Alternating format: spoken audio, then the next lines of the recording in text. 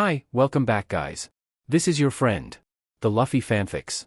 Back with amazing fanfiction. This is the series of What if Luffy becomes Demigod fruit user? Now before starting, please give this video a like and subscribe to the channel if you want more videos like this. Now let's get into the fanfic. Ben is the first to notice. He always is. As soon as they make land on the small East Blue Island they're considering for their temporary base, he sees how Shanks perks up and looks unerringly into the village on its shore, eyes intense and searching.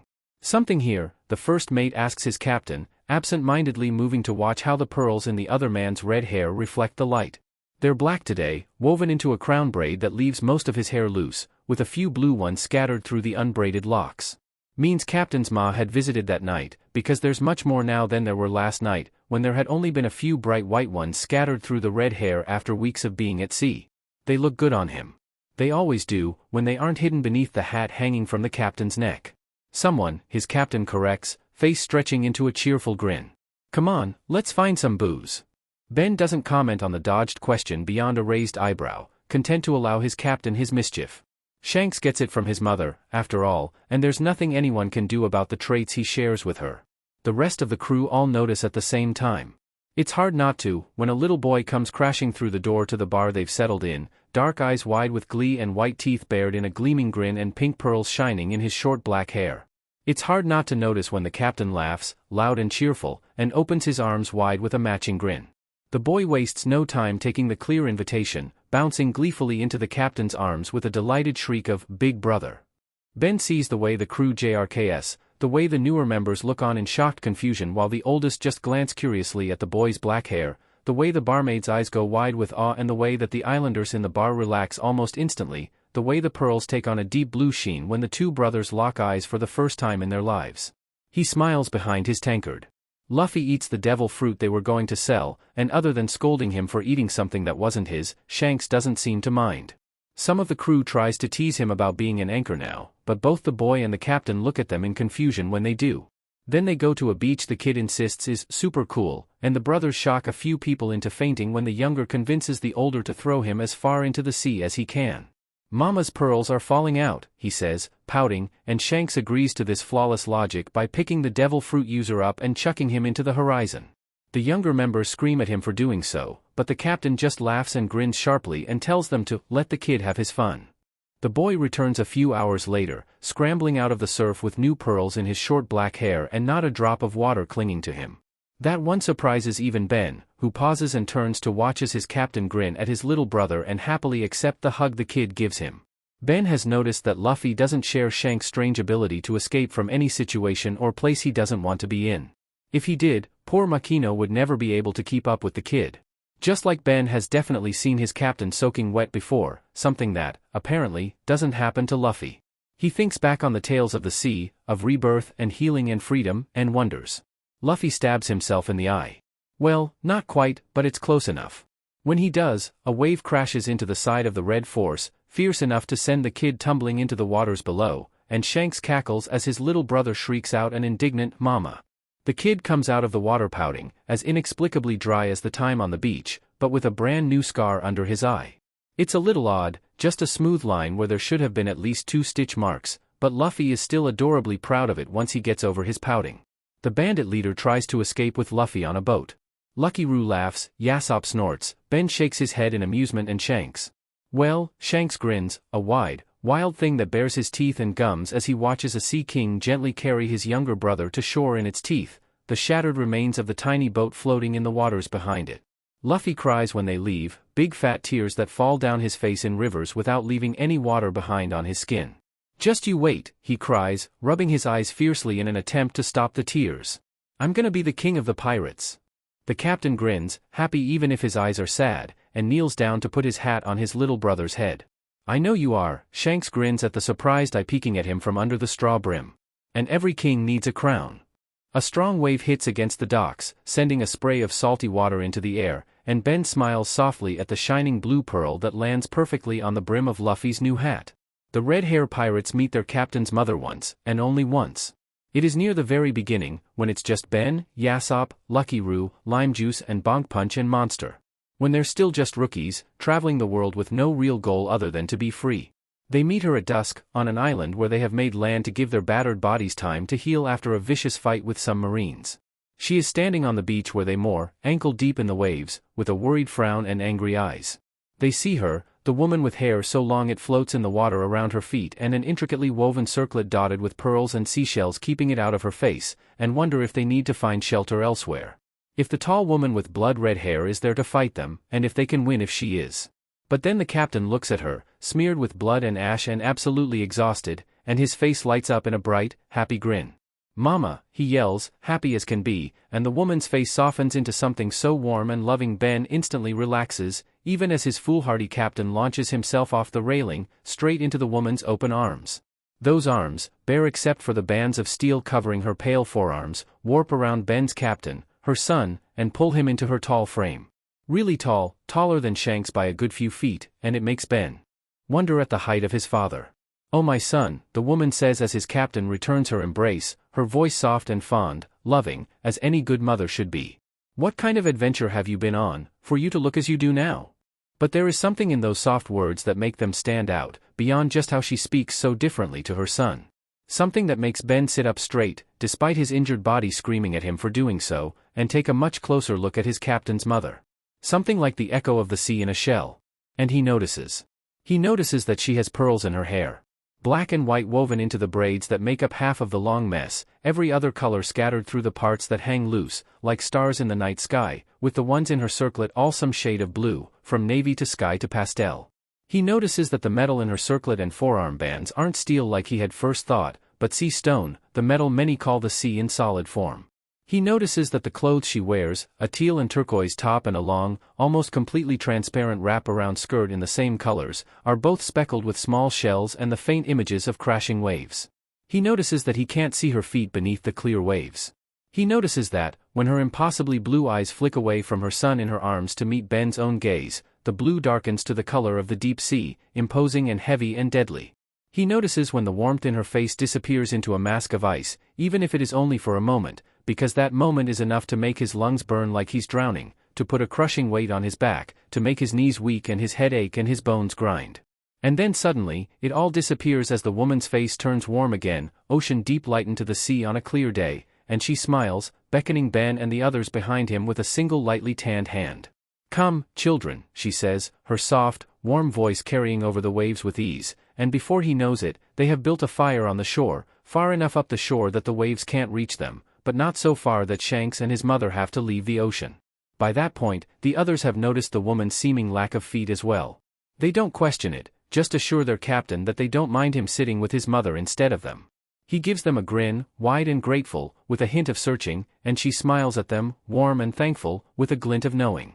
They talk well into the night, the captain's mother plucking pearls both from her hair and the sea to put them in the much shorter, just as vibrant locks of her son as she tells them stories from days long past. Tales of nations big and small, of how they fell to greed or wars or famines. Of warriors in the ancient past, of how they lived and fought and died for the ideals they believed in. And of gods long since forgotten, of how they were worshipped and loved and feared. She talks until they all fall asleep, and when they wake up the next morning, their injuries are gone and their ship has been repaired and they all have a pearl woven into their hair. Even Monster, the monkey poking at the precious orb on his tail curiously. Shanks laughs when he sees them, the multitude of pearls hanging heavily from his own crimson hair shining brightly in the sunlight. "It means she likes you," he tells them, teeth gleaming and eyes more blue than gray, and Ben wonders at the stories Shanks' mother had told them, of the gods she spoke of with a faraway look in her deep blue eyes and longing in her voice. Of how people used to worship the sea itself, believed it to be a place of rebirth, a place of healing, a place of freedom. He looks at his captain, at the red-haired man that never showed any fear of the ocean, no matter how rough the waves would get, who walked around with pearls in his hair despite the fact that they are almost certainly going to be hidden by a hat for the entire day, and who can get out of any room, any bonds, any cage meant to hold him against his will. Ben wonders if gods can fall in love. He wonders if they can have children, if they do. Garp knows the second he sees the straw hat on his grandson's head, covering the pearls his lady mother so lovingly weaves into his hair. His first instinct is to scream denials, to rage, to grab the brat and haul him far, far away from Fusha, from Makino, from the village that let his grandson, his flesh and blood, consort with pirates. But he knows he can't. Not when there are pearls in Luffy's hair and Garp's son wears a cloak of feathers. I'm going to be the king of the pirates, Gramps, his grandson tells him, his dark eyes gleaming with determination from under the brim of his brother's hat. That's a promise. Garp stares at his grandson, at her grandson, and wonders at how similar the children of the sea can be.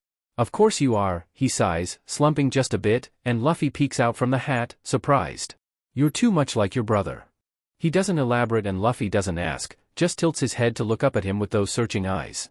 Roger had the same eyes, once. Still, just because he can't change his mind doesn't mean Garp is going to let his grandson stay in Fuchsia. Close to the kid's mother it may be, but if Luffy is set on being Pirate King, then he needs to be strong, needs a place where he can learn how to fight and use his new devil fruit. And Garp knows just the place. Come on brat, he yells without warning, just to see the way his grandson jumps in surprise. Pack your bags, I'm taking you to meet some friends. Garp knows he's pushing it when he herds his grandson into his room and helps him pack away most of his possessions. He can feel it in the air, heavy with salt, can see it in the waves through the window, how they crash against the docks with more strength than necessary, and it makes him uneasy, of course it does, but he knows what he's doing. Luffy has decided he is going to be the king of the pirates, and Garp will be dead if he lets his own flesh and blood die because he isn't strong enough to fight his enemies and win. A brisk wind flows through the town when they step out of the house, taking the smell of salt away and tugging lightly on the feather hanging from his ear. It's cold, like it's the middle of winter instead of early spring, but it still makes him smile, and Luffy's giggle when it blows the hat off his head to ruffle his hair. Turns it into a grin. Disapproving but trusting is better than plain disapproval, so he'll take it. Alright kid, let's go, he says when the waves stop beating harshly against the docks, responding to the cold wind with reluctant acceptance. He hooks an arm around his grandson's waist and hoists him onto his shoulder, setting off towards Mount Kalubo and the bandits that live there. Although first he has to patch up the hole he made in Makino's wall, but that's not important. When he leaves Dawn Island after dropping his grandson off with the mountain bandits, when he is far from the shore, a wind blows a wanted poster straight into his face. He grumbles slightly but doesn't complain, pulling the paper away from his face to get a better look at it. It's a picture of Red Hair Shanks, missing the hat that now sits on Luffy's head and bearing the gleaming pearls woven into his namesake for the world to see. He blinks once, startled, before everything clicks into place. Forgot about that, he muses, glancing up at the clear blue sky. Guess I owe Makino an apology. A lukewarm breeze tugging on the feather in his ear tells him yes, you do. Garp just grins and laughs and lets the wind take the poster away once more. It is moments like these that remind him of why he fell in love. When Monkey D. Garp is young, barely 10, he meets a woman. She is tall, taller than his father, with a stern face and eyes like a storm. There are feathers in her hair, just behind her ears, and the raven black strands sway in a calm breeze, despite the howling winds blowing across the mountain top. Her skin is tan from the sun and roughed by the winds, but not by weapons, and she wears a feathered cloak that covers her entire body, as black as her hair. He meets her on Dawn Island, his home, at the very top of Mount Kalubo, and she is just as surprised to see him as he is to see her. They talk, though not for long. She tells him she had come to the mountain because she didn't like people much, though she uses bigger words, and it is quiet. Now that he is here, that's not how it is anymore, is it? Her voice is like her face, stern, edged with a threat of command that even Garp can hear, and it makes him sit up straight and speak in quiet tones so as to not disturb her peace any more than he is. He should leave, he knows. She doesn't want him there, that much is clear in her eyes and her body and in the icy wind that tears through his clothes and tries to push him towards the cliff edge. But he can't. Because when he looks at her, at the woman with white feathers in her hair and clouds on her breath and frost on her cheeks, he cannot look away from the storm in her gaze, the wind at her feet, the commands on her tongue. She is mesmerizing, this woman on the mountain, and he can't leave, not when every bone in his body is telling him to stay close to her even as his blood cools in his veins. She seems to know this woman in feathers, because her stormy eyes loose the lightning making them glow and her body relaxes as she releases an exhale of snow and ash. The wind stops trying to kill him as her gaze shifts back to the sea that can be seen beyond the sprawling canopy below, and Garp takes that as a sign he is, if not welcomed, then tolerated. He talks about nothing and everything until the woman disappears, scattering into snowflakes and feathers when a particularly strong wind blows across the mountain top and he watches them fly away with disappointment. He had been hoping to talk to her a little longer. He'll just have to come again tomorrow, he decides as a single feather, white with spots of black, brush against his cheek and leaves frost in its wake. Maybe she'll be there again. She isn't. Every day, always at noon, hot or cold, rain or clear skies, Garp climbs to the very top and hopes to see the woman again. All in vain. She is never there. But, when he is 16, the day before he is set to sail out and join the Marines, he finds a lone feather in the spot where the woman had once stood. Dark brown, speckled with white, lying unaffected by the cold winds in a spot of fern frost. It feels important, when he picks it up and holds it tight. There is a charge in the air as he hurries down the mountain, like he is being watched by something. Someone. He takes the feather to the jeweler in Fusha and has the woman behind the counter put it on a short gold chain. Then he goes to the shop right next door and has his left ear pierced. When he steps out of the shop, the feather now hanging from his ear, the heavy feeling in the air disappears in a warm breeze that tugs on his new accessory, replaced with a lightness that shouldn't make sense. It makes him grin. Monkey D. Garp is a man, young and bold, when he first meets someone who knows what the feather in his ear means. Gold. Roger is just as young and just as bold, with a smile like he has nothing to lose and shining pearls hidden beneath the straw of his hat. He meets Garp head-on as they fight, hockey-infused saber against Garp's own blackened fists, and laughs loudly when he spots the feather in his ear. At first it has him glaring, thinking the other man is mocking him like so many of his fellow Marines had done the first time they had seen his earring, before he had shown them just how willing he was to beat them down and make them stay down. But then Roger grins, wide and bright, and says, "Guess I'm getting a cousin soon." Garp is confused, bewildered, honestly, and Roger following up with, "So, which part?" does not help. "What the hell are you talking about?" he demands, and Roger laughs and laughs and laughs, until their fight is a draw and they're both panting on the ground. "People used to worship the sky," he tells Garp, as careless and carefree as can be, staring up at the clouds with a smile on his tanned face. "They said it was a place of death, a place of peace, a place of justice." Roger turns his head to look at Garp, smile turning into a grin. "They said every feather meant something different." Then he leaves, bouncing over to his first mate like he doesn't have multiple broken bones and probably some internal bleeding, leaving Garp lying in the sand, just as confused as when the pirate had first started talking. When he returns to the ship, lying bandaged in his cot, he thinks about what Roger told him and wonders. When he looks out the porthole, a feather glides past, slow enough for him to see the icy blue tipping its pitch-black quills. He starts seeing her again, after that. She stands on the roof of Marineford while he trains with Tsuru and Sengoku, a dark silhouette against the gray sky, her stormy gaze locked on his with furious intensity. No one else seems to see her. Garp takes to leaving a small plate of rice crackers on the edge when he knows he's going to train. They're always gone by the time he comes back to check. She stands in the shadows of buildings when his crew makes stops on islands, head held high and stern face fierce with approval as he captures bandits and pirates and other such criminals without pause. He turns a blind eye to the pickpockets stealing to feed their families, to the group of homeless kids taking down a wealthy noble, to the two seaman recruits sitting closer than is proper for good Marines, and he sees how her head pps to the side like a bird and her face softens with curiosity. She sits at the edge of cliffs, eyelids closed and face tilted towards the sun, a perfect picture of peace, her feathered cloak spread on the ground behind her, showing the golden bands on her biceps and forearms, the tie-up sandals on her feet, the strange, loose robe she wears over a dark tunic, a one-shouldered thing of pale gray and blinding white that ends at her knees. He sits down next to her, once again bandaged after a long fight with some pirates, and she turns to him, opening her eyes to look at him with a pale blue gaze, like the sky on a clear winter day. Garp looks back, up into the face of a woman he feels like he has known since he was 10 years old, and asks the first thing that comes to mind, "What do the feathers mean?" The woman blinks, slow and unhurried, and smiles, softening her stern face into something vaguely warm, vaguely loving. "Humans believe white doves represent the end of a conflict," she tells him, voice as he remembers it, with that edge of command he hasn't heard since, not even in Fleet Admiral Kong. "And that condors are a symbol of justice." She tilts her head, eyes darkening to light gray as they narrow. "But that is not what you want to ask." "No, it really isn't." "Can I kiss you?" he asks, because a belligerent fool he might be, Tsuru's words, not his, but his mother raised him right and he knows that you should always ask, just to be sure. The woman smiles, slow and soft, and laughs like bells in the wind. She shifts, her cloak of feathers lifting as she does, up and up, until it isn't a cloak anymore but instead wings, 2 pairs of 2, 4 in total, the upper pair black like pitch and the lower perfectly matching the color of the sky above them.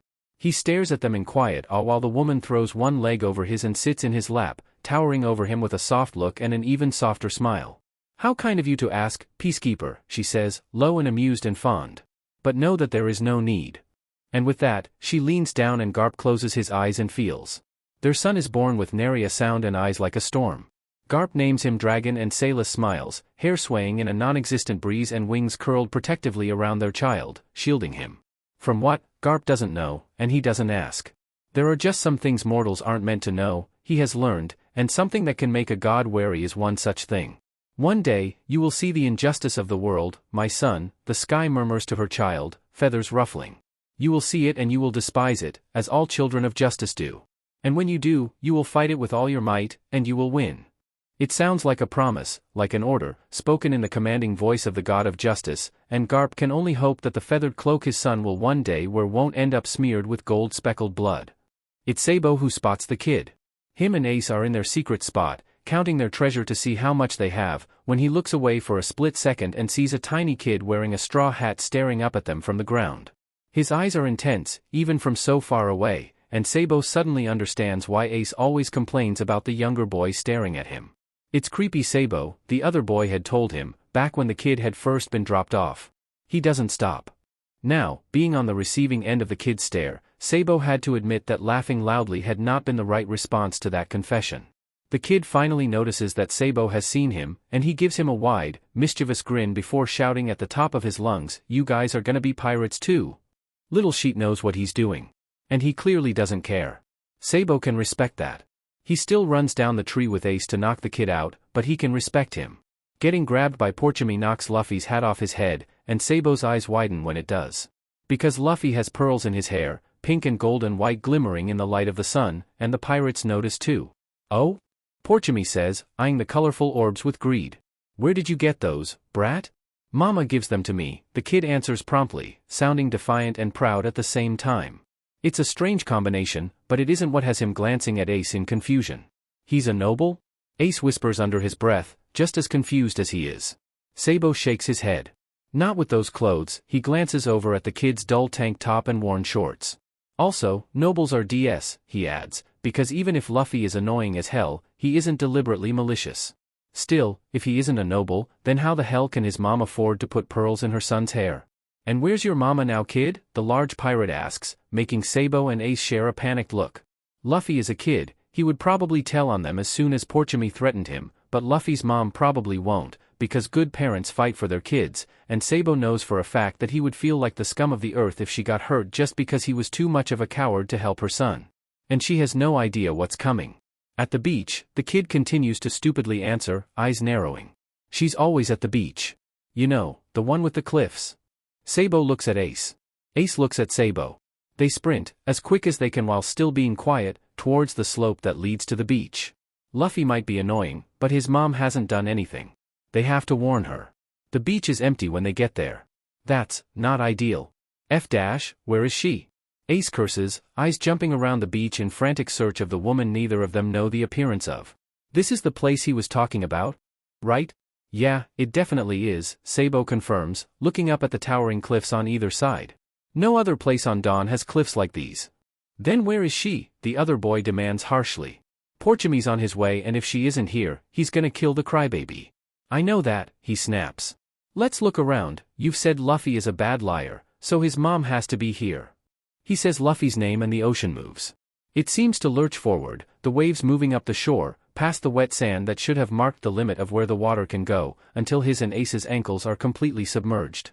He barely has time to shoot his friend a panicked look before the water warps around his ankles and yanks, pulling him off his feet with a yelp. He can hear Ace echo next to him as they're pulled under the inexplicably deep waves. There's panic in his chest, mixing with fear and confusion and a frankly unappreciated amount of curiosity, and it's what keeps the air in his lungs, what makes his whole body freeze, because it sure isn't a conscious decision on his part.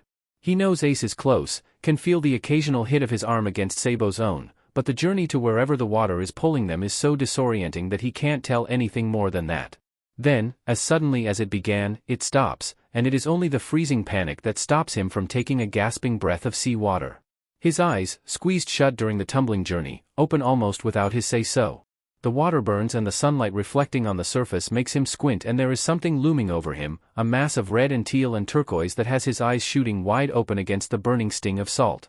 A pale woman stands before him and Ace, tall enough that even though her feet are on the seafloor and they're floating at least 10 feet above it, Sabo still has to crane his neck to look at her face. Her hair is a deep red mass floating in the water like the strings of a jellyfish, some of it braided tightly, some of it loose, all of it decorated with gleaming pearls.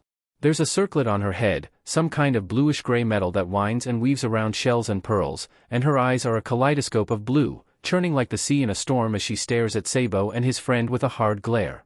Sabo looks at her, at the giant woman with long red hair and swirling blue eyes and seashells on her clothes, and can only think God. Followed by she looks like Luffy. Luffy's mom is a god. An actual god. Explains the pearls. The god's face lightens, just a little, and she chuckles. It rolls through the water, through Sabo's bones, and he can't stop himself from an involuntary breath, forgotten panic swelling, "Oh God, I'm gonna drown." But there is no burn, no stinging pain, no feeling of suffocation, just cool, crisp air and the taste of salt. He coughs in pure confusion, absolutely bewildered, and the red-haired god laughs again. "There is no need for worry, child," she says, her voice a rumbling echo through the water, powerful and kind in spite of it. "I simply wish to talk." Her swirling gaze moves to Ace, and the way he tenses under her intense gaze makes her face soften into something warm, something kind. She lifts a hand, bigger than Sabo's entire head, and lets it hover over Ace's cheek, staring down at his angry face and fearful eyes with a look Sabo can't read. "There is so much I wish to tell you, little one," she murmurs, like a babbling brook, eyes turning sad for just a second before they harden once more. But first, her hand lowers, and when she looks back at Sabo, his breath freezes in his lungs at the storm looking back at him. "Tell me of the man that threatens my son," she demands, her long hair whipping around in the currents, and Sabo does. When Porchimi comes, Luffy in hand and his men cackling behind his back, Luffy's mother lifts herself out of the waves with inhuman grace, her churning eyes hard like diamonds and her kind face twisted into a displeased frown. The first thing she does is heft up the trident in her hand, elegant and deadly and made of the same bluish-gray metal as her circlet, and throw it with deadly accuracy at Porchimi's shoulder, forcing him to let go of Luffy with a yell of pain. Then, once Luffy has run behind her, into the surf where Sabo and Ace are also standing, she grabs the knot of her skirt and pulls it off, and Sabo is so worried about there being nothing under the fabric that he almost misses the way the wrap turns into a net of bronze and bluish-gray.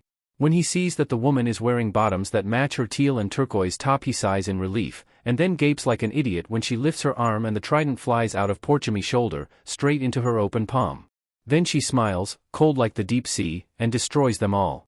Later, when the sun is low on the horizon and the sands of the beach are red with blood, the god drops her weapons in the sea and falls to her knees in the surf to pull both Luffy and Ace into a crushing hug. "Oh my son," she breathes, voice quiet with relief and eyes warm with love. "How clever you have been, to use their greed to lead them here." Luffy wriggles in his mom's arms, tilting his head enough that Sabo can see the beaming grin the kid gives her at the praise. The god returns the expression with a smile of her own, lifting a hand to brush it against Luffy's short black hair, the pearls that were once woven into it probably hidden in the pockets of the dead pirates. And then she turns her sight on Ace. Ace, who is staring up at her in fearful confusion. Ace, who is Sabo's best friend, his first and only friend, the person who helped him feel free for the first time in his life. Ace, who is sitting in the lap of an actual god, one who has just slaughtered over 20 men with ease, and whose son he has been trying to kill almost since the moment he met him. It really isn't a hard choice. Sabo jumps, swings his pipe that he somehow held on to while he was being pulled through the sea, and hits the arm holding his best friend as hard as he can. That head of long red hair JRKs back and turns away from Ace to look at Sabo instead, pinning him in place with a surprised stare. Sabo freezes, and his bones go cold, but he stands his ground. "You can't hurt him," he tells her, voice shaking but still fierce, and the god continues to stare. "I won't let you." That makes her smile, an amused, warm thing that only makes him tense up even more. "I do not intend to hurt him, child," she says calmly, lowering her head slightly to look his dead in the eyes. "I am not so cruel as to harm my own flesh and blood." Sabo stares up at her, the sound of Ace skiing in a shocked breath loud in his ears. "What?" his friend croaked in disbelief. What?" The god hums, shifting, setting her son down in the waves as a blob of water moves underneath Sabo's friend to lift him higher up, until he is almost eye level with her. She looks down at him, straight into his confused, scared eyes, and lifts a hand to cup his cheek. She is smaller than she was in the sea, Sabo finally notices. "My flesh and blood," she murmurs softly, voice like the echo of the sea in a shell. "My precious boy, son of my son. If only you knew how long I have ached to meet you, to hold you in my arms and weave my pearls through your hair, to tell the world that to hurt you is to incur my wrath." Ace's mouth moves like a fish on land, like he's trying to speak but can't find the words, and the god, Luffy's mom, Ace's grandmother, simply smiles and pulls her grandson back into her embrace without saying anything. Sabo watches for a moment, slightly envious of the clear love the god has for his friend, but then a strong wave knocks into his legs and sends him stumbling straight into the god's lap alongside Luffy, who giggles with delight and shamelessly latches on to his mom's bare waist. There's no way Sabo's gonna do that, but he also isn't brave enough to push at the lithe-muscled arms surrounding him, so he takes a chance and wraps his best friend in a hug. Ace whines, then sobs, and then starts bawling his eyes out and clinging to Sabo like he's the only thing keeping the other boy from breaking apart. Sabo doesn't mind. Do not worry if your grandfather does not visit for a time, children, the god, Mariana, Ace's grandmother, says, her smile warm and her eyes hard. I will be having words with my sister's lover regarding him keeping you a secret from me, grandson. All right, Ace mumbles, hand fidgeting with one of the red-orange pearls woven into his wavy hair. But you'll come back, right? Course she will, it's Luffy that answers, not his mother, but her warm smile says it all. Mama's the entire ocean, she's always here even if she isn't shaped like a person. Huh. Sabo, hadn't really thought of it like that. Cool. Slightly terrifying. But cool. Mariana laughs, the same rumbling chuckle that had made Sabo bones vibrate while he was underwater, and nods in agreement. Then she leans down, pressing final, lingering kisses on Ace and Luffy's brows, and steps back to let the waves lead her back to sea. They watch her go, the three of them, until her vibrant hair disappears beneath the waves and they can't see her anymore. Afterwards they just stay there and watch the sun set, standing on the bloodied beach that the tides have long since cleared of bodies. Then Sabo has a thought. Why's Garp not gonna come if she's talking to her sister's lover? He asks Luffy, who looks at him weirdly and says, "'Cause that's Gramps." Duh. Sabo feels gross for a few seconds before Luffy continues, Mama's got two sisters, Grams and Aunt Dawn. They're not really sisters, but they decided they were back when they were the only ones who could think. That stops the gross feeling at least. Now he just feels really small, because holy sheet, he had just talked to a person who was so old she was once one of only 3 beings who could even think. And hit her with a pipe, holy mother of God. Maybe Luffy knows how to make sacrifices? Gods like those, don't they? Then again, Mariana had given him a new pipe made entirely of that bluish-gray metal because his had bent where he had hit her, so she probably isn't mad about that. He hopes. Ace's grandma is a god. She's the sea made flesh and bone, the god of rebirth, god of healing, god of freedom. Roger was the son of the sea. Ace doesn't know how to feel about that. He doesn't know how to feel about a lot of the stuff he's learning, but the fact that the man he had repeatedly been told was a demon was actually half god is probably the hardest to swallow. It's just, he's hated himself all his life for having Roger's blood, the devil's blood, running through his veins, and now he's being told, just kidding, your blood isn't black, it's gold, there's no reason for you to hate yourself? That? He doesn't know how to handle that. He doesn't know how not to hate himself. But he's getting there. Slowly, but surely, he's getting there. Luffy is staring at him again. It isn't as creepy as it used to be, because now he knows that the kid had been staring because their shared blood was calling to him, even if Ace only being Mariana's grandson had made it hard for Luffy to recognize that that was what was happening, but it's still annoying. What is it? Ace finally snaps at his friend? Uncle? That's too weird, he's forgetting that right now. The kid frowns. I dunno what to call you. He blinks. What? Luffy tilts his head, white pearls shifting with the movement, and Ace is reminded of his own pearls, orange and white woven into his waves. It makes his heart feel warm. Your dad was my brother, which makes you my nephew, he says, scratching at his cheek.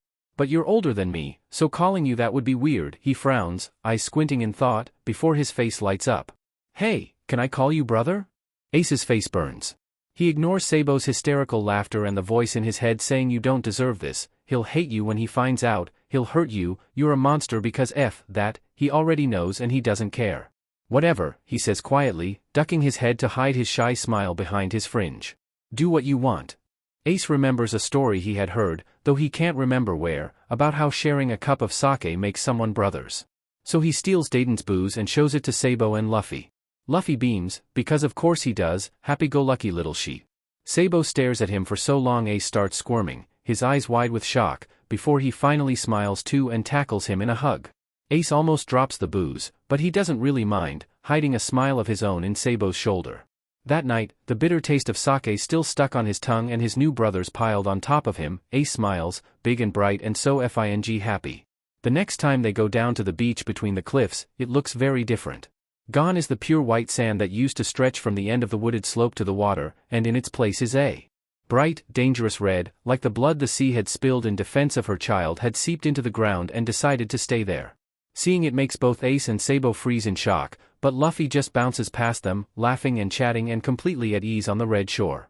Ace knows he sees it, because he kicks off his flip-flops and buries his toes in it, but he isn't afraid, so Ace slowly relaxes and steps out onto the sand.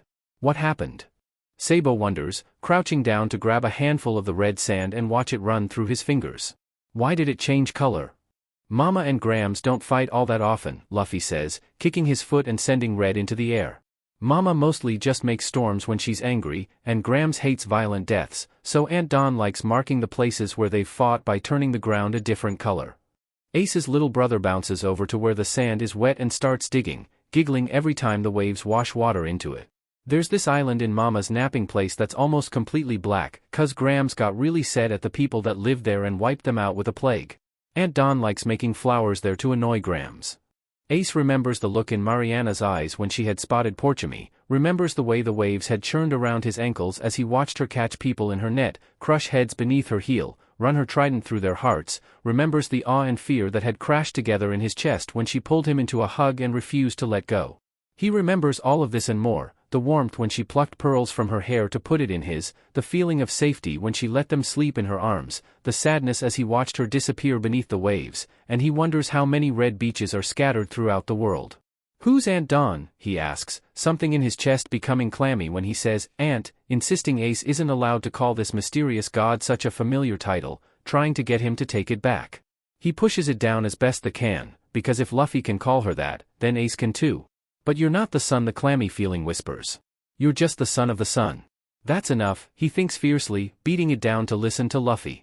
"She's the one who made all the plants and animals and stuff," his little brother chirps cheerfully. "She's really fun when she isn't mad, then she can be pretty scary, but she just leaves and goes off to start a war or something when that happens, so it's all good." "Right.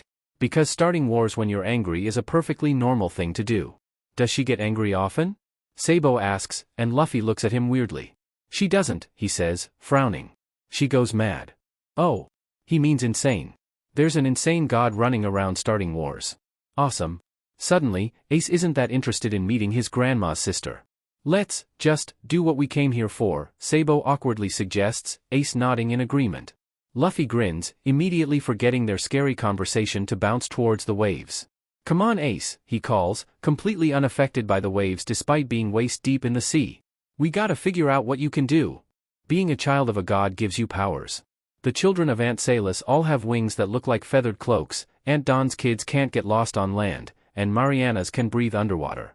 There are other powers for all of their aspects, but those are the ones every one of their kids get. But Ace isn't a child, he's the son of a son, and that means no one really knows if it's the same for him. Long ago, my sisters and I came to an agreement," his gran tells him, something angry in her sea-green eyes, something bitter.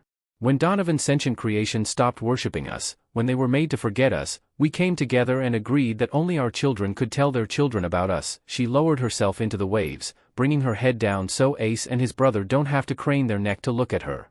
"Why we decided this is not for you to know, but decided we did, and with it, it became fewer and fewer of our grandchildren that we could visit. And with enough time, even gods can forget." Ace swallows, nods, and wonders if the decision itself was something his gran had forgotten at some point, with how angry she had been at Gramps for hiding him away with the bandits. "I cannot tell you what your powers are, grandson, for I have long since forgotten." She smiles, tender and warm, and presses a kiss to his forehead. He blushes, of course he does, but he doesn't push her away, and that means something. "But you are clever, you and your brothers, and I have no doubt that you will rediscover what has been forgotten." And they do. Ace can't breathe underwater, not in the same way that Luffy can, but he can hold his breath for much longer than Sabo, the only normal human that knows about Ace and Luffy's powers. He's also really good at swimming, though that's not really news to him, floats real good. Sabo called him buoyant, and the fish really seem to like him. They still don't know what'll happen if he ever eats a devil fruit, but that's fine. For now, Ace is content with the knowledge that he won't have to worry about falling overboard during a storm when he becomes a pirate. He's happy knowing he has a grandmother that loves him and two brothers that'll always have his back. That's enough. Sabo asks about worshipping. He asks how it is done, what kind of offerings each of the three gods enjoy receiving, what days are important and which materials should be avoided. Ace doesn't understand why he asks. Luffy doesn't either, even as he answers every question he can and helps steal the book Sabo thinks will have the answers for the ones he can't. After a few weeks, they ask him why he wants to know. Sabo pauses, looking up from the candle he had been fiddling with. He looks like he's thinking, something like fear flashing across his face for a brief moment, before he looks back at the candle and starts talking. My parents are nobles, he begins, and Ace looks at him in shock, his eyes wide. Sabo doesn't look at him, or at Luffy, just stares down at the candle as he tells them about his life in High Town, about never having a choice in anything, not his clothes or his hobbies or even who he would get to marry. He talks about his parents, the man and woman who couldn't care less about whether he was happy or not, only about how he could further their status in the kingdom. He talks and talks and talks, until they're all piled on top of each other and the sky has gone orange. Mariana is the god of freedom, Sabo whispers hoarsely, his eyes red-rimmed and swollen but bright with resolve. She's the sea in all its beauty, all its wrath, all its love and I just dash, he makes a sound in his throat, almost like a whine but not quite. She's something bigger than everyone in the world, and I can't, I just want her to know how thankful I am for my freedom, for being away from High Town and mother and father and all the fakes that live there. He closes his eyes, curling in on himself in a way Ace is achingly familiar with. I want to worship her, as a god should be worshipped, he whispers, quiet and low and ashamed, and Ace looks at Luffy. Luffy, who stares at their brother with an unreadable expression for a very long moment before speaking. You know Mama doesn't need you to worship her, right? He asks, his eyes hard. She cared about you because you're our brother, and now you're pretty much hers already. You don't need to worship her.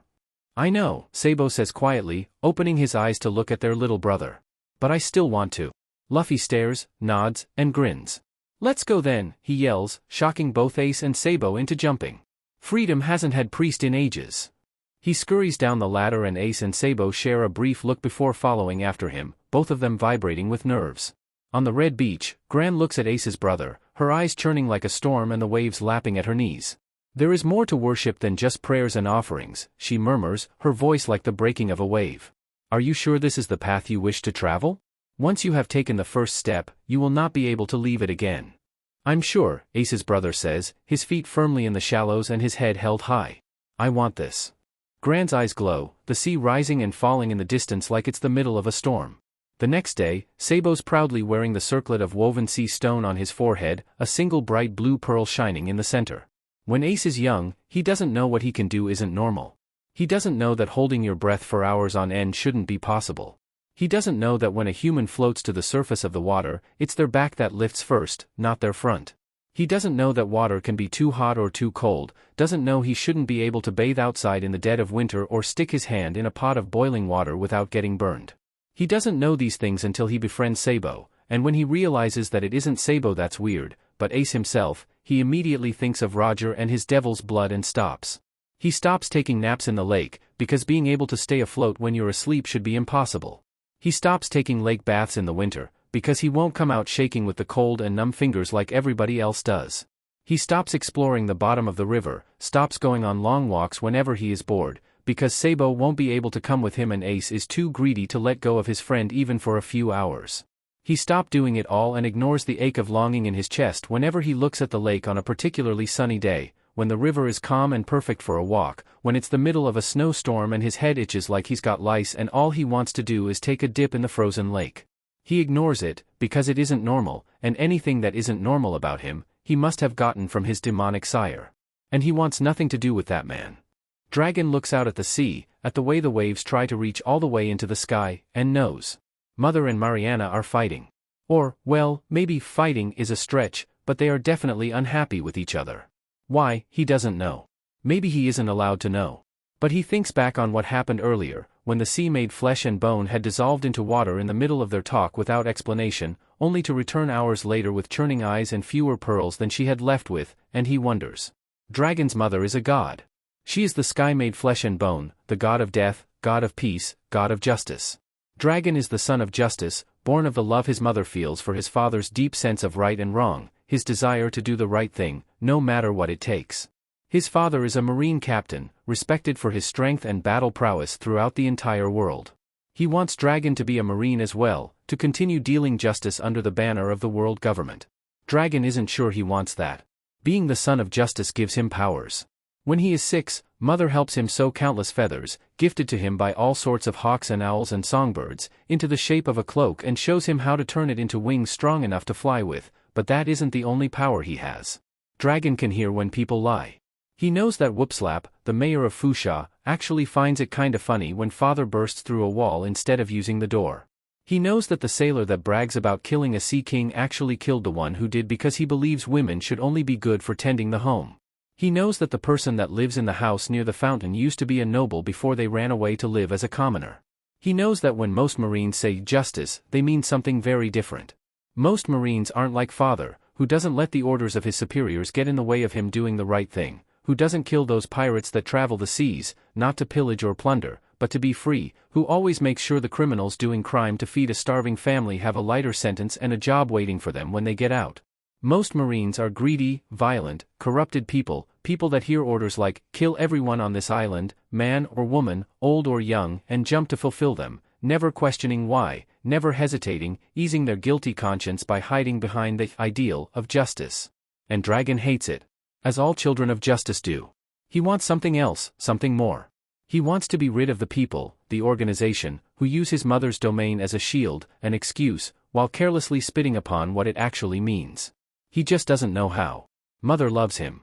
That is something Dragon has never doubted. He grows up knowing that her cloak of feathers is the warmest, softest blanket in the world, but that hugs are always made 1,000 times better when she let it lift up into wings and wraps them around him too, sheltering him in the circle of her arms and behind a wall of blue and black. He grows up taking comfort in thunderstorms, because whenever a storm moves over Fusha, she will be standing at the door, her stern face softened with love for him and his father both, and her hair swaying in a breeze.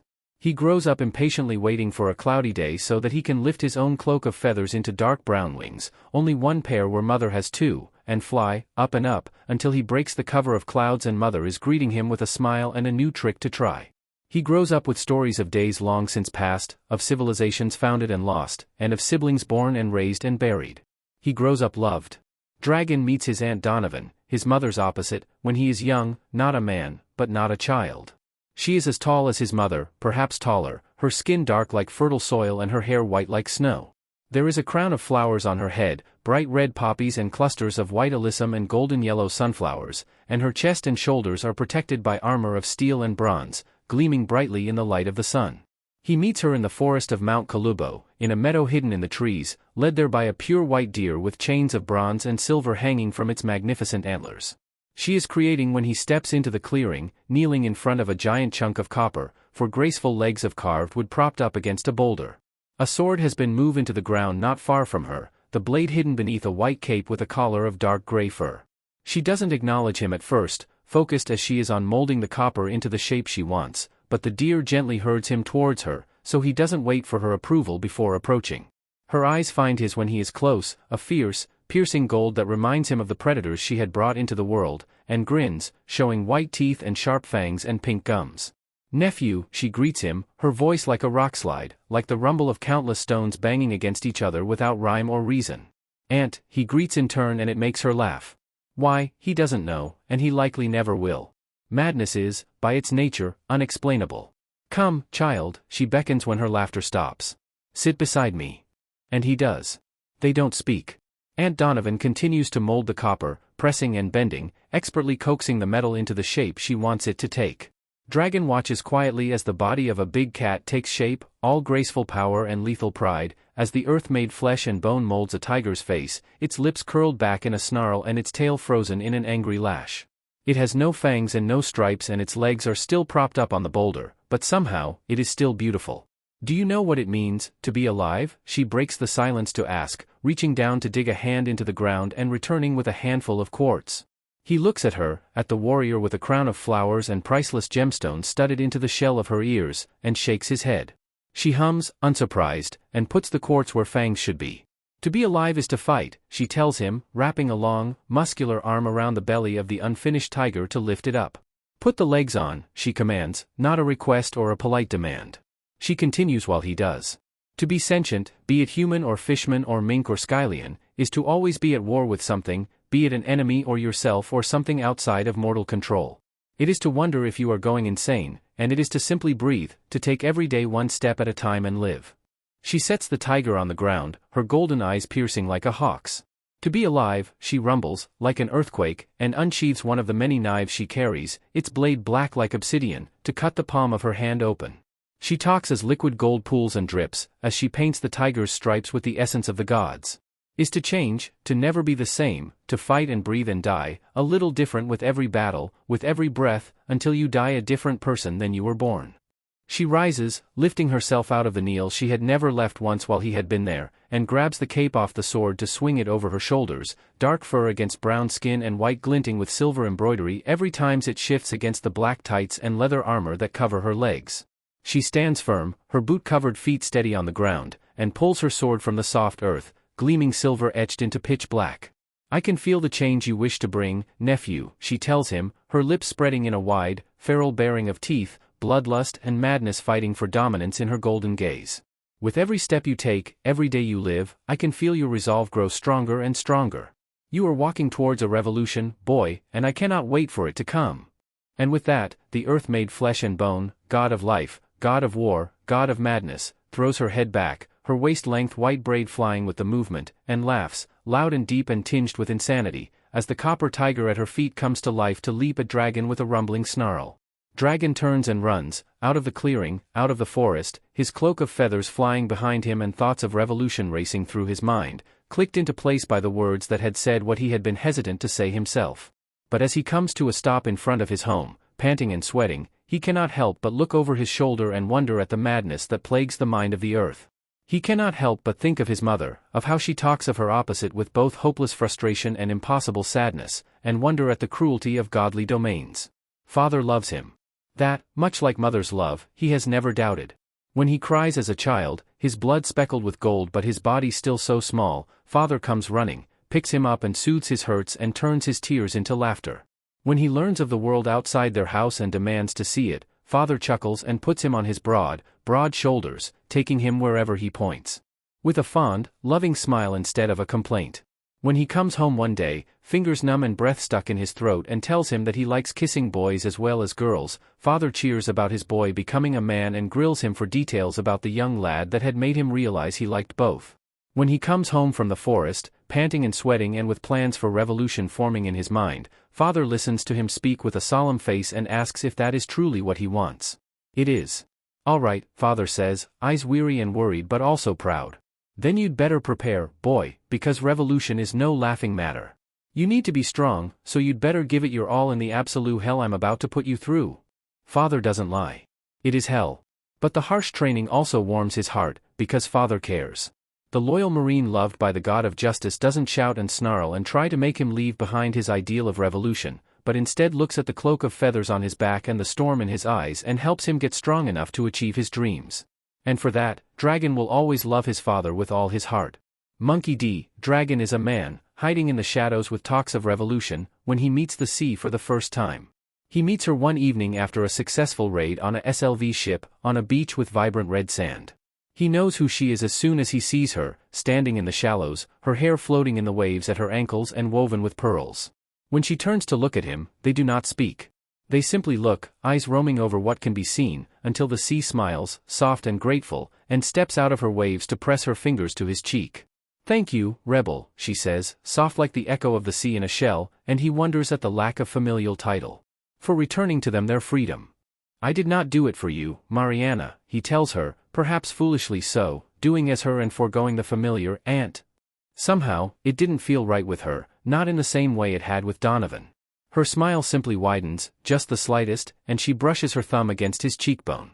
I know, she murmurs, tilting her head and stepping back into the waves. That is why I thank you.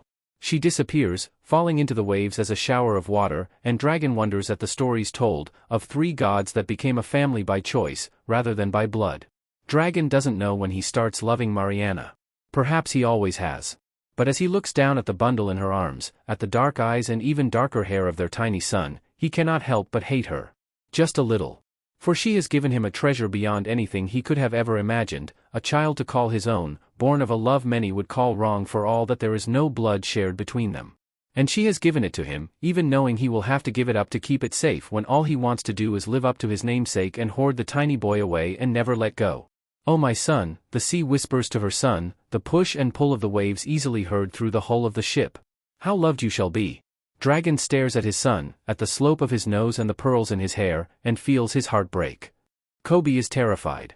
That's not really shocking. Kobe is almost always scared for some reason, be it a particularly harsh storm or Alvida being in a bad mood or him spotting his own shadow out of his eye without realizing what it is.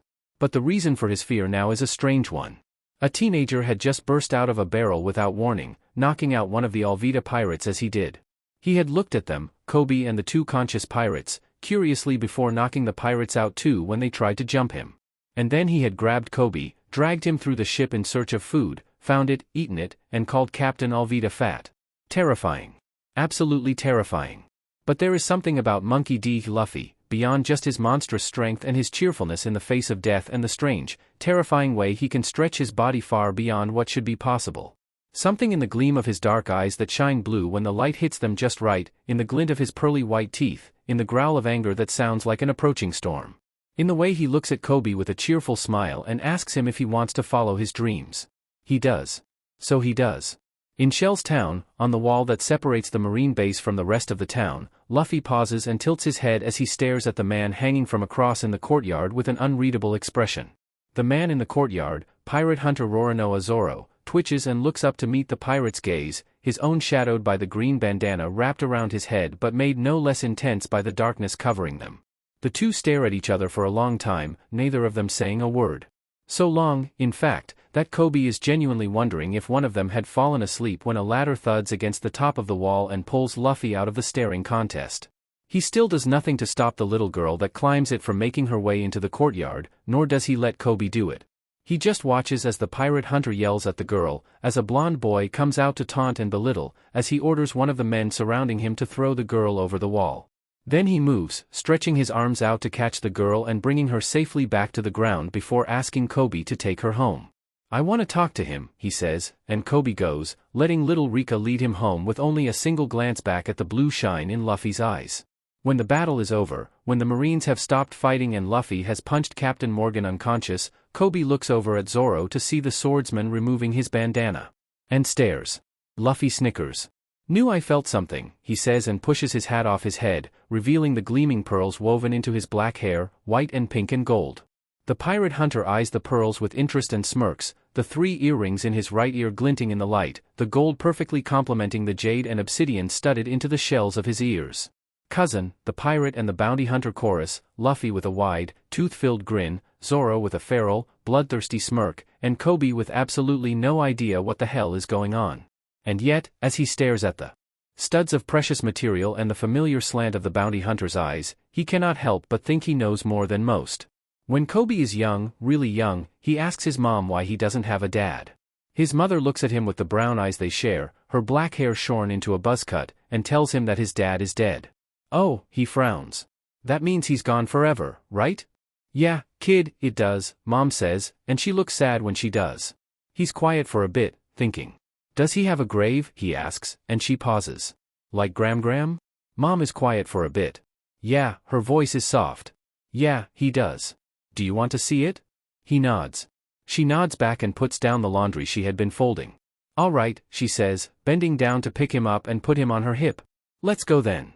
His dad's grave is on a cliff, a lonely cross planted firmly in the earth, the stone worn by both the elements and time and almost completely covered in wild ivy.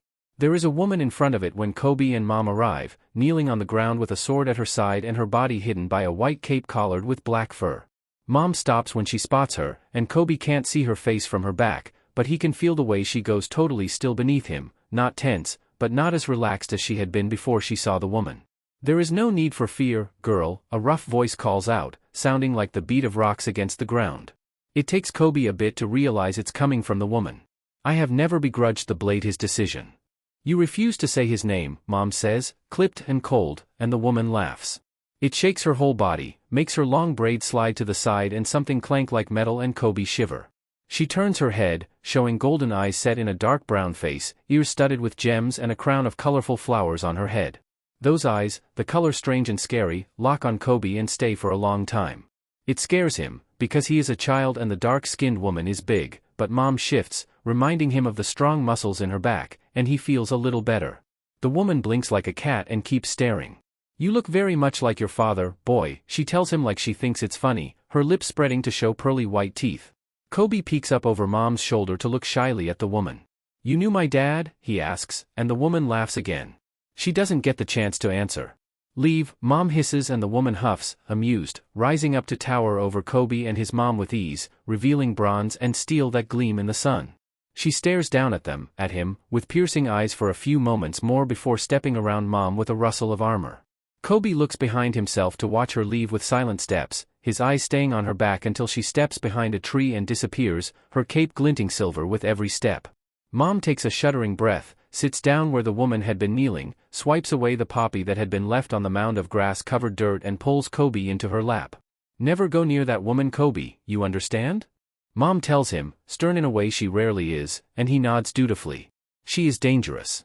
Okay, he agrees. But, who is she?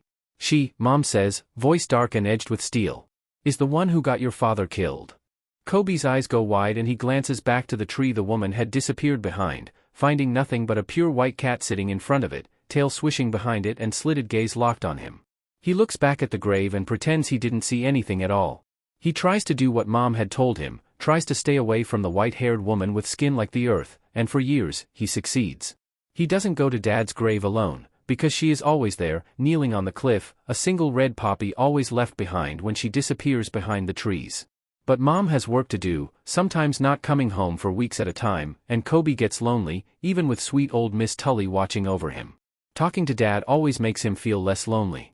The first time he sneaks off to visit his dad's grave alone, he is 14 years old. The woman is there. Kobe doesn't know why he had expected differently. She's as she always is, kneeling in front of the grave with her black sword at her side and her white braid hanging off the side of her back to touch the floor. He hesitates, his desire to talk to his dad fighting with Mom's warning about going near the strange white-haired woman. Said woman speaks before he can decide what to do. Come here, boy, she says, her voice still the distant rumble of a rockslide. I will not harm you. For some reason, he believes her. He sits next to her, the top of his head barely reaching her bent knee, and talks to his dad. The woman stays quiet as he speaks. Did you kill him? He asks her once he has run out of things to say, when the sun is low on the horizon and the sky is on its way to turning orange. He doesn't know how he has the courage to ask, but he does, and he does.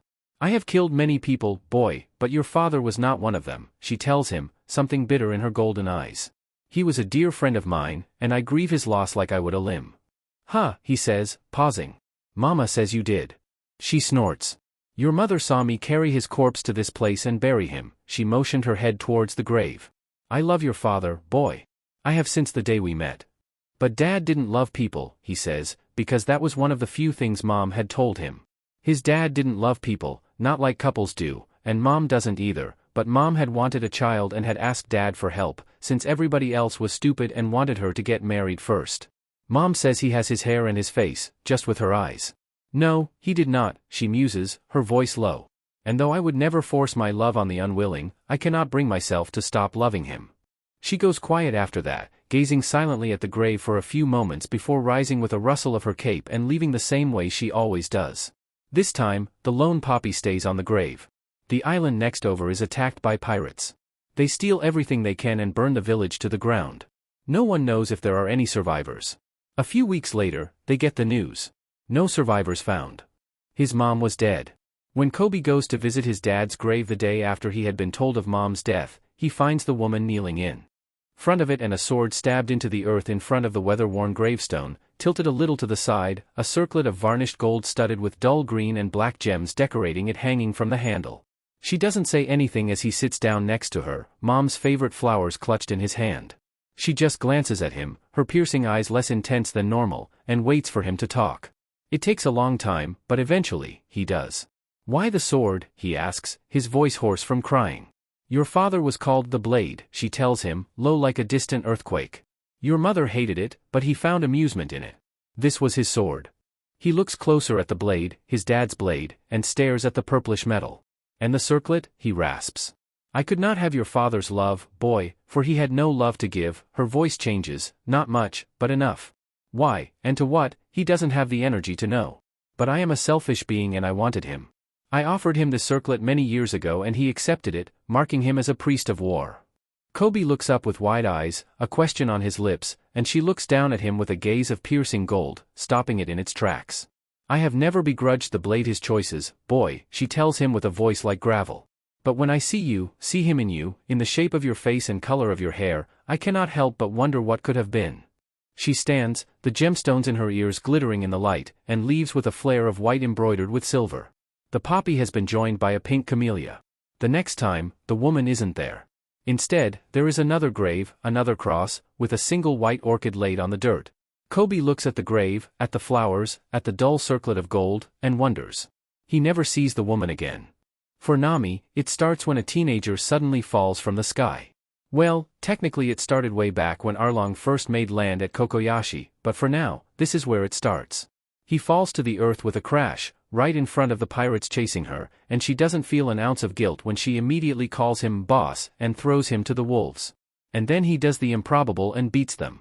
When she jumps down from the roof she had fled to, she expects him to be confused, maybe even hostile. She expects she has to charm her way out of trouble like she's done so many times before, even as her mind races with ideas about how she can use him once she has his trust. She doesn't expect it to be easy. But it is. The teen just looks at her for a bit, eyes squinting beneath the brim of his straw hat, before he gives her a bright smile and introduces himself as Luffy. So, Luffy, she slides up, smiling a practiced smile that feels like wax. What'd say to you and I teaming up? Sure, he chirps, all smiles and happy cheer. Say, you got any meat? She blinks. Roronoa Zoro finds them when she's trying to convince the pirate, something in her stings, because she had honestly been enjoying Luffy's company and his genuinely happy smiles and his good cheer until he had told her his occupation, and that is a rare thing for her, to let her tie him up as a distraction.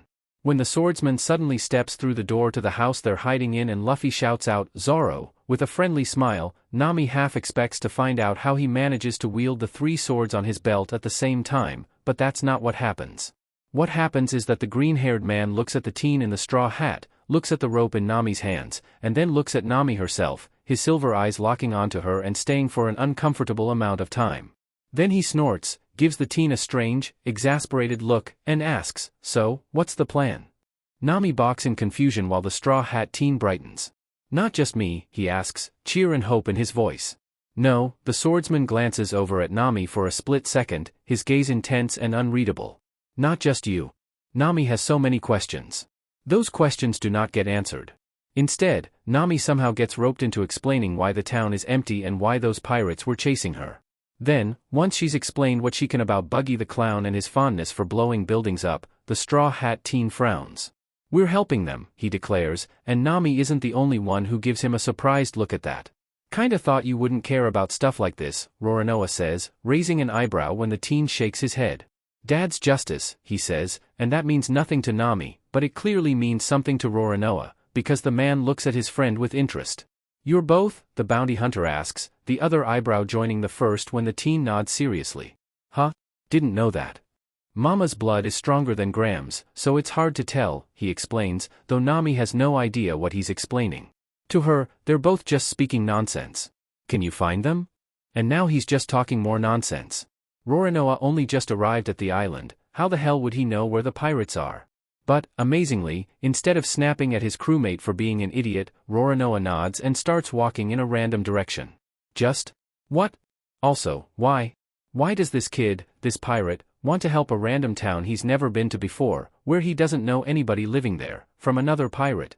It doesn't make sense.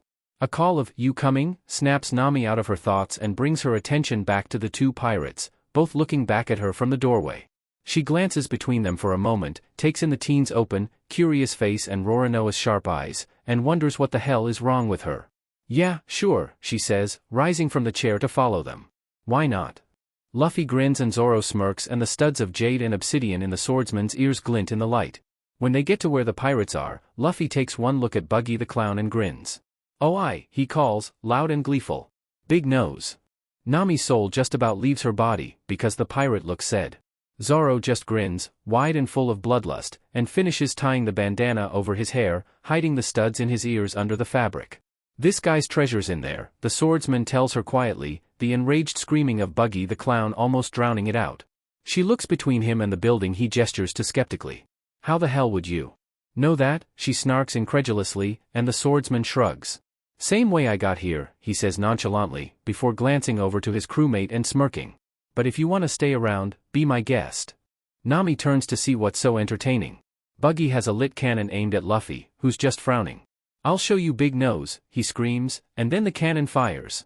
Luffy takes a deep breath and expands until he's so big the cannonball bounces off of his stomach and straight into the house the pirates are standing on, sending it crumbling to the ground. Nami turns on her heel and marches towards the house with the treasure. She is not dealing with this. Nami leaves the house with a bag full of treasure just in time to see a weird guy on a unicycle stab Zoro in the gut. You know. As you do. But Zoro doesn't yell in pain and fall to the ground or anything a normal person would. No, instead, Roronoa Zoro grins, wide and feral, his teeth bared like a tiger's fangs and suddenly looking every bit the demon he's rumored to be.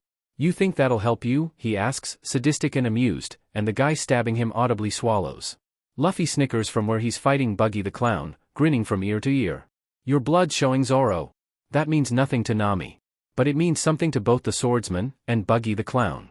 While Zoro just grins and shrugs, the blue-haired pirate looks really freaked out, his eyes jumping between the green-haired man and the teen in the straw hat, and for some reason he seems to be really focused on their heads, on their hair, the part of them that's hidden beneath some kind of covering. He spits, violent and afraid. Which ones are you? The two guys move as one, turning to look at the pirate with the same intense, curious look. The teen says, ping his head, the curiosity sharpening his features into something strange, something other. What do you mean? Cut the crap, you little sheet, the pirate shouts, angry and desperation making his voice go high and shrill. I grew up with the guy that gave you that hat. The teen blinks and rights his head, staring at the older man for a moment before he abruptly throws his head back and laughs. See, he chirps between peals of cheerful laughter, a grin bright on his face. In response, the pirate pales and the swordsman's face goes sharp, deadly and intent. War, he growls, the manic smirk filled with a bloodlust that makes Nami go cold all over. The pirate swears, instant and with great feeling, sweat beginning to bead on his forehead. The swordsman barks out a laugh while the teen snickers, and then they both resume fighting. Zoro moves like he hasn't just taken a knife to the gut, like he isn't in danger of bleeding out, doesn't slow down even a little bit. If anything, the injury makes him go even faster, makes his hits hard and his strikes more precise, and his grin widens to deranged proportions. He stops playing with his food. Luffy laughs. Later, much later, when Luffy has punched the miniature Buggy into the sky and they've been chased out of the town for some reason and Nami's boat is tied to there, Nami asks her questions. The answers aren't as helpful as she would have liked. How did you just keep going? She asks Zoro, the swordsman leaning against the side of the tiny boat with his eyes closed and his hands folded behind his head. He opens one eye to look at her. It was a fight, he answers, the studs in his ears glinting in the light. I can always keep going in a fight. That doesn't make sense. Why do you stretch like that? She demands, and Luffy snickers, the pearls in his hair clicking together. I stole a devil fruit from my brother, he tells her, pulling his cheek out further than should be possible. Now I'm rubber. Where would his brother get a devil fruit from? What were you two talking about, back there with the clown? She wants to know, and they look at her with blank expressions. About blood and all that other stuff? They glance at each other, their faces unreadable to her, before returning to her. We were talking about our moms, Luffy explains, kicking his feet in the waves. Big Nose knew my brother Shanks once, so he knows our moms too. He just didn't know which of us had which mom, so he asked. Okay, she blinks, frowning. Wait, you're related? Sort of, Zoro grunts, both eyes closed once more. There's no blood between them, but they call themselves sisters. Luffy calls Ma his aunt and I call his mama my aunt, but we don't have to if we don't want to. He cracks his eye open again and gives her a smirk. I call Luffy's Graham's aunt too. That's... Nami doesn't know how to feel about that. Yeah. Luffy exclaims, grinning sunnily. My dad's my cousin. That's just gross. Gross enough to almost make her forget about the strange sea and war thing. But she has a feeling that's their goal, so she wrinkles up her nose and backs out of the conversation and settles for wondering about the treasure of the sea woven into Luffy's hair and the spoils of war studded in Zoro's ears. When Nami is young, she talks to the wind. It whispers things in her ear as soon as she's out the door, ruffling her hair playfully and telling her about the ships it has blown past on its way to Kokoyashi and shaking the Mekon trees to make a fruit fall into her waiting hands. In return, she runs out and plays with it, chases the leaves it carries when it wants to lead her somewhere, and hangs wind chimes up for it to make music with when it asks for something to do when she's not there. She tells it about the maps she's learning to draw, the book she's reading, and it tells her about how the baker's wife likes to kiss Miss Laura the carpenter when no one is looking. Nojiko, her sister, asks what the hell she's doing when Nami runs out to chase the leaves and gossip with the wind, but Mom, Belmere, laughs and tells her older sister to let her be. "You have your games," she says, smiling around the cigarette she almost always has in her mouth. "Let Nami have hers." Belmere is the best mom anyone could ask for, and Nojiko is a pretty good sister. But the wind is Nami's best friend. It ruffles her hair in greeting and shrieks in outrage when another kid is mean to her and leads her to the best reading spots with colorful leaves and pretty petals. Wind is her best friend. Until it isn't. Wind tries to warn her, tries to warn them. But Nami doesn't listen, can't listen, not when it shakes the trees in a way she's never seen before or rips through her dress or pushes insistently at her back, trying to get her to move, to leave, to run. Nami can't listen because she doesn't understand, and that costs her mom. Arlong the fishman shoots her mom and makes her his SLV, and Nami stops listening to the wind. She ignores it when it ruffles her hair, when it blows leaves past her, when it makes the chimes outside her window clink together. She ignores it all. The wind couldn't save her mom, couldn't save her village, and she knows it's not fair, knows she's being mean, but she's lost her mom and she can't be nice. Not when her mom is dead and Arlong has her village in the palm of his hand and Nami hasn't seen her sister in weeks. Eventually, the wind stops trying.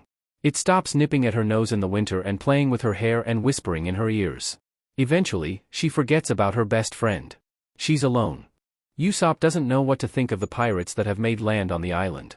To be completely honest, he had never expected his shouts of "pirates are coming" to become reality. Hoped? Oh yes, absolutely. He had hoped all his life to just look over the horizon and see a ship approaching, had hoped for his dad to just come home. But hope and expectation are two very different things. They're strange, the pirates.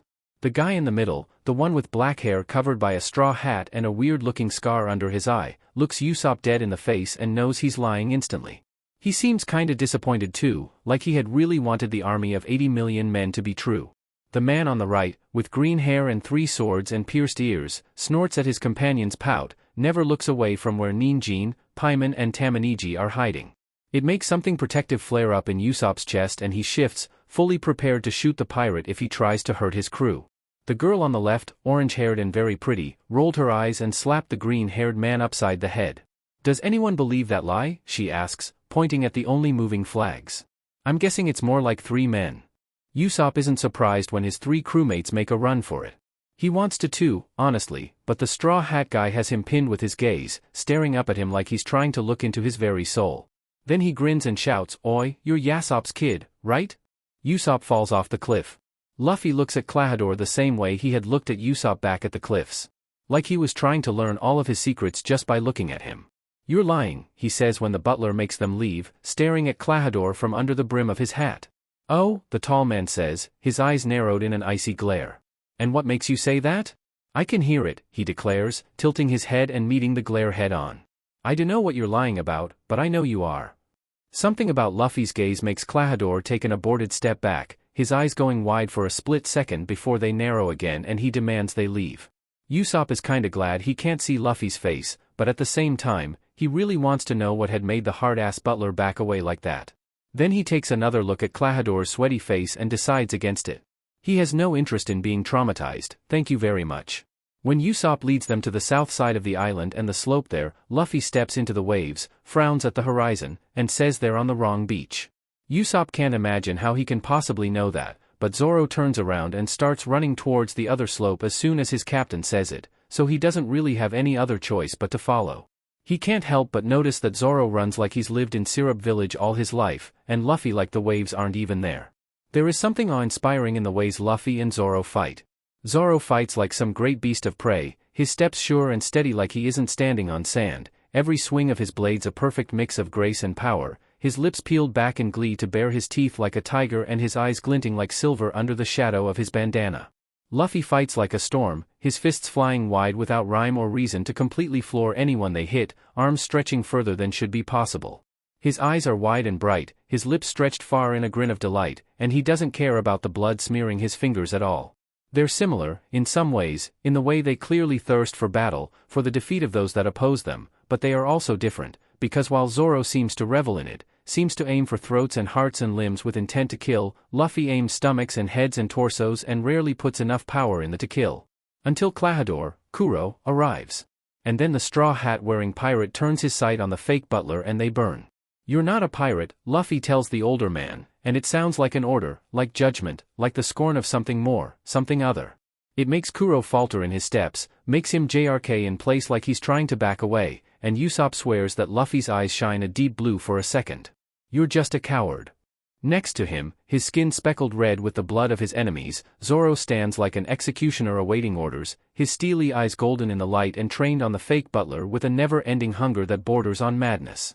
It should probably scare him, and it does, of course it does. But it's a strange kind of fear, the kind where you're scared, but also not really. The kind where there's a shiver down your spine and cold sweat beads on your skin, but your heart is steady and your mind is clear. That's the kind of fear Yasop feels when he looks at the two pirates glaring down the man trying to kill his best friend.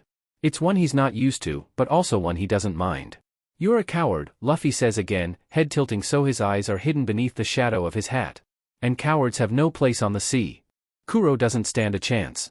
Are you sure you want me on your crew? He asks later, much later, after Kuro is dead and buried and Kaya has given them a caravel in thanks. Course I do. Luffy calls hotly, giving him a frown. Why wouldn't I? He shifts his feet. Because cowards have no place on the sea, he repeats the pirate's words back at him and watches him pee his head in confusion. But Yasop isn't a coward, he says, puzzled. Just a liar. Yes I am, he bursts, clenching his fists at his sides. I'm afraid of everything. I was terrified of Kuro and his crew. Feeling fear doesn't make you a coward, Zoro tells him, his gaze stern and serious, the mad bloodlust gone from the steel of his eyes. You're only a coward when you let it control you. Now get on the DMN ship already. Yeah.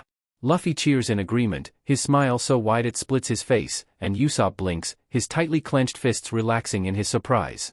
Come on. Yasop grins, wide and happy, and scrambles to obey his new captain. Had things been different, Yasop would have absolutely declared himself the captain, for the fun of it more than anything. But he had seen Luffy's face become a mask of judgment and Zoro's eye gleam with mad bloodlust, and he has no interest in getting any of those looks aimed at him. Merely being the sniper is more than enough, anyway. Zoro doesn't get lost. That is a well-known fact on the deck of the newly named Straw Hat Pirates. The first mate can find his way to whatever destination he wants to go to without consulting a map or asking for directions, can run through a dense forest without tripping over a single root or logs, and can always tell you precisely where this store or that building is if you ask him nicely and he isn't in a bad mood. He just doesn't get lost. So it comes as a big surprise when he does. Where were you? Nami demands one evening, frowning at the first mate they have been waiting for 3 hours. You're the one who told us to meet you here, why are you so late?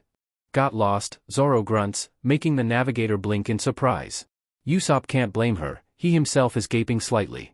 You got lost, she asks, completely incredulous. You got lost? Yes, I got lost, the swordsman snaps, scowling. What of it? How? Yasop shrieks, utterly bamboozled. It feels like he's been dropped into some weird alternate reality, one where pigs can fly and up is down and Roronoa Zoro is capable of getting lost. We're on the sea, he says, like that explains anything, and his eyes narrow into a glare. Now drop down and give me 20. They say in unison, and a Yasop feels a shiver run down his spine as Zoro gives them both a sinister smirk. You're weak, he tells them bluntly, smirk never leaving his face. Too weak to fight anyone worthwhile and definitely too weak to survive Aunt Anna's playground. I talked to the captain about it and we decided that I'm gonna have to whip you into shape. His smirk gets bigger, baring his teeth. So drop down. And give me 20. They drop down and give him 20. And, because their first mate is a god-mad SLV driver who refuses to let them rest until they're collapsed in a heap of sweat and aching limbs, they also completely forget to ask what the hell Aunt Anna's playground means. Luffy has pearls in his hair. It takes Yasop a few days to realize this. Hey, Luffy, he calls, getting a hum and a head turn from his captain. Why do you have pearls in your hair? Luffy blinks, then grins. Mama gives them to me, he tells him cheerfully, kicking his legs where they hang over Mary's railing and laughing when a wave comes up to splash his feet. They tell everyone that I'm her son. Ha, he stares at Luffy's inexplicably dry feet. Really? Ahoo, Luffy nods decisively. Like Zoro's studs say he's Aunt Dawn's. Guess that makes sense, he mutters even though it isn't really true. Then his eyes snap up to Luffy's face as his brain catches up with what he just said. Wait, Aunt Dawn? Zoro's your cousin? Luffy laughs. My dad's my cousin, Luffy chirps after he and Zoro are done explaining their mom's lack of blood relation. And one of my brothers is my nephew, since his dad was my brother, but he's older than me, so calling him that just felt weird. Please stop talking, Nami mmmms miserably, her head buried in her hands. Every time you open your mouth you just get more confusing, so please just stop talking. Zoro snorts, lips curling into a smirk. Ma's got the hots for the guy I'm trying to defeat, he tells them, just to be in butt, and Nami's hands really don't do much to muffle her shriek. But he keeps refusing her, 'cause he's got the hots for Luffy's older brother. Oh, I didn't know that, Luffy says, turning to his first mate cousin in interest and completely ignoring his despairing navigator. Honestly, Yasop feels for her, but he's also kinda interested in the ridiculous family he's being told about. Hockey like Shanks? Yeah, he shrugs, lifting a hand to scratch at his nape. At this point I'm pretty sure Ma's just gonna try wooing both of them, before she gives it up. Ah, makes sense, Luffy nods sagely, like that isn't an extremely disturbing thought. That could work, big brother's freedom after all. Zoro hums in agreement. But he calls her aunt, right? He asks, making Luffy pause to think. I think so, he says slowly, frowning. But I can't really remember. Ah, well, Zoro shrugs again, unbothered. Not like it'd be the first time that changed. I give up, Nami suddenly declares, standing up in a flash and marching away from the stern with determined steps. Don't you dare come near me again if you're going to keep talking about this. The three of them watch her go, Luffy and Zoro sharing a glance as soon as she's out of sight. Soon, the swordsman asks, eyes trained on where the navigator had disappeared behind the corner, and Yasop looks between them in confusion. Soon, the captain agrees, eyes also on where the navigator had disappeared. Then he glances at Yasop and grins. Hey, Yasop, wanna check out the cannons with me? 30 minutes later, Yasop regrets saying yes. Sanji knows as soon as they walk through the door. He looks at them, at the lovely young woman with orange hair, at the olive-skinned boy with the long nose, at the green-haired brute with studs of jade and obsidian in his ears, and at the straw hat-wearing teen who undoubtedly has pearls woven into his jet-black hair, and knows at least 3 of them has blood that is speckled with gold. Just like the spawn of war and the son of the sea look at the intricate circlet of bluish-gray on his head, at the sea-green pearl gleaming on his forehead, and know that he kneels before an altar and whispers words of worship to the sea herself. But Sanji doesn't do more than nod in acknowledgement to the son of his god, because rare is the day a demigod demands a priest to kneel and he has customers to serve. The son just grins, his black eyes gleaming blue with interest, while the spawn stands at the teen's back and gives him a nod in return, the 3 gold bars tinkling faintly. When Zeph comes out to yell at him about kicking out the marine who had the gall to waste food, Sanji can't help but notice the intense stare of the warspawn snapping away from him to look at the band of gold just barely peeking out beneath the brim of his father's chef's hat. The old geezer sees his inattention, because of course he does, and follows his eyes to the son of war looking at him with interest. Zeph sees the studs, sees the pearls of the teen watching curiously next to him, and tilts his head just enough to bear the aquamarine and malachite decorating the golden band in even spaces. The spawn nods, satisfied, and goes back to his food. Sanji can still feel that steely gaze on his back when he walks back to the kitchen, but he isn't afraid. The children of gods know the value of never pushing for more than is given, and Sanji has no intention of giving anything at all. And besides, if the spawn does push it, he will get a kick to the chest and a broken spine. Although knowing what he does about the brute's lady mother, Sanji has his doubts that would be an effective deterrent. The son of his god comes to find him after he feeds a starving man. Join my crew, he demands, pearls of white and gold gleaming in the light and dark eyes bright with determination. I refuse, he denies, smoke in his lungs and the sound of waves loud in his ears. I have a debt to pay. To Aunt Dawn's priest, Sanji raises an eyebrow, both because he hadn't expected the half-god to realize that, and because he will never get used to hearing the names of gods being used so casually. The son of the sea gives him a grin at the expression. Dad's justice, he tells him, and that explains it. Just like he will likely never not be weirded out with just how blasé the gold speckled are about intermingling with each other. If you can feel the debt, he begins, the teen's grin smoothing into a blank expression, stare never leaving Sanji's face. Then you know how important it is. The teen just pps his head. I can't feel much, he says, low and thoughtful. But I can feel enough to tell the old man doesn't think there's a debt at all. Sanji lips thin. I know, he tells the teen that is more god than man and turns around to return to the restaurant. But I do. The green-haired brute finds him on his smoke break, stepping out onto the deck with a deliberate stomp to tell him he is there. When Sanji turns around to look at him, he is standing next to the door, not blocking the way, but close enough that it is clear he wants to talk.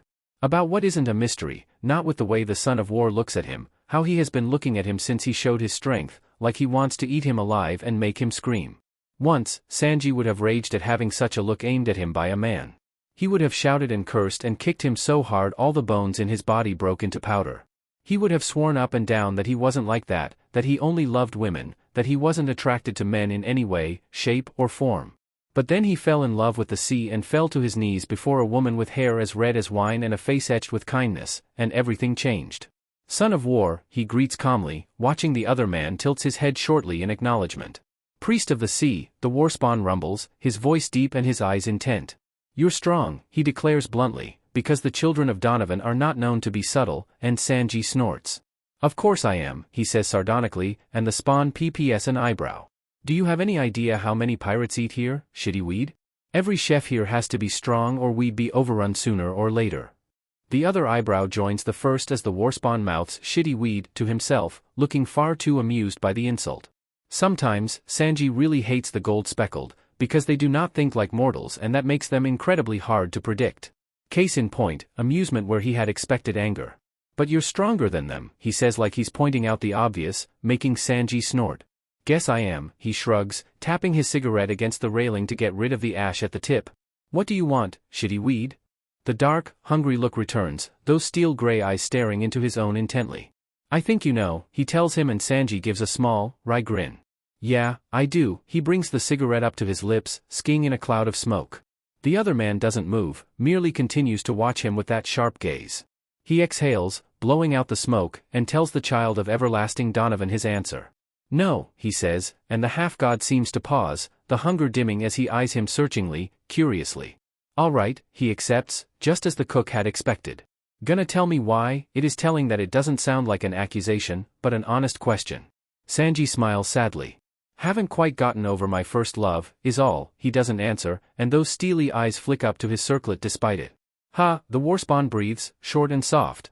Luffy's dad is still alive, it is blunt and maybe a bit cruel, but the green-haired man is born of war, and if war is one thing, it is cruel. Figured as much, Sanji huffs, ignoring the bitter thing swelling in his chest. The other man studies him for a few moments, his face neutral. It'll probably be a long while before he dies, he warns and Sanji can't help but laugh. Yeah, I know, he grins again, just as wry and much more bitter. That doesn't make it any easier. Zeph has told him that the gold-speckled are not like mortals. Their minds are wired differently, their hearts hardened against hardship simply by virtue of the godly blood they pump, their skin thicker both in spirit and in truth, their will some of the strongest to be found anywhere in any of the blues. Sanji looks into the eyes of the man with green hair and 3 swords at his side and sees not scorn or frustration or pity, but understanding and patience and acceptance, and wonders if all of that is true at all. Jin, the man Sanji had fed, comes back with his captain and what is left of his crew, all of them starving and desperate. Luffy, the son of the sea, looks at the captain, Krieg, with a hostile frown, and Sanji knows the tall man is going to break the promise he swore to not harm the restaurant. Zeph knows it too, that much is clear, but he doesn't care. Neither of them do. They feed the starving men, and they are fully prepared to fight them off once their bellies are full and their thirst is quenched. The warspawn watches Zeph throw down a bag of food and his eyes light up in understanding and respect, and Sanji cannot help but feel pride for his father. To worship the sea is easy, in this world where there is more water than land, where men and women set out upon its gorgeous waves in search of adventure and battles and freedom. It is a tangible thing that can be pointed to and explained without need for flowery words or philosophy. But it takes a special kind of person to understand the true value of life and all the joys and hardships it brings with it. The circlet of gold and aquamarine and malachite under Zeph's hat show that he does. And for that, Sanji feels only pride. A man comes trailing behind the ragged galleon Krieg and his crew sailed in on, a wide-brimmed hat on his head and a black blade at his back.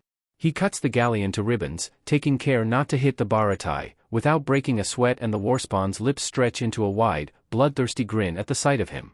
Hawkeye's my hawk, he rasps eagerly, drawing the man's piercing golden gaze that zero in on the studs in his ears in an instant. Son of Donovan, the man says in greeting, his voice deep and refined, dark like his blade. The son of war grins wider. Fight me, he demands loudly, wild and hungry in a way Sanji will likely never understand. Show me how far I have left to climb to claim your title. Those golden eyes narrow in interest. Yeah, Haki, the son of the sea chirps next to his first mate, grinning with all his teeth. I want to see why Big Brother likes you. That has Sanji glancing over in surprise, just like it makes the green-haired man blink. Oh, yeah, that too, the half-god drawls, removing the bandana around his bicep to tie it over his head, obscuring the glinting studs and leaving only the 3 gold bars visible. Ma likes you enough to try wooing both you and the guy you have the hots for, and I want to know why. The man huffs, like the scrutiny of men with the blood of the gods isn't intimidating at all, and accepts the strange challenge. Later, when 2 of Roronoa Zoro's blades lay shattered at his feet and he demands Dracul Mihawk swing his blade to finish him, the son of war looks at the world's greatest swordsman and grins. I get why Ma likes you, he tells him, bringing a glimmer of amusement to the older man's golden gaze before he sends the green-haired man flying in a spray of gold-speckled blood. The son of war and the long-nosed boy set off to find the lovely young woman that had apparently sailed away with their ship, and the son of the sea beats Don Krieg to a bloody pulp. Join my crew, he demands again, his face splattered with crimson and his hands a mess of red and gold, and the pearl on Sanji's forehead grows warm. Have you ever heard of the All Blue? Sanji asks instead of saying yes or no, and the teen grins. Of course, he chirps and Sanji grins right back. I'm going to find it, he tells him, feeling the pulse of the waves beneath his skin, cold and soothing yet still enough to heat up his blood. I'm going to find it and I'm going to set up a restaurant and there's nothing you can do to stop me. Awesome, his new captain cheers, laughing all the while. Zeph just huffs, fond and amused and maybe slightly wistful, and demands Sanji send him an invitation for the grand opening. When Sanji is young, he gets stranded on a rock in the middle of the sea with only a small bag of food and an old pirate for company. He sits on that rock for days, weeks, months, drinking the rain that falls from the sky and doing his best to ration what little food he has, and through it all, he never stops looking at the sea surrounding him with awe, with love, because how could he ever hate the thing that had brought him so much joy, that had brought him freedom? And then one evening, after he has gone to steal the pirate's food and found only a bag of rocks and a missing leg, as he lays shivering against the bony chest of the older man, Sanji looks out over the waves and prays. Please, O goddess, he whispers weakly, his eyes heavy with fatigue and pain and his mind filled with the tales of passing sailors who talked about the sea as if it were alive, a woman, a goddess. If you can hear me, then please, don't let us die here. It is a whisper, a prayer for all it lacks fancy words or offerings, and a sound like a wave breaking rings out, louder and clearer than it has ever been. Something slaps, like flesh against stone, and what feels like fingers run through his limp, greasy hair. How often I forget the cruelty of my sister, a kind, powerful voice murmurs where Sanji is too weak to look, soft and feminine. Sleep, little one. Soon, this will all be over. Sanji closes his eyes and sleeps. The next day, they see a ship on the horizon and Sanji finds a beautifully carved circlet of a strange, bluish-gray metal lying next to his foot, a single sea green pearl shining in the center. Zeph, the old pirate, takes one look at the fancy headwear, huffs out a laugh with the golden headband on his brow glinting in the sun, and tells him a tale of 3 sisters. When Hachi meets Arlong's guest, he can tell there's something different about him. It isn't the hair, a strange light green color he had never seen on a human before. It isn't the way he walks, confident and without pain despite the lightly bloodied bandages covering his entire torso. It isn't the eyes, steely gray and sharper than the lone sword hanging at the man's side. No, instead, it is the way he tilts his head like he's listening to something when the leaves rustle overhead despite there being no wind, the way those gray eyes seem to shine with gold as he watches Hachi, the way the sunlight glints off of the gems studded in his ears, green and black held in place by pure silver. Hachi meets him, sees the subtle things that make him different, and remembers the old stories of the sky, the sea, and the earth. He doesn't tell Arlong or the others about his suspicions, not even when he realizes that the man hadn't been a guest, but a prisoner. His crew members have always been respectful of his beliefs, even if they are a source of light teasing every now and then. Some even believe with him, even if only parts of it. But Hachi knows they do not share those beliefs.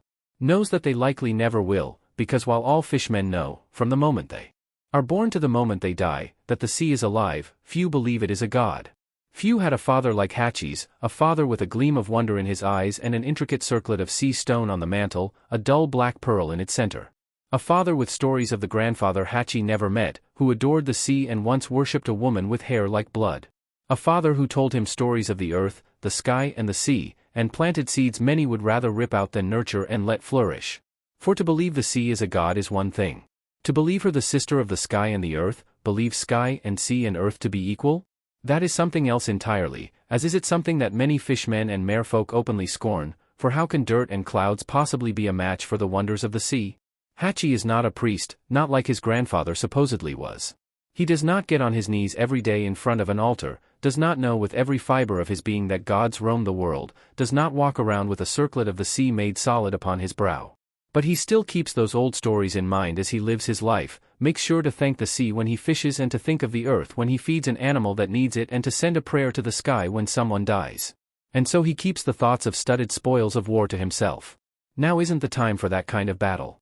The gates of Arlong Park are shattered and Hachi suddenly feels like he's standing in the shadow of a tsunami.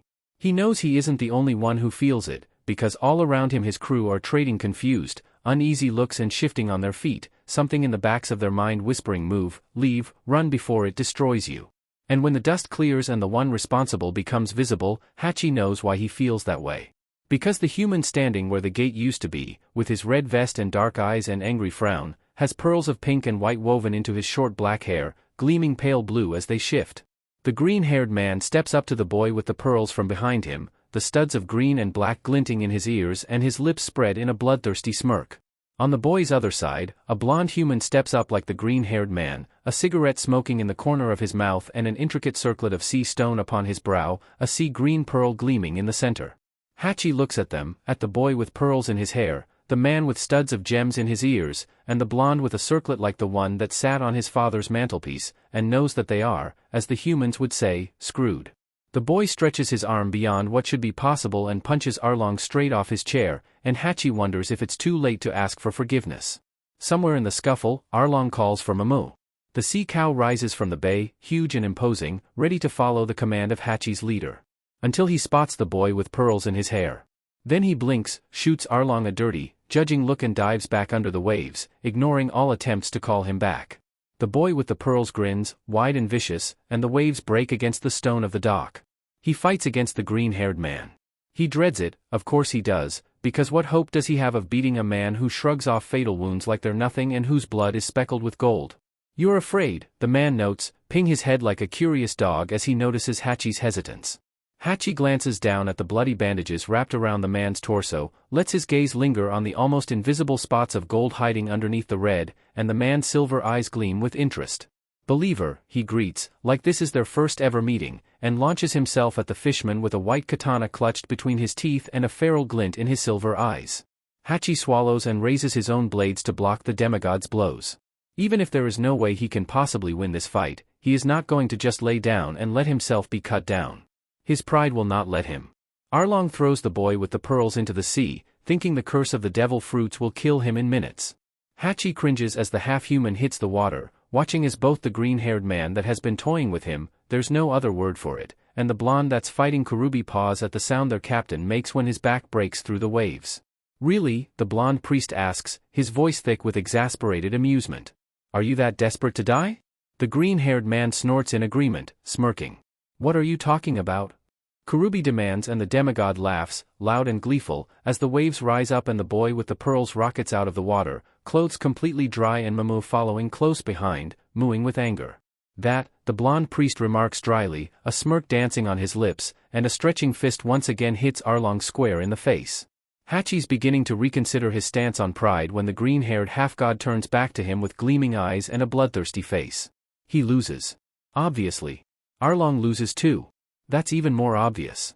Hachi watches, bleeding heavily on the floor of the park, as the boy with the pearls throws Nami's desk out of the window, as he throws Arlong out the window, as he roars in rage and the ocean goes dark and he utterly destroys the building Hachi has been living in for over 10 years. He turns his head, sees Nami crying, sees the villagers staring in disbelieving hope, and closes his eyes against the surging guilt he has done his best to ignore for years as the son of the sea screams to the sky. Nami, he hears the pirate yell over the rush of blood in his ears. You're my cousin. There's a brief pause. Hachi pries an eye open just in time to see Nami freeze midway through a nod, her teary eyes confused. Wait, I'm your what? A wind blows through, carrying with it the brine of salt and the biting sting of ice, and Hachi goes unconscious with thoughts of judgment and prayers loud in his mind. When Hachi is young, his father tells him stories. They're not the same stories everyone else hears, the ones of Joy Boy and Queen Otoheim and Fisher Tiger, though he hears those too. No, Hachi's father tells him stories of gods.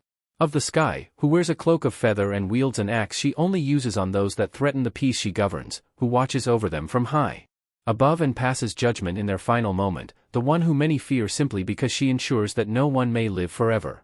Of the earth, who has a crown of flowers and who molded and carved and whittled all creatures to ever be, who loves all that breathes with a ferocity no mortal is ever likely to comprehend, the one who the common folk fear for her thirst for blood and the madness of her mind and the change she brings with the wars she spawns. And of the sea, who has hair like blood and accepts all lost souls into her embrace, who is just as likely to heal the broken as she is to drown the arrogant, the one who the ruling fear because of the rebellion she inspires in others, the urge she gives them to break their chains, to be free. He tells him these stories, the stories his father told him, back when the man was alive and wore the circlet of sea stone that now sits on their mantle. Because of those stories, Hachi grows up a little different than most. He grows up always pouring some of his drink on the ground when he toasts, because sometimes everlasting Donovan gets tired of the iron on her tongue and longs to wash it away with the sweetness of wine, the smoke of whiskey, the bitterness of sake. He grows up always placing a small candle at the bedside of the dying to make a floating lantern with later, because boundless Sailus cannot be everywhere at once for all that she is the sky and sometimes needs to be shown where the recently deceased are to give them their peace. He grows up always dropping a coin into the waters when he sets sail, because for all that willful Mariana is known as the kindest of her sisters, she is also the one with the fiercest temper, and it does one well to show her that you know she is there, and that you appreciate being allowed to safely travel her waters. He grows up knowing, and that means he grows up watching. When Hachi helps Arlong take over the same archipelago in the East Blue, he watches the wind shake the trees like it's the middle of a storm and knows he has made a mistake. He watches Arlong, his captain, the man he had sworn to follow, kill the mother of 2 young girls because she doesn't have the money he demands, watches the other fishermen completely ignore the way the wind tears down leaves in time with the youngest girl's screams. He watches his captain tear the young girl away from her sister, her village, her people, to force her to make maps for him. He watches as the tiny girl slowly stops talking to the wind she had previously been whispering to, watches as she starts to ignore it entirely, watches as the wind eventually gives up and stops trying to catch the attention of the girl it used to whisper to. He watches and does his best to help where he can, brings her food when he notices no one talks about giving her dinner, takes her into the villages when he realizes how long she has been stuck in her room, buys her books he thinks she'll like when he spots them in the store. He watches and he does his best and he cries in his bed at night when he tries to tell her the stories his father told him and she screams at him for it. Hachi tries. But he knows it isn't enough. He just doesn't know how to be enough. Sometimes, he wonders how boundless Sailus will judge him when he dies. He knows that too.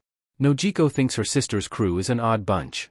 There's the blonde cook, the one who flirts shamelessly with her and her sister and every other woman that walks past him, whose kicks are strong enough to smash rocks to pieces, who has an intricate circlet of bluish-gray metal on his head and who touched the sea-green pearl in the center of it with kissed fingertips every time he sits down for a meal.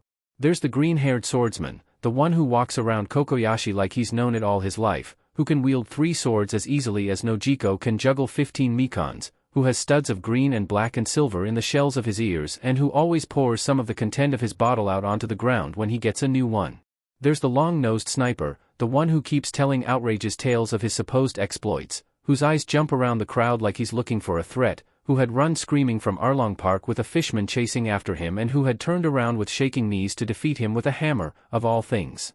And then there's the straw-hatted captain, the one who laughs without care and eats enough for 10 grown men, who has pearls of pink and white and yellow woven into his short black hair, whose eyes Nojiko has seen harden into black steel and who had single-handed killed the one who had tormented her and her people for years with nothing but his rubbery fists. They're strange, in a weird, sort of endearing, mostly unsettling way, and it makes her wonder just where the hell Nami had even found these people. Especially when the captain is, apparently, her cousin. "What do you mean I'm your cousin?" her sister screams at the teen she calls captain, which is still a weird thought. The teen, Luffy, PPS his head to the side, the pink and white pearls in his hair clicking faintly. "It means you're my cousin," he says in that special tone of voice that just screams, "Duh. My dad's your uncle." "What the hell are you talking about?" Nami demands, annoyed and confused and maybe slightly afraid. "How the hell would you know that? We met 2 weeks ago." The teen frowns, lifting a hand to scratch at his hair. "I just do," he says, frown deepening. "You feel like Grams." "Feel like," Nami trails off, eyebrow twitching. "How?" "You just do," the teen shrugs, biting a chunk of meat off the bone in his hand. "Like Ace feels a bit like Mama, and how I'd feel a bit like Grams too if I wasn't Mama's son. Nami buries her face in her hands, like she always does when she's too exasperated to do anything else, and deadpans, "I hate you," hollowly, making Nojiko snort out a laugh.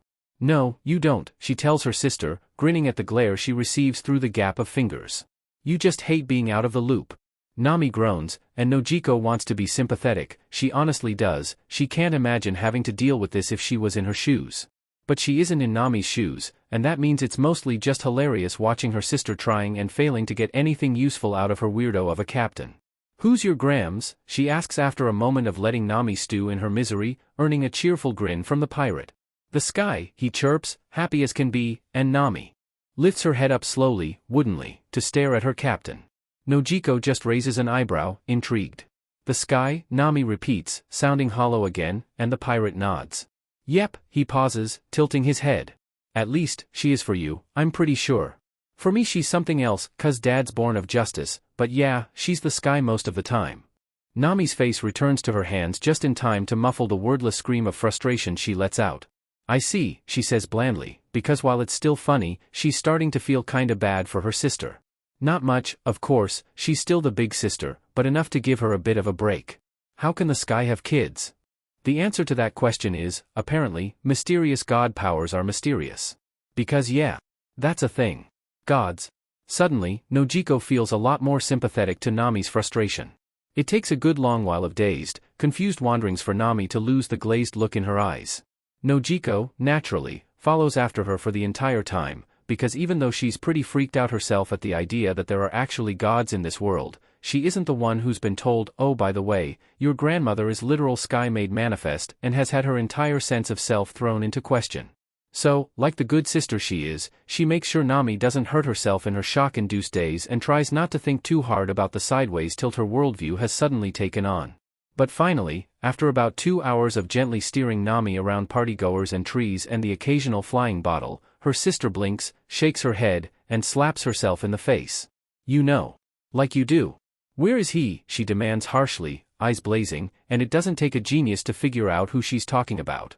"Buffet," she tells her sister without hesitation, because Nami isn't the only one who wants answers.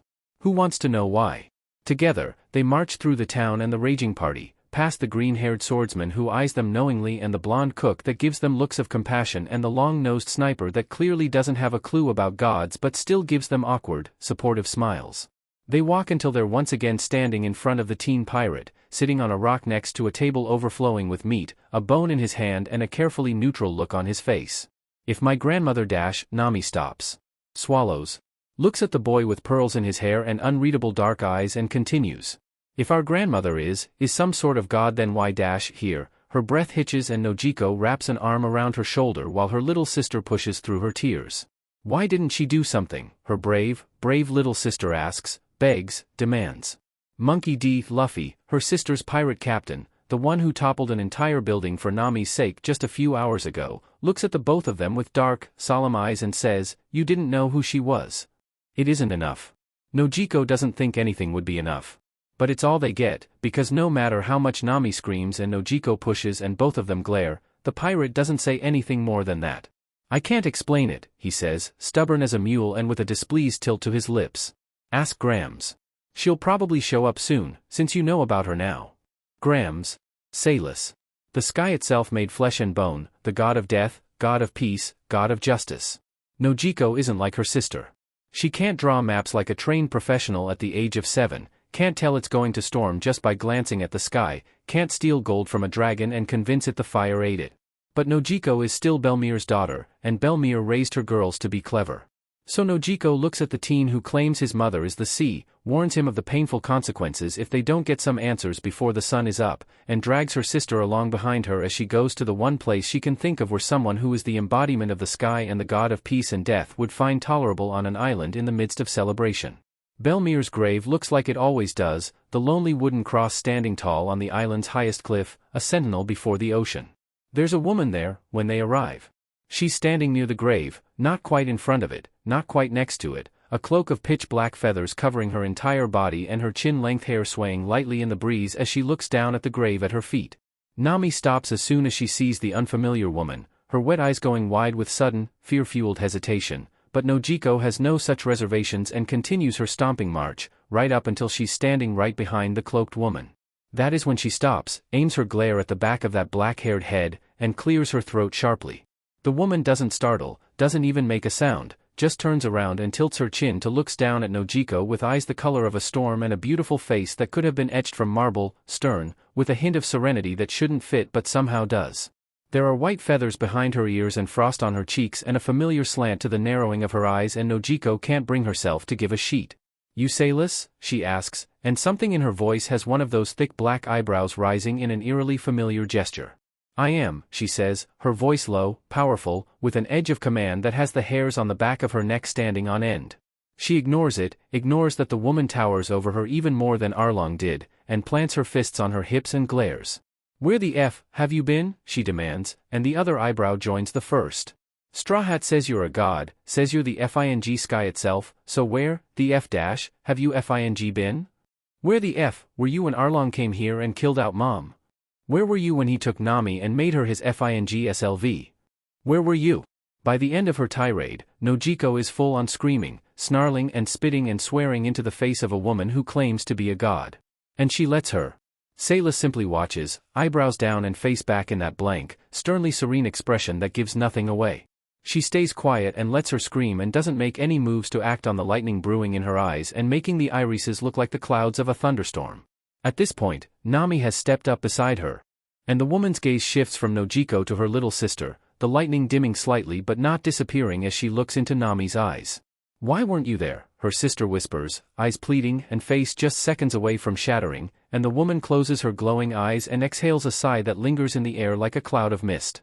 "Long ago, my sisters and I swore to never reveal ourselves to our grandchildren," she tells them both, the commanding edge of her voice dulled by something that sounds like bitter sadness.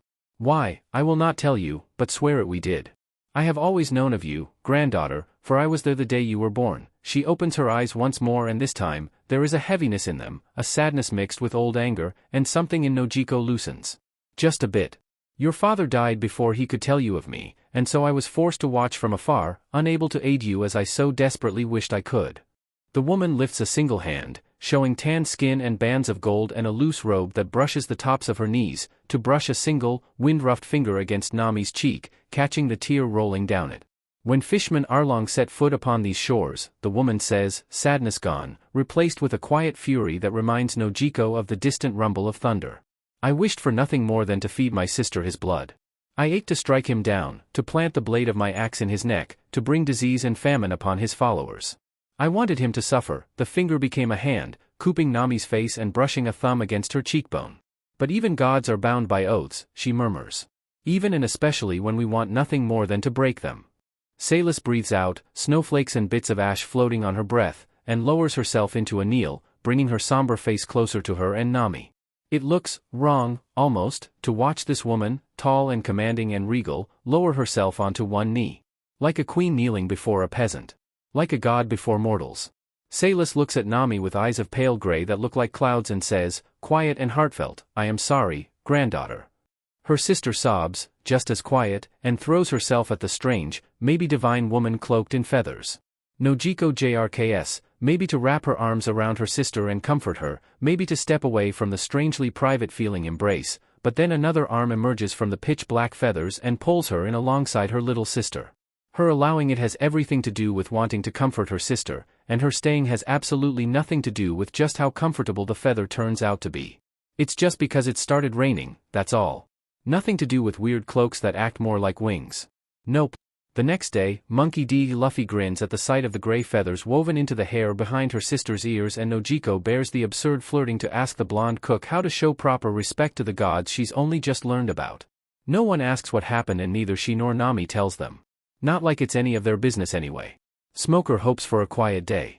He wakes up in his kinda shitty bed in the base, looks out the window at the sun rising into a cloudless sky, and ignores the way the tips of his fingers tingle and how his stomach twists in unease as he hopes for a day free of drama.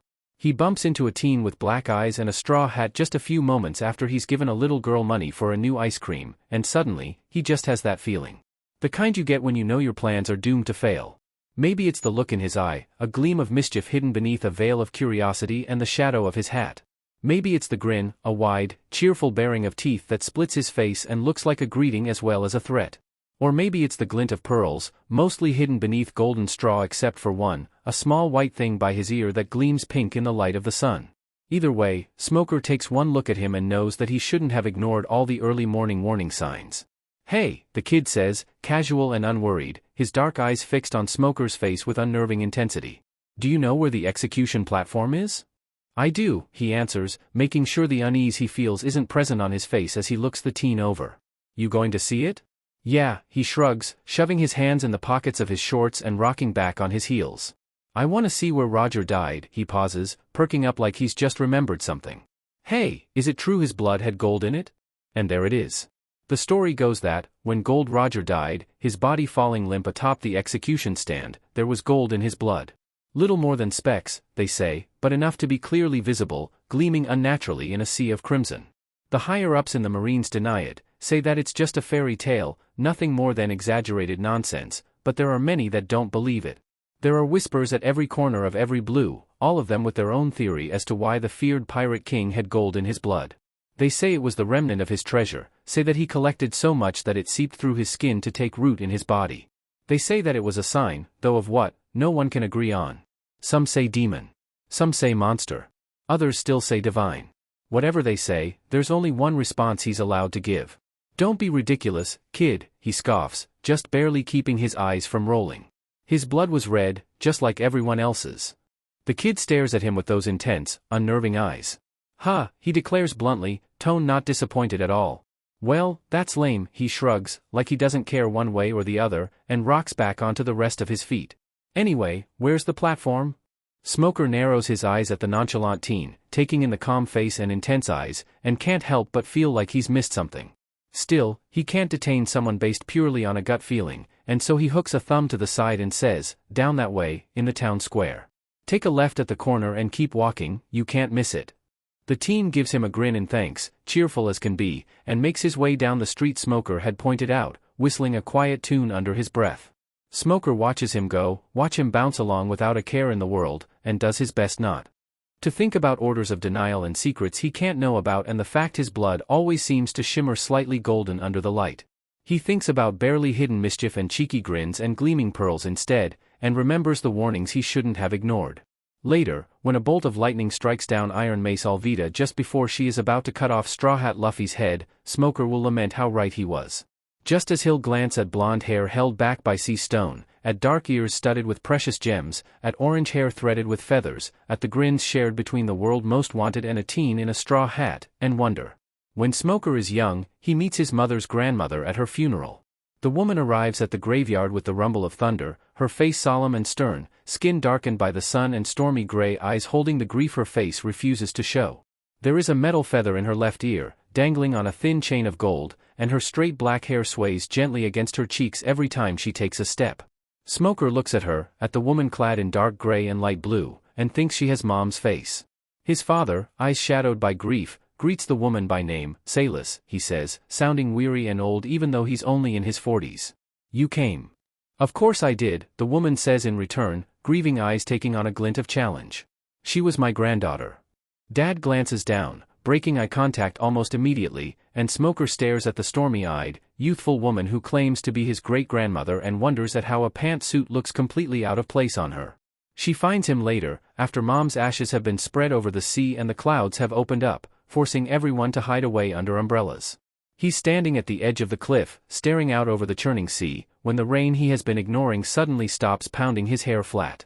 He glances up, meeting stormy eyes set in a calmly solemn face, and looks down again just as quickly, avoiding eye contact. He expects her to say something. What, he doesn't know, and he doesn't really want to think about it, but he expects her to say it either way. But she doesn't. Instead, the woman claiming to be his mother's grandmother stays by his side for what must have been hours, looking over the sea with that calm, serious expression, holding the brown umbrella protecting them from the rain. She towers over him, standing proud at 6'4". Somehow, she looks too small. Eventually, after who knows how long, Smoker gets tired of the silence between them. He licks his lips, tasting salt, and asks, "Who are you?" She hums, a rumble deep in her chest, and answers, "I am your late grandfather's mother." You're too young, he denies instantly, and the woman hums again, amused.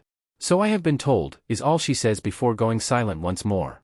It makes him glance at her again, at the woman with his mother's face and his grandfather's eyes.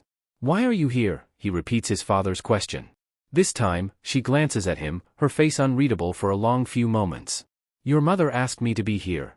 I imagine she wanted us to meet, even if just this once, her lips quirk, her stern eyes softening with fondness. And my children's children so rarely ask anything of me. Why not? He blurts out before he can stop himself, curiosity overriding his skepticism. She doesn't move, simply continues looking over the sea as the corners of her mouth tighten. I imagine they find me intimidating, she says, short and clipped and maybe slightly sad.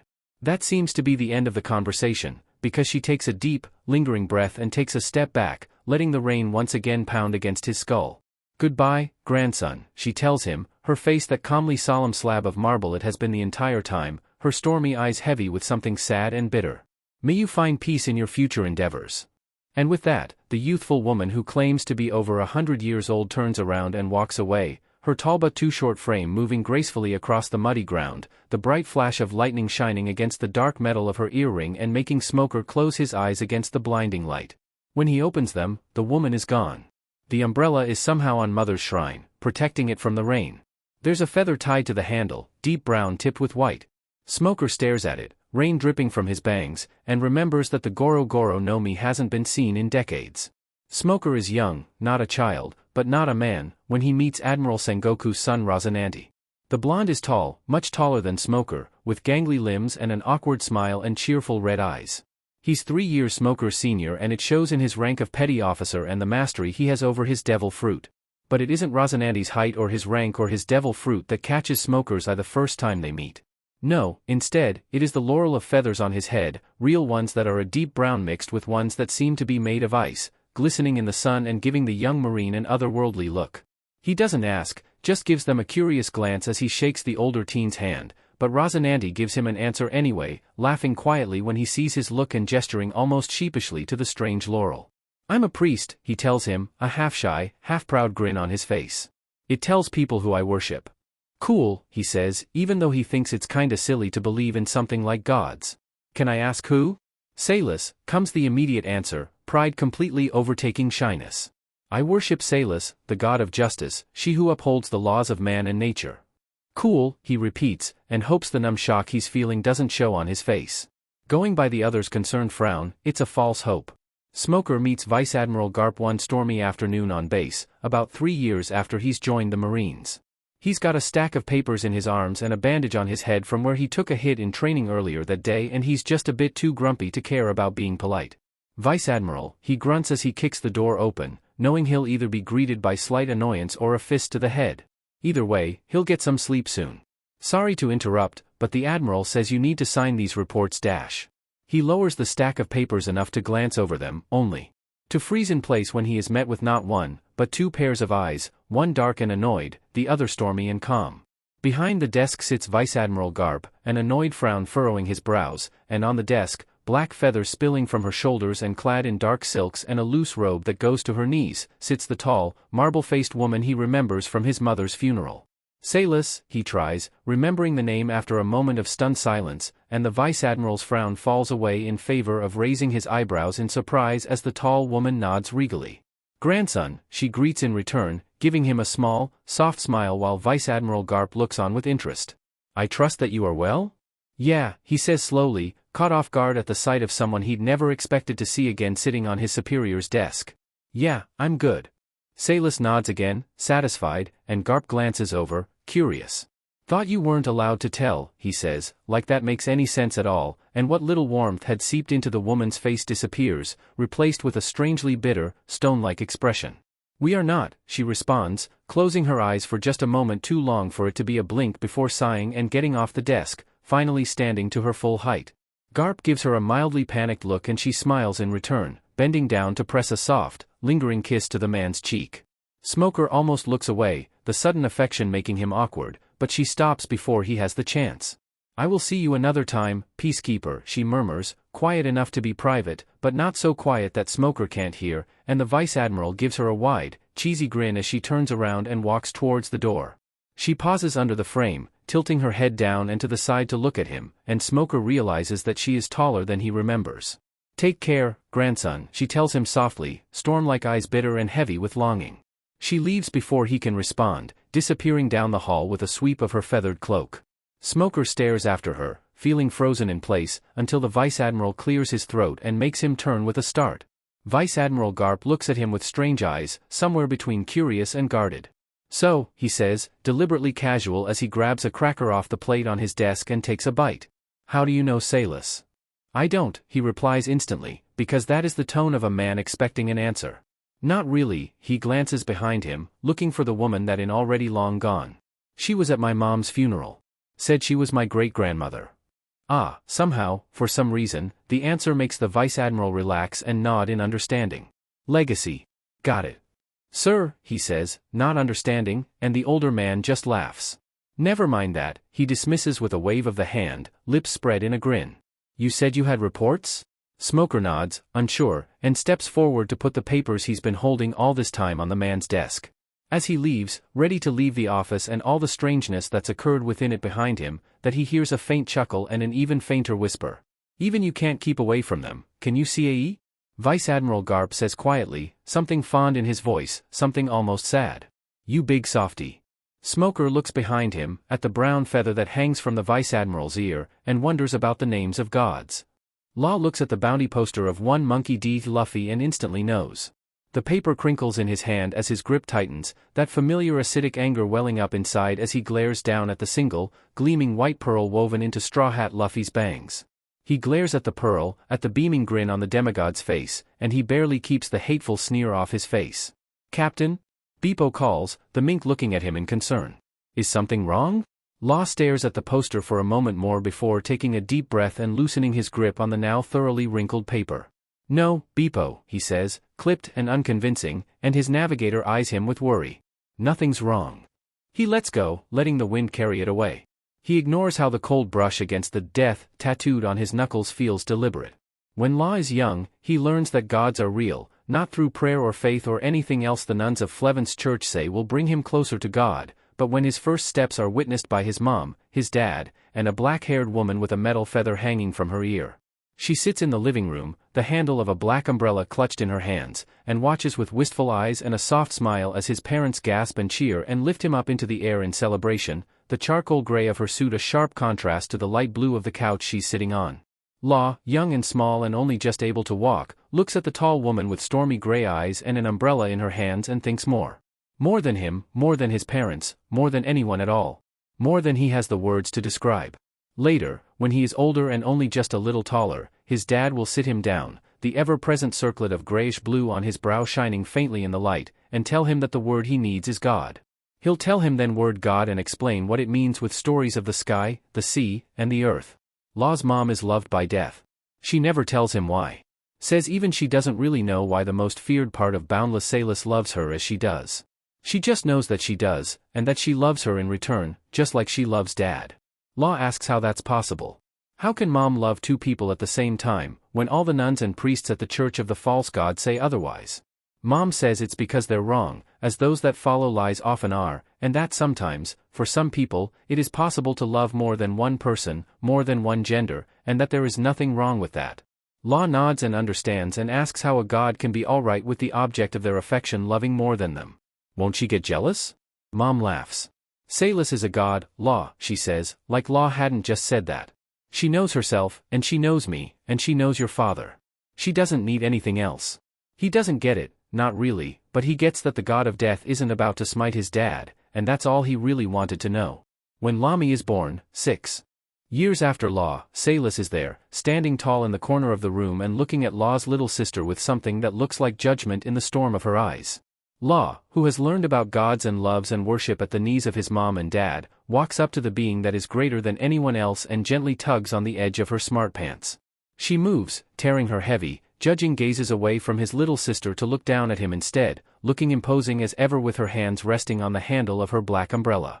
As always when she looks at him, her stormy eyes lose whatever expression that had before, the judgment fading into a wistful longing Law will probably never understand.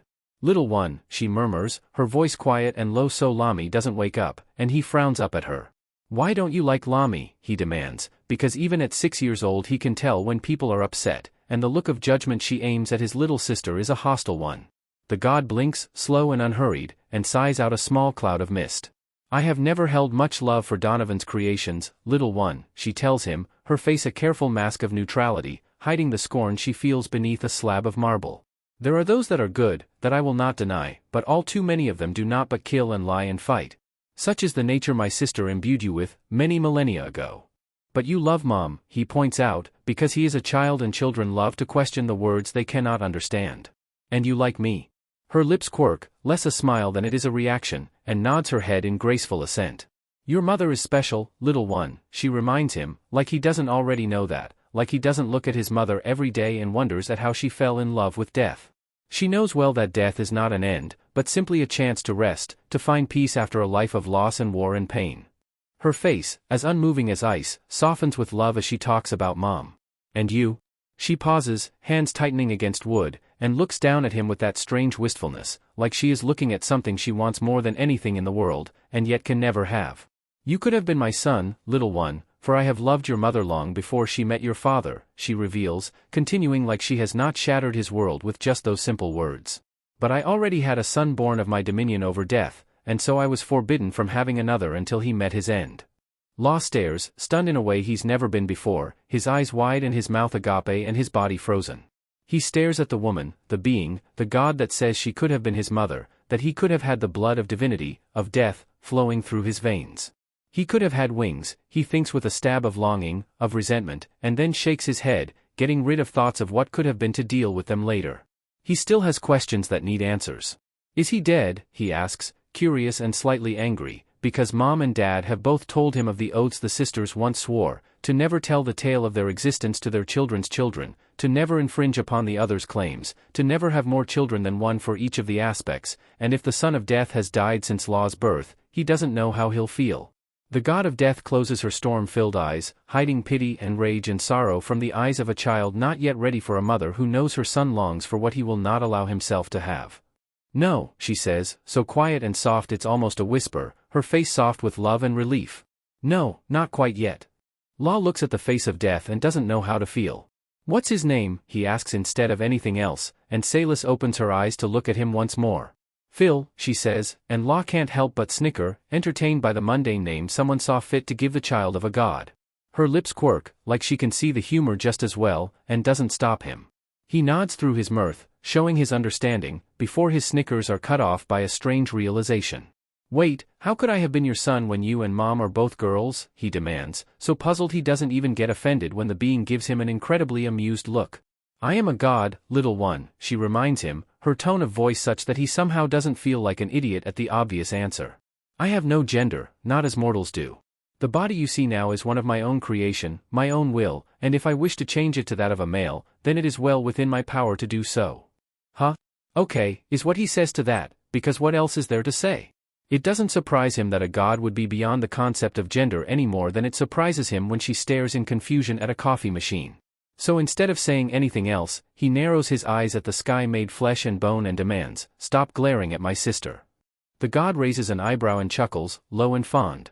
As you wish, little one, she murmurs, stormy eyes dancing with flashing lightning and temporary mirth, and he nods firmly, finally turning on his heel and climbing onto the comfy armchair that will allow him to watch over his sister while she sleeps. He feels sleep pulling at his eyelids, tempting him into the embrace of sweet oblivion after a day full of excitement, and the yawn that claws its way up his throat and the big, wind-rough hands that card through his hair and throw a blanket over his curled-up body doesn't help in any way, shape or form. There's another chuckle, low like distant thunder, and the brush of fingertips against his forehead, rough and gentle. Sleep, little one, the voice of a god murmurs, just for him. I will not take her in the night. He grumbles, shifts, and does as told, eyes slipping shut to the vision of stormy eyes and glinting gold. Flevance is burning. Scarlet flames licks at the walls of homes and shops, wood turning to ash and stone to dust under the blazing heat.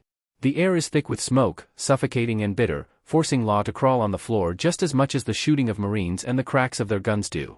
He heaves in what little air he can, desperate and hurt and so very scared, and crawls his way into a cart already stacked with corpses. Where are they? He thinks as he squirms and wriggles, barely suppressing the urge to GG at the feeling of too hot flesh and peeling skin against his own body. Where are the gods? Where is Salas, with her disgust at violent deaths and her love for his mom? Where is Mariana, with her healing hands and her care for her priests? Where is Donovan, with her fury at pointless bloodshed and the loss of the innocent? He thinks, and he can't find an answer. They've left, he finally thinks, something bitter swelling in his chest, something dark and angry and furious. They've left. He doesn't think about the boom of thunder, ear-shattering and present, just before the heavens open up, dousing the roaring flames in an instant. He doesn't think about how the sea rages against the shore, furious and desperate to go beyond the stretch of sand and aid the ones on land. He doesn't think about how they are not allowed to interfere. All he can do is lay there, beneath the corpses, and do his best to not let the knot of hate below his breast grow any bigger as he prays to the gods that did nothing to help as his family was slaughtered. Corazon has a laurel of feathers, both real and glittering ice. It doesn't help him. He dies anyway, choking on his own blood and the words "I love you, Law." His god does not save him. Law screams and cries and hurts, for hours and hours, and when he finally stops, when his tears have dried up and his throat has been rubbed raw and he is forced to leave his father behind once again, he feels nothing but sadness and loss and fury. He clenches his fists and grits his teeth and lets the hate that has been lurking in his chest since Flevance burned fester and grow. He is done making excuses, done trying to forgive and forget and give second chances to beings that do not deserve them, and feels not an ounce of shame. It was the gods that abandoned him first, after all. Time to return the favor. He drops a coin into the sea. He refuses to acknowledge it. He tattoos "death" across his knuckles. He doesn't let himself dwell on why. He doesn't pray. There is no point. It's a calm day for Marco. The sky is blue, a sign of her contentment, and the sea is calm, unangered for now. It's peaceful. Oh, Marco. He sighs, heavy and resigned, and turns around to watch Ace sprint across the Modi's deck, waving a piece of paper around with a wide, excited grin on his freckled face. "What is it, you are?" he asks as the kid skids to a stop in front of him, practically vibrating with excitement. "Look," he shouts, shoving the paper in his hand in Marco's face. "My little brother got his first bounty." He blinks. "Eh?" Thatch, who had been walking over to see what has Ace so excited, exclaims while Marco peels the paper off his face to get a better look. "You have a little brother?" Ace says, turning away from Marco to look at their brother. "Oh, yeah, I do. I've got two, actually." "Eh?" Thatch repeats, incredulous, and Marco can't say he blames him, looking down at a hat of straw and a sunny grin and a pearl gleaming in front of an ear. "Really?" he asks, lowering the paper to look at the younger pirate's hair, ignoring the ache in his chest as he eyes the pearls. "That's rare." Not really," Ace shrugs, hands coming up to rest behind his head, fingers fiddling with a pearl. "We aren't blood brothers or anything. We drank sake when we were kids and became brothers that way." He pauses, scratching at his scalp. "I met Sabo when we were 7 and Luffy is technically my uncle, but he's 3 years younger than me, so calling him that was just weird." Marco nods, because that makes more sense than Straw Hat Luffy also being Roger's son, and smiles with amusement as a sputtering Thatch demands an explanation, like he always does whenever Ace talks about his blood family. Ace just grins, unrepentant, and runs away, cackling when their brother chases after him, the white and orange pearls in his hair clicking together cheerfully. Marco watches them go, fondness swelling in his chest, and looks back down at the wanted poster in his hand. "I set on the single unhidden pearl. Son of Mariana," he murmurs, a lump in his throat and a stinging in his eyes. "May you fly forever free." The wind blows through the laurel on his head, feathers of startling gray brushing against glittering ice, and he smiles a bitter smile, closing his eyes and opening his hand and trying to convince himself he doesn't miss the weight of sea stone on his brow. A long time ago, when the world is split into kingdoms of all shapes and sizes and gods walk among mortals and Marco is young, he becomes a priest of the sea. He clutches the hand of his mother tightly, standing where the sand meets the waves with countless other children, some with parents, some without, all of them only dressed in sandals and wraparound skirts, and all of them watching in awe as the sea made flesh and bone rises from her waves, her crimson hair burning in the light of the setting sun and her impossibly blue eyes kind as can be. She walks towards the shore, towards when she meets her sister, and she towers over all the people present as she looks down at them, at the children that shifts and shrink and bounce beneath her gaze, wondering if they will be chosen. Marco's breath hitches when her eyes fall to him, a shifting, swirling mass of every kind of blue looking at him with an intensity that terrifies him just as much as it steals his breath with awe. But he doesn't falter, rolling his shoulders and straightening his spine and looking back into the gaze of willful Mariana, the middle, the kind, she who welcomes all, with burning eyes and his heart in his ears. The sea looks back, and smiles. You, she says, breathes, the waves rushing up to submerge his sandal-clad feet as she bends her back, smiling a kind smile around the possessive glint that darken her eyes to the color of the deep ocean. You shall be my priest. Marco breathes, shudders, eyes wide and heart beating like a drum, and his grip on his mother's hand so strong both of their knuckles turn white. He steps forward without conscious thought, his muscles moving without permission, walking further into the waves with numb limbs. Everything seems too far away, like he is underwater, the beat of his heart and the rush of the waves all he can hear with the eyes of the sea looking at him as they are. He doesn't know how he arrives in front of her. He doesn't know how he says, Marco, when she asks for his name. He doesn't know how he sees the smile or how he leans into her touch of her fingers on his cheek or how he ends up standing on the water. All he knows is the roar of blood in his ears and the pride in his chest and the weight of sea stone on his brow, so light as to be practically non-existent and yet so heavy he almost buckles under the strain of what it actually means. For to be a priest is more than leading prayers or organizing festivals or overseeing offerings. It is the trust of a God, deep and loyal and sacred, the ability to recognize the divine even where others will not, the duty to never go against the values and responsibilities inherent with the domain they worship. It is to know the history of the gods and retell it to all that wishes to learn, to keep the secrets not ready to be told, and to be the voice that cuts through anger when it is clouding their mind. It is an honor unlike any other, and Marco almost cannot breathe beneath the weight of it. There is the brush of lips against his forehead, against the sea-green pearl that now gleams in the center, and he looks up into deep, loving eyes. My priest, says the sea, so vast and unknowable and yet now known to him, and smiles. Mine. Yours, he whispers, only for her, and her head falls back in a joyous laugh like the roar of a storm and the song of the whales. Afterwards, when Lady Mariana has disappeared back into her waves and everyone bowed their head in reverence to him and his new circlet, Marco and his mother are led to the temple. Marco has been there before, first when he was born in the halls of healing and many times after when visiting his grandmother back when she was the high priestess of healing, but there is something different about it knowing that he is going to be living there now. It sits atop a lake in the middle of the island, nestled at the bottom of a valley that opens out into the sea. It is a sprawling structure of buildings and walkways and fountains, intricately carved with shells and waves all over the domes and pillars and gleaming white walls that support the roofs of glistening sea stone. It is old, ancient even, the very first place of worship to be built back when mortals first realized just what the lady and her siblings actually were. And now Marco is going to live here. To be in charge, to lead the morning prayers of the various hands and worshippers that call the gleaming halls their home and worship the sea. He gulps, walking across the worn but well-loved bridge that leads to the central hall with his mother's hand on his shoulder, the circlet on his head feeling heavier than ever. But then he passes under the archway that leads to the hall, vines winding around the pillars on either side of the opening and gold carvings glimmering in the light, and all his insecurities fall to the side in favor of looking at the statue in the center of the hall. A stone replica of the Lady Mariana towers above them, perched upon a dais that acts much like a fountain, leaving the statue's legs submerged in crystal-clear water. She sits sideways at the bottom of the basin, her knees bent and legs to one side. Her face is kind, carved eyelids closed and lips lifted in a small, soft smile. Her long hair hangs down her stone body, some of it pooling in the water in front of her, some of it hanging off the sides of the fountain, water trickling down to join the pools on the floor, avoiding the walkways that allows one to travel unhindered through the halls. But what draws his eye is the giant black pearl cupped in her unmoving hands, close to her breast but still visible, its surface gleaming with the light that reflects off the water and giving it an otherworldly sheen. At the base of the statue stands a man and two women, all of them with a circlet like his upon their brow, each of them a different color. The high priest and priestesses of Mariana's other aspects. The woman in the middle steps forward as he comes closer, her tanned face wrinkled and her braided hair pale white and the bright red pearl on her forehead shining. Welcome, High Priest of the Sea, the High Priestess of Rebirth intones, her stern lips twitching up into something less cold, something kind. We have been anxious to meet you.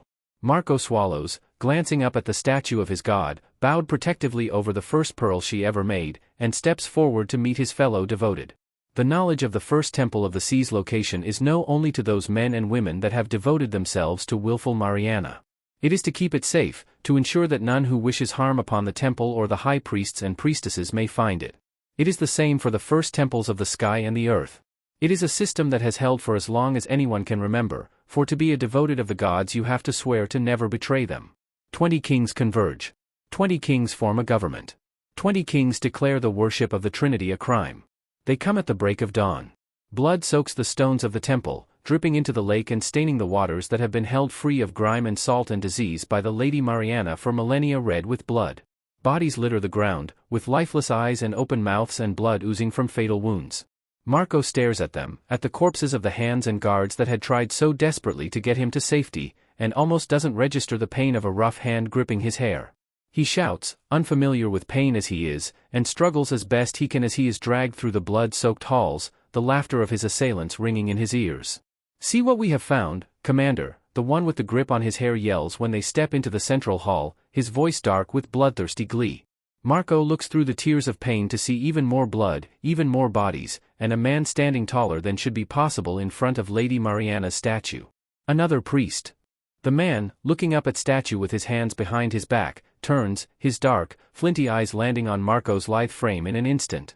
His breath hitches, his eyes going wide with shock, his voice stolen at the sight of silvery studs of opal and black diamond in the man's dark ears. "High Priest of the Sea," the dark-skinned man greets, his voice deep and rough like gravel. "I knew my honored aunt picked them young, but I had not expected a child." Anger swells, granting him his voice once more.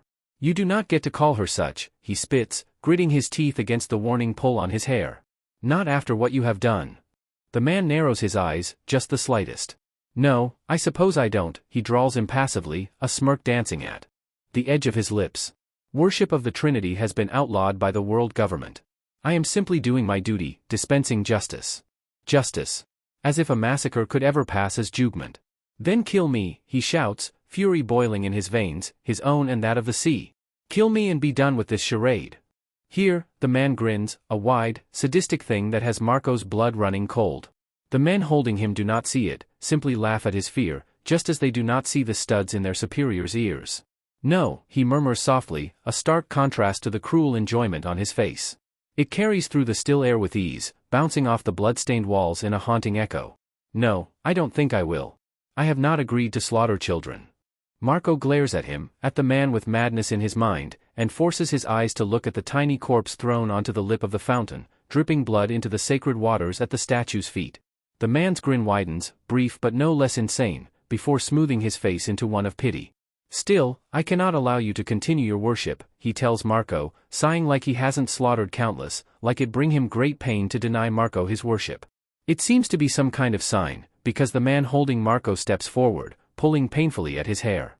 The soldier drags the priest up to the man with studs in his ears, who look down at Marco, gangly with youth and only just beginning to grow into his adult height, and gives him a small, soft smile.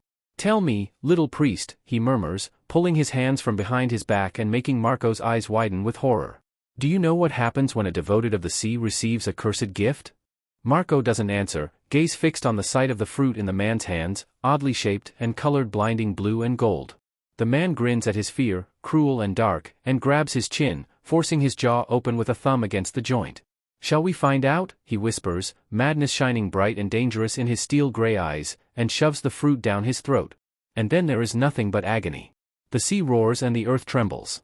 A sun laughs and a god rises, fury in the twitch of every muscle. A head falls. A priest screams. When he awakens again, sprawled out on the ground with every part of him sore and aching, he meets the stormy, solemn eyes of the sky made flesh and bone. He stares, his breathing quick and eyes pleading. Lady Salis closes her eyes and sighs out a cloud of snow and ash. "I am sorry, little priest," she murmurs, lifting her hands into view. In them, she holds a crumbling circlet of sea stone, the pearl in the center black and lifeless. "But it would only do you harm, now." He looks at it, at the circlet he has carried since he was but a child, and feels the tears fall before he even realizes his sorrow. The sky lets him, merely looks at him with eyes of understanding and fury not aimed at him. "She asked me to take you, little one," she tells him while he cries, cold but not unkind. "To give you trust." He simply cries harder and doesn't fight the weight of ice and feathers on his head.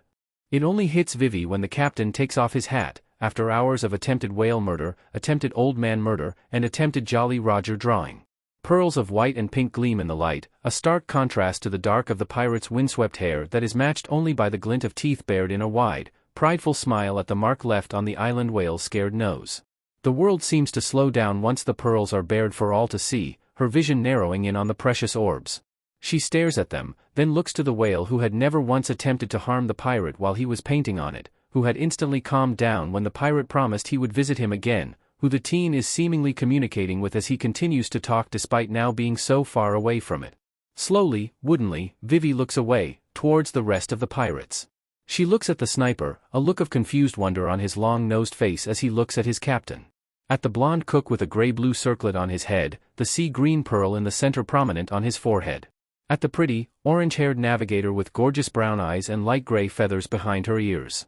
And finally, she looks at the first mate, the man with 3 swords and green hair and jade and obsidian held in the shells of his ears with silver studs. She sees it all, and suddenly, the world snaps into clarity. These people know of the Trinity. They worship the Trinity. Vivi swallows thickly and crosses her arms in a feeble attempt to hide her clammy palms. Just her luck, to land on a boat filled with worshippers of the Old Ones. The captain only ever calls the navigator, cousin. The first mate does it too. The navigator tries to do the same with them, though it is often halted and uncertain, like she isn't used to it, like it's a new thing she has only just started doing. The way she sometimes reaches up to brush her hair behind her ear, only to startle when she meets soft feathers, only solidifies that image. Maybe Vivi should be more ashamed of her staring, but she can't help it. She stares, trying to imagine how these people could have gotten their hands on a woman who shrieks in the face of the Grand Line's unpredictable weather. Because if she can't believe her eyes when she sees the temper of the sea, how could she stand the feathers of death behind her ears? The sniper doesn't know about the Trinity. Vivi can't even begin to describe the relief she feels when she figures that out. She certainly doesn't bother explaining it to Mr. Nine when her partner demands to know why she slumps over the table. Or to the sniper when he frantically asks what he said, fluttering around her with flailing arms in an attempt to figure out why she's laughing hysterically. Although she can't figure out why a group of worshippers would have someone who doesn't know anything on their crew. The cook PPS his head when she drops a coin into the sea just before she and Mr. Nine jump overboard, his blue eyes intrigued.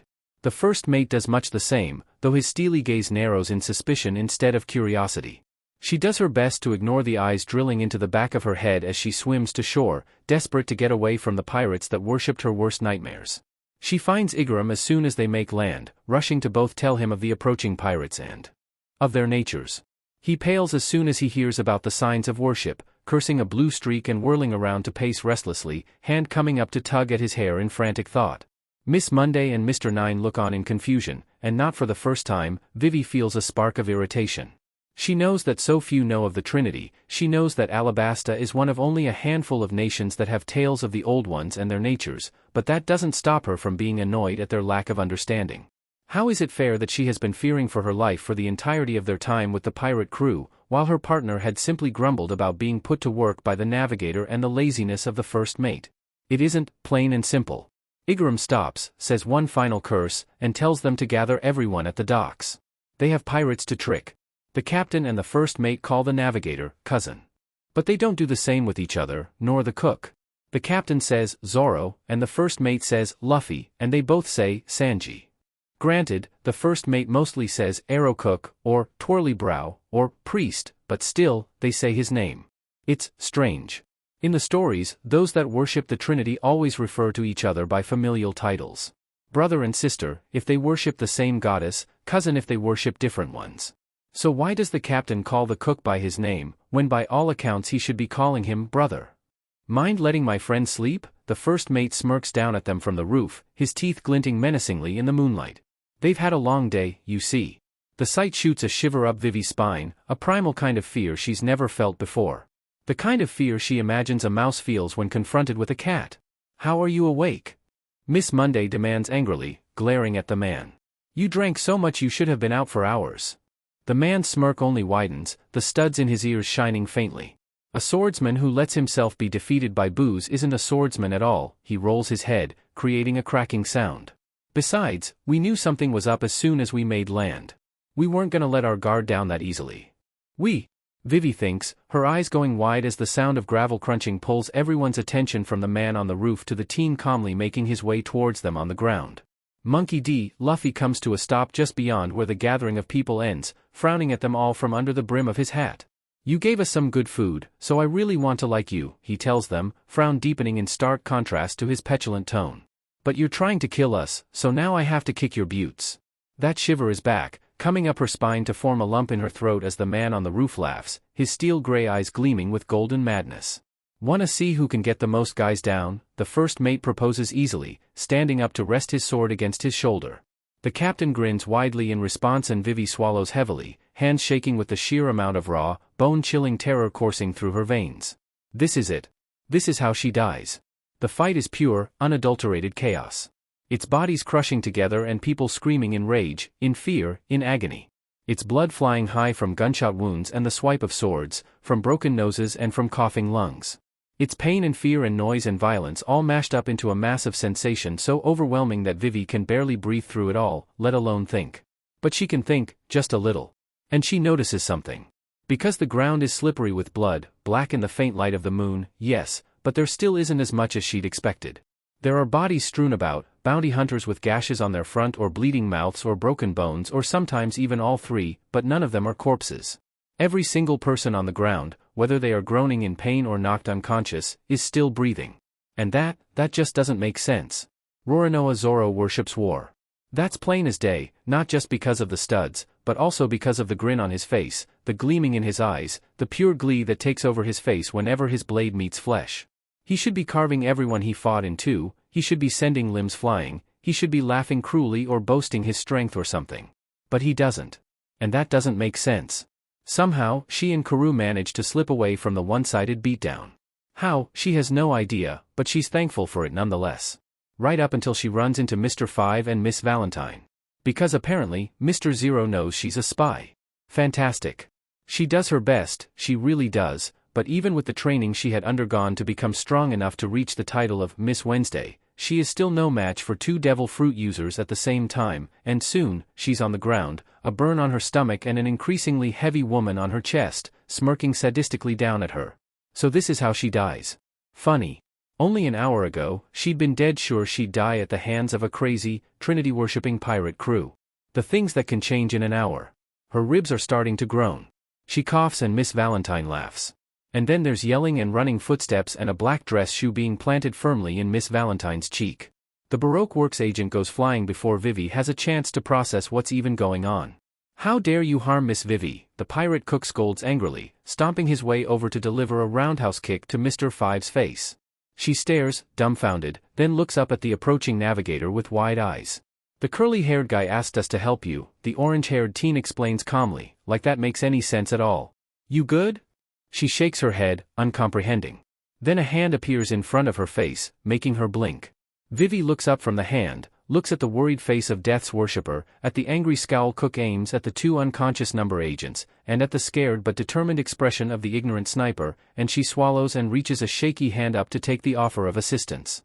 She wonders if the loud noise she hears is the sound of her beliefs cracking, or one of her ribs finally giving up. Either way, it hurts. Vivi grows up with stories, as any child in Alabasta does. They tell of 3 sisters. 3 goddesses. 3 monsters. The oldest is Death. Rigid and cold, uncompromising and uncaring, cloaked in feathers and frost, her eyes like ice and her hair black like pitch. The story goes that a man wanted her to revive his wife, so he begged Death for her return. Instead Death demanded a life for a life, and when the man delivered, killing his own son, she simply took them both, hungry for their souls. The middle is the sea. Deep and wild, unending and untamable, clothed in sea stone and pearls, her eyes like the deep and her hair like blood. The story goes that she hates all those that sail her waters, that she does all in her power to sink the ships that traverse the seas in search of land. That the only way to safely sail the sea that hates them so much she refuses to let them drink from her waters is to drop a gold coin into the waves, calming her with the help of her greed for treasure. The last is war. Chaotic and hungry, unconscionable and unjustifiable, covered in armor and weapons, her eyes like a wolf and her hair like snow. The story goes that a king wanted an end to the war that had ravaged his lands for years, so he went to war and asked for aid. In response, war laughed and gave him knowledge of battle and tactics never seen before, but in doing so, she warped his mind, twisting the kind king into someone who thirsted for violence. There are only 2 other tales to go with the warnings of their wrath, of their natures. One that tells of the sisterhood, and one that tells of their weakening. That tale says that 20 kings converged, tired of the goddesses that jerked them around like puppets, and weakened them with the help of the 3 ancient weapons. Pluton against war, Poseidon against sea, and Uranus against death. But even though they are weak, now, they are still present, because try as they might, mortals have yet to destroy death or the sea or war. And because of that, the tales persist, warning the people of Alabasta against their lures and lies, against their attempts to bewitch mortals into thinking they are the children of gods. Death, unfeeling and unfair, pulls the grieving under her pitch-black wings and fills their ears with lies of immortality as she drapes them in feathers. The sea, vast beyond measure and with the temper of storms, lures the lost into her waves and puts them under the spell of her will with pearls in their hair. War, cruel and bloodthirsty, drags the screaming to her feet and poisons their minds with gemstones and gold and flowers. She grows up hearing of them in her father's lap, at her mother's side, night or day, in Aliabarna or Nanohana, she hears of old goddesses and their cruel, uncaring natures. And she learns to fear them. When they return to the Mary, a frightened but not resisting bounty hunter turned princess trailing behind them, Nami is exhausted. Which means that when the strange cowboy-hatted woman that has somehow gotten on their ship decides it's a good idea to steal Luffy's, her cousin's straw hat, his treasure, the only thing he has from his brother born of freedom, Nami snaps. Just a little. Get the F off our ship, she snarls at the intruder, the thief, the liar that sits pretty as a picture on Mary's railing, smiling a smile so fake even her skyborn blood can tell it isn't real. She can only imagine what Luffy is seeing, with his blood of justice that is made to tell lie from truth. The liar raises an eyebrow, amusement clear on her face, and Nami feels the wind respond to the cold rage in her blood, hesitant and sluggish after so many years of being pushed away but still there, tugging at the feathers behind her ears with what she thinks is hope. Wind sways her hair and moves her feathers and pushes the stolen treasures with such intensity that it rips from the liar's hand and moves towards Luffy. At speed. It smacks into his face instead of landing on his head, like she is aiming for, but it's alright, because her cousin gives her a toothy grin when he moves his treasure back to his head and her other cousin draws his blade with danger on his face, both of them ready and willing to throw the liar off their ship with prejudice. It's strange that it's Sanji that makes them stay their hand, who glances at them with a hard face and thin lips and his eyes glowing in the dark that mean let her be. It's strange, and it makes her cousins look at the priest in irritation, but they listen. They let her leave without a fuss, even if Zoro scoffs and Luffy shatters the eternal pose the liar gave him into a mess of glass and metal. Sanji gives them a grateful nod and Yasop screams about the easy out the captain has just destroyed and Vivi looks at them with badly hidden fear, but Nami just huffs out a thick cloud of mist into the humid air and leaves to set their course for the next island. It's her job, after all. When they make land on the next island, which is called Little Garden, despite nothing about it being small in any way, shape or form, Zoro takes one look at the towering trees and turns to demand that she and Yasop cover as much of their skin as possible. And Vivi too. Why? Their sniper asks in confusion even as he lets himself be dragged below deck by Sanji. 'Cause this is one of Ma's playgrounds, her warborn cousin answers easily, hooking a thumb over his shoulder at the overgrown island. And Ma gets weird when she doesn't have to worry about people while she's making things. That clearly just confuses the sniper even more, but Nami and Vivi trade a panicked glance and rush to the women's quarters to find proper cover. And if Nami sneaks a glance or three at the princess while they're changing, well then Vivi doesn't say anything about it. Somehow, for some reason, there are Baroque Works agents on Little Garden. Because of course there is. And somehow, for some reason, their fight with said Baroque Works agents ends up with her, Vivi and Sanji, of all people, being trapped in a giant birthday cake made of wax. Why is this her life? Yasop comes crashing through the trees, riding on Karu's back with a long rope trailing behind them, while Luffy comes sprinting in from the side, his face set in a frown of annoyance. Where's Zoro? She wonders out loud as they're forced to watch the madness unfolding below, because in all the time she's known her cousin, he's never stayed away from a fight. A thud somewhere to the side answers her question, and turning her head to see her cousin grinning smugly at an unamused Sanji only solidified that answer. Now how did you end up here? Arrow cook? Her cousin asks, smirking in amusement. Got distracted by the lemon chick? Sanji huffs, raising his nose into the air. I had to protect Miss Vivi and Nami Storm, he declares haughtily, a glint of mirth in his eyes as he banters with her cousin. Said cousin frowns at his answer though. Idiot priest, he says, lips twisting down. My cousin can protect herself. He sounds so sure of it too, like it's a fact of the world or something, and it makes Nami's cheeks warm even as Sanji frowns right back at the swordsman. Can she, war spawn? He asks softly, eyes narrowing in disapproval. She's only just learned about Lady Salis and before that she was a thief. Can you tell me she can defend herself yet? I'm right here, she snaps, because she has always hated it when others talk about her like she isn't even there. Sanji turns to look at her, his face apologetic and steadfast all in one.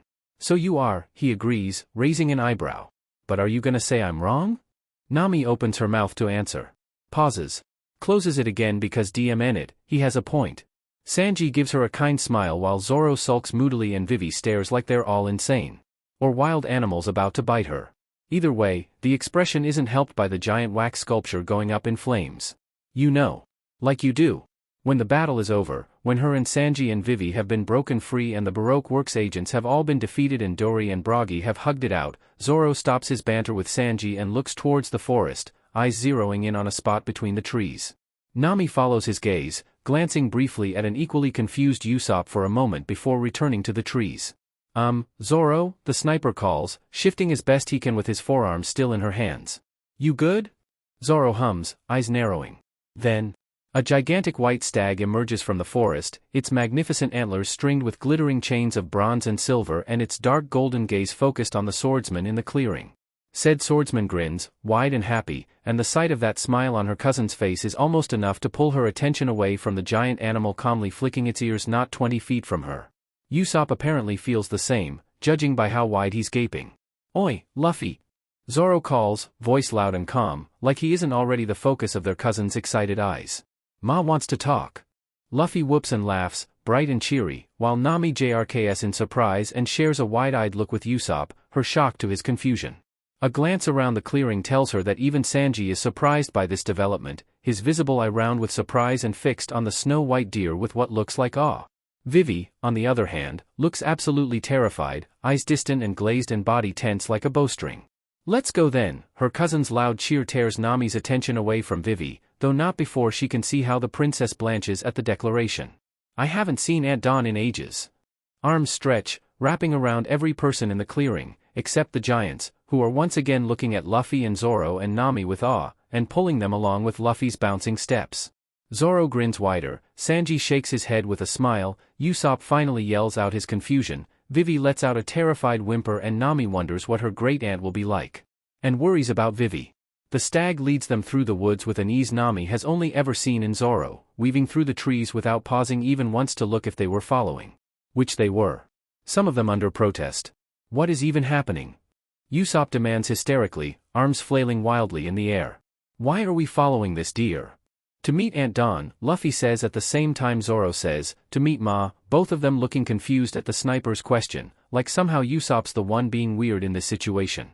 Nami can only sympathize. What does that mean? The sniper shrieks, hands grabbing at his hair and teeth gritting together, looking well and truly done with her two idiot cousins. Who is this lady? They step into a clearing, lush and green and welcoming, to the boom of cheerful, boisterous laughter. Nami looks up. And up? And up? Zoro's mom, Donovan, the Earth, Nami's great-aunt what even is this, is tall, probably taller than Cae, grandmother, with dark brown skin and completely white hair. She looks down at them from the other side of the clearing with the eyes of an amused cat, golden and full of mirth.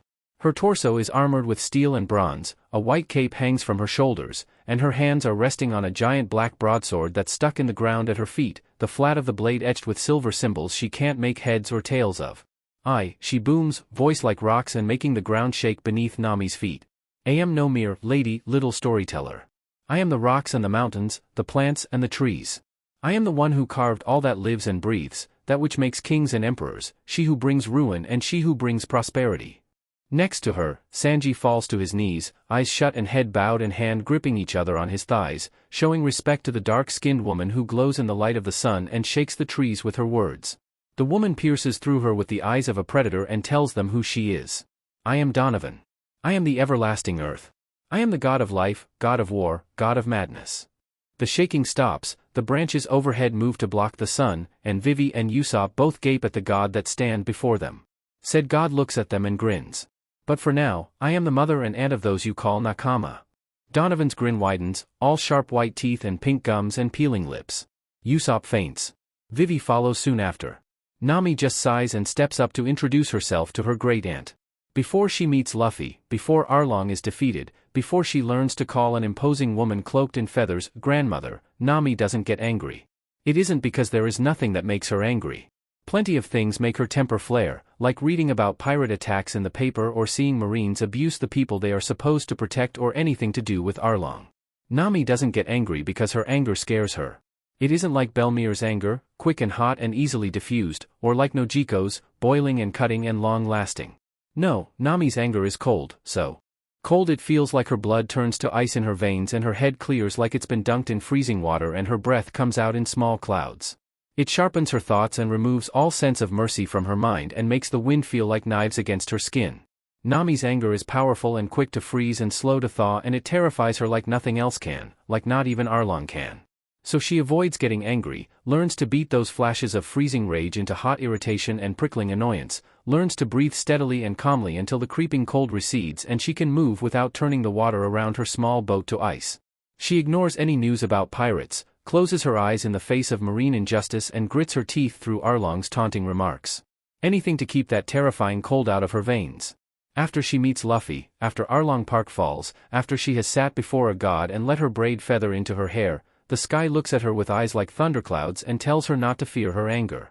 Those with the blood of the sky have always been quick to anger. Salis, her grandmother, her father's mother, the sky itself, tells her solemnly, her commanding voice leaving no room for argument.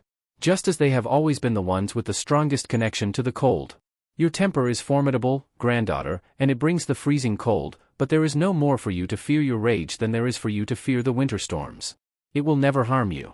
But what if it harms someone else, she demands, scared and stubborn in the arms of her big sister. What if I hurt someone else because I'm angry? Then they will deserve it, is the matter-of-fact answer, the sky uncaring of these hypothetical someones. But what if they don't, she hisses, terrified of the power she has, of the cold she has seen taking eyes and limbs and lives. Salis sighs, a heaving thing that moves her entire body and sends a cloud of mist into the air around her head. I cannot give you the lies you seek, granddaughter, for the truth is that you will harm another in your anger. Such is the nature of storms. She leans down until her face is level with Nami's. It bends her back unnaturally, makes her cloak lengthen and shift to continue covering her body, but at this point in the day that's the least weird thing she's seen. But if it truly brings you such distress, she rumbles, something like a smirk lifting the corner of her lips. Then you can rest easy knowing that my grandson will not stand for the harming of the innocent. And Nami looks up with teary eyes, at the woman that is more than her towering frame suggests, and sees love in the clouds of her iris and understanding in the quirk of her lips and surges forward to wrap her arms around her neck in one last hug. A huge hand covers her back, calloused and firm, and presses her further into the hug. She tugs her face into the crook of her grandmother's neck and lets the feathers soak up her tears. The next time she feels that surge of anger, that icy chill of rage, she stops herself from pressing it down. Instead, she lets it grow, lets it freeze her blood and cool her breath and harden her eyes, and is greeted with an approving nod from Sanji and utter confusion, but no fear, from Yasop. Plus the terror of their enemies. Can't forget that. At her ears, the wind tugs on her feathers. When Yasop wakes up, he desperately hopes the last thing he remembers had just been a dream. Then he cracks an eye open and is met with the terrifying visage of the dark-skinned woman who claims to be the god of war, grinning from ear to ear as Yasop's insane captain launches himself at her chest. Aunt Dawn, his captain, cheers gleefully, colliding with the woman and wrapping his arms around her neck with an ear-splitting smile on his face. The woman, being God, chuckles, the sound like a landslide, and catches the flying teen, her nephew, with ease, lifting a hand away from her sword to support him. As always, nephew, you prove just how much of my sister is passed down to her children, she rumbles with amusement, grinning down at the teen clinging to her front. Zoro snorts, the sound loud enough to pull Yasop's attention away from the bizarre sight of Luffy hugging a supposed god, and the sniper watches as the first mate walks towards the pair, a strangely wistful expression on his face. The woman looks away from Luffy, her golden eyes unnaturally bright in her dark face, and they only get brighter the closer Zoro gets to her. She moves, lowering herself into a kneel that plants one of her knees in the earth and leaves one hand on her sword, and gently tugs Luffy away from her neck so she can set him back on the ground. The captain pouts, visible even from where Yasop is lying on the grass, but he moves out of the way so Zoro can step up in front of the white-haired woman. The woman's smile softens with something warm, head tilting down and braided hair falling over her shoulder and petals brushing over the gems in her ears. "Hello, son," she says, warm and soft and rumbling, and Yasop gapes, all thoughts grinding to an abrupt halt. "Son?" Zoro shifts under the look, head ducking slightly and lips quirking and studs glinting. "Hey ma," he returns, glancing up at the woman, at his mother with a small smile. "Missed you." "And you," she tells him, reaching her free arm out to wrap around Zoro's shoulders and pull him into a hug. Zoro lets her, shifting to wrap one of his own arms around her neck in turn, returning the hug. It looks slightly ridiculous with how much the woman towers over her son, but Yasop is more focused on the sheer weirdness of seeing their hard but first mate looking so comfortable and relaxed while hugging someone. It's weird. What is even happening? He whimpers blankly before he can realize he's even speaking, and the hugging duo turn to him as one, Zoro with an annoyed frown and the woman with a look of intense interest.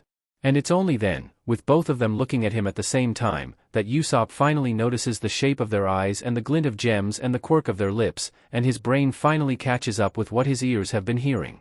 "You're half-god," he shrieks, confused and shocked and maybe just a tiny bit vindicated, because he knew Zoro couldn't possibly be human, what with the bloodlust and the glowing eyes and the everything else. "Yeah," his friend shrugs, stepping out of his mother's shadow and scratching his nape. "I'm the son of war." Yasop gapes at him while Luffy cheerfully bounces up to hang around the god's neck without a care in the world. "And wait a minute. You too?" he demands, and his captain laughs loudly. "Aunt Dawn is Mama and Graham's sister," he tells him cheerfully, grinning from ear to ear while his aunt gives him an entertained smile. "I'm the son of the sea and Dad's the son of justice." Nami coughs somewhere next to him, making him whirl around to look at her and her sheepish face and the gray feathers that had appeared behind her ears the day after Luffy declared her his cousin. "Apparently my dad was the son of the sky," she says quietly, giving him an apologetic smile that is only slightly undercut by the glint of mirth in her eyes. "Donovan is my great-aunt." Yasop whines and folds in on himself to plant his face in the ground, desperate for everything to just make sense again. Above him, the god of war laughs like an earthquake. Sanji is still kneeling. It takes Yasop a few moments of despair to notice. And to ask the obvious question. "You knew about this?" he shouts at the cook, for once ignoring the narrow-eyed look the other man sends way through blonde bands as he springs to his feet. "And why are you kneeling?" Sanji scoffs, keeping his head low and his hands clasped together. "I've known about the Trinity since I was a kid," he says to his lap, eye briefly glancing up at the towering woman before returning to his hands. "And I'm kneeling because Lady Donovan is a god, you uncultured long nose, and she deserves respect." Yasop sputters, both at the insult and to hide the sting of everybody on the crew knowing about the existence of actual gods, and yet never telling him. There's a rumble above them, amused and pleased in equal measure, and Yasop turns his head to see the god behind him looking at Sanji with sharp golden eyes. He squeaks, outraged courage fleeing him at the sight, and scurries out of her way, giving her an unobstructed view of his crewmate. "The child of my priest you may be, but it is not me you worship," she rumbles, tilting her chin and narrowing her eyes. "Savior kneeling for my sister, priest of the sea." Sanji lifts his head at those words, eyes still respectfully lowered as he nods and stands up, and Yasop looks between the pearl on the cook's, priest's, forehead and the ones woven into Luffy hair and wonders how he hadn't noticed the obvious connection sooner. Then there's a groan, weak but still loud in the now silent clearing, and everybody turns to look as Vivi's eyes blink open blearily. Which also means everyone sees the way they land on Zoro's mom, on Luffy and Nami's aunt, on the god of war, and widen with a mixture of overwhelming fear and complete awe as she shoots up and backs away, straight into a tree. Zoro's mom, Donovan, meets the terrified eyes of the Princess of Alabasta with her own sharp golden gaze and bares her teeth in a mockery of a smile. "Hello little princess," she drawls, mocking and cruel, so different from the warm, loving way she had spoken to Zoro that Yasop jrks and takes a step back without even meaning to. The god's fingers flex, dark against the white handle of her sword, and the trees groan all around them while gold bores into brown with unnerving intensity. Vivi looks seconds away from either fainting or having a heart attack, and Yasop can't say he blames her. He's already shaking under the charge in the air, bones getting heavier with every breath and clothes getting damp with sweat and eyes blurring from the sheer pressure. He can't imagine what Vivi is going through. Then the god tilts her head, turning away from the princess to look down at her side and making the pressure in the air disappear so quickly Yasop collapses into a heap on the ground, panting and shaky. Though his new position doesn't stop him from seeing his captain his aunt's leg, frowning at her in disapproval. "Be nice Aunt Dawn," he scolds, frowning deeper. "She thinks lies are true." Yasop blinks, confused, while the god huffs, a great, heaving move that makes her armor rustle and her eyes gleam and the trees shiver. "As you say, nephew," she acknowledges, turning her attention back to Vivi, to the princess' clear horror. "Sit, little princess, and listen to my tales. Perhaps they will help you see the truth."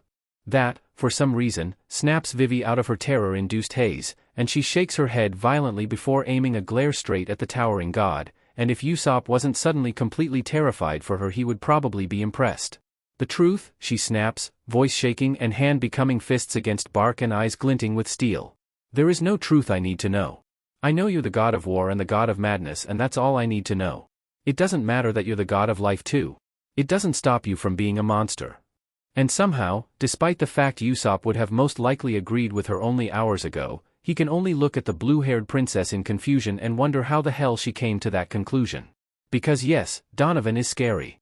She's tall and muscular and an actual, real-life god, and that's on top of being the mother of one of the most terrifying people Yasop has ever met. But Yasop has just seen her give Zoro a hug and let his captain hang off her neck and smile at Nami like she's something precious, and really, it's hard to think of her as a monster after that.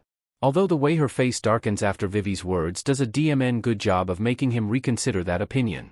And yet, the woman, the god, the earth, says, her voice like an earthquake, booming and powerful and dangerous. Life was the only one of my domains I chose to govern. Her eyes glow, bright and unnatural in the shadow of the leaves. Now sit down. Vivi sits. And Donovan speaks. I love you, Zoro's mom, Donovan, the earth itself made flesh and bone, tells them all, her eyes heavy with something sad, something angry, something warm. Zoro sits on one of her giant thighs, his back against her torso, and looks at them all with hard, protective eyes. I made you, I molded your flesh from clay and forged you spines of steel and dug gems from my rocks to give you eyes. I created you, as I created everything that lives and breathes, and I will never regret that. But it was only after I created the first sentient race that war and madness became mine to govern. Why? Nami demands, sitting cross-legged in the grass between Yasop and Luffy and frowning up at her great-aunt. With a stubborn look on her face. How the hell would making something that could think drive you mad? How's that fair? Donovan snorts and Zoro sneers and Luffy hides his eyes in the shadow of his hat. Life is not fair, niece, she says scornfully, eyes gleaming with something that looks a little too close to anger for Yasop's peace of mind. Life is change, and change is not fair. Life is war, with others, with yourself, with the very world around you, and war is not fair.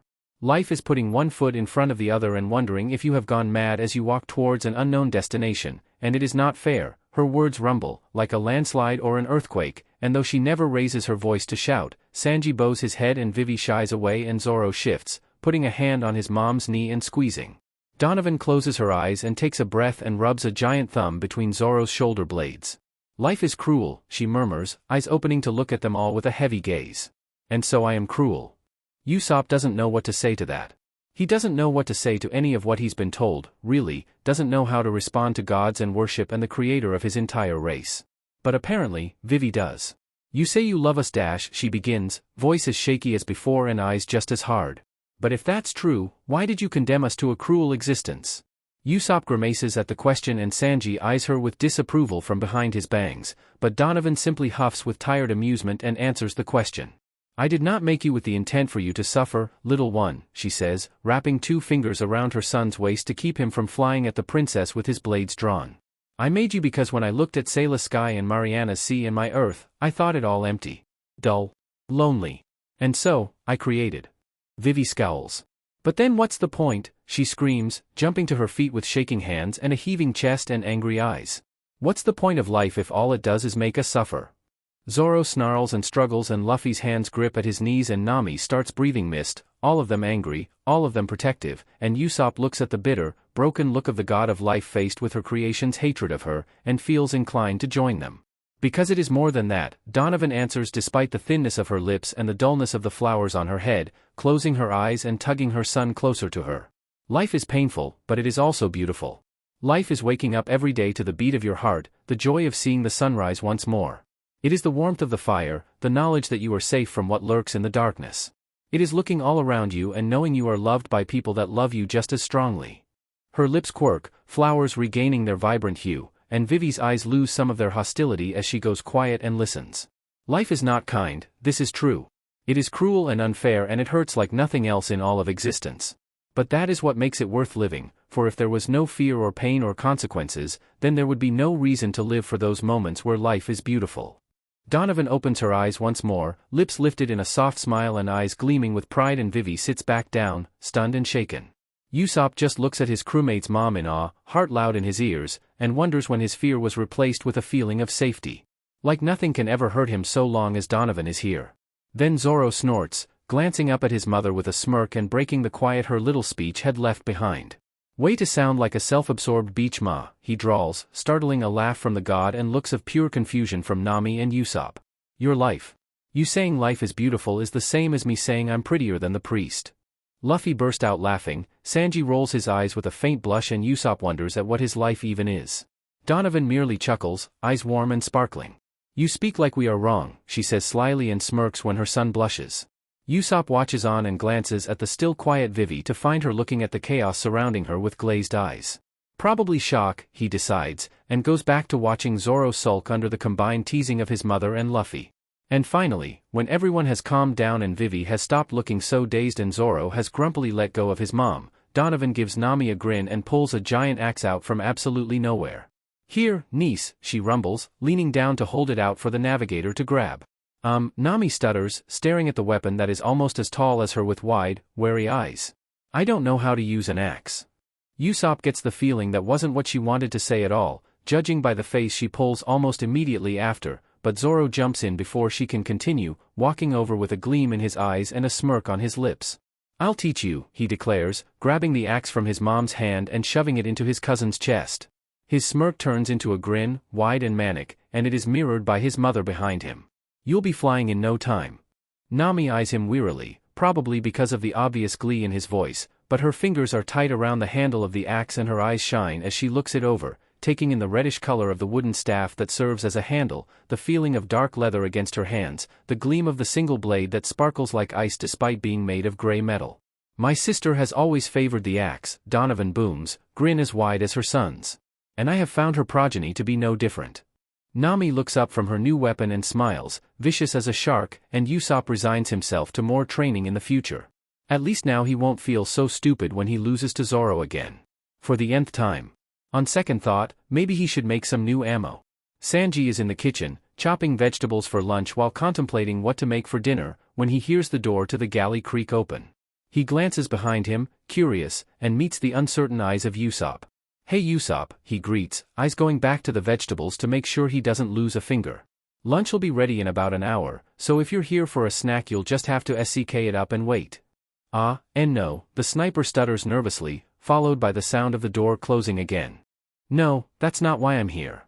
He hums, rummaging for a pan as he listens to Yasop walk to the dining table and sit down. He puts the pan on the stove. Yasop stays quiet. He sighs and turns around, raising an eyebrow at the nervous-looking sniper. Yasop looks back, his lips pressed together. Why did none of you tell me, he finally blurts out, hurt and frustration and maybe a tiny bit of fear on his face. He's surprised.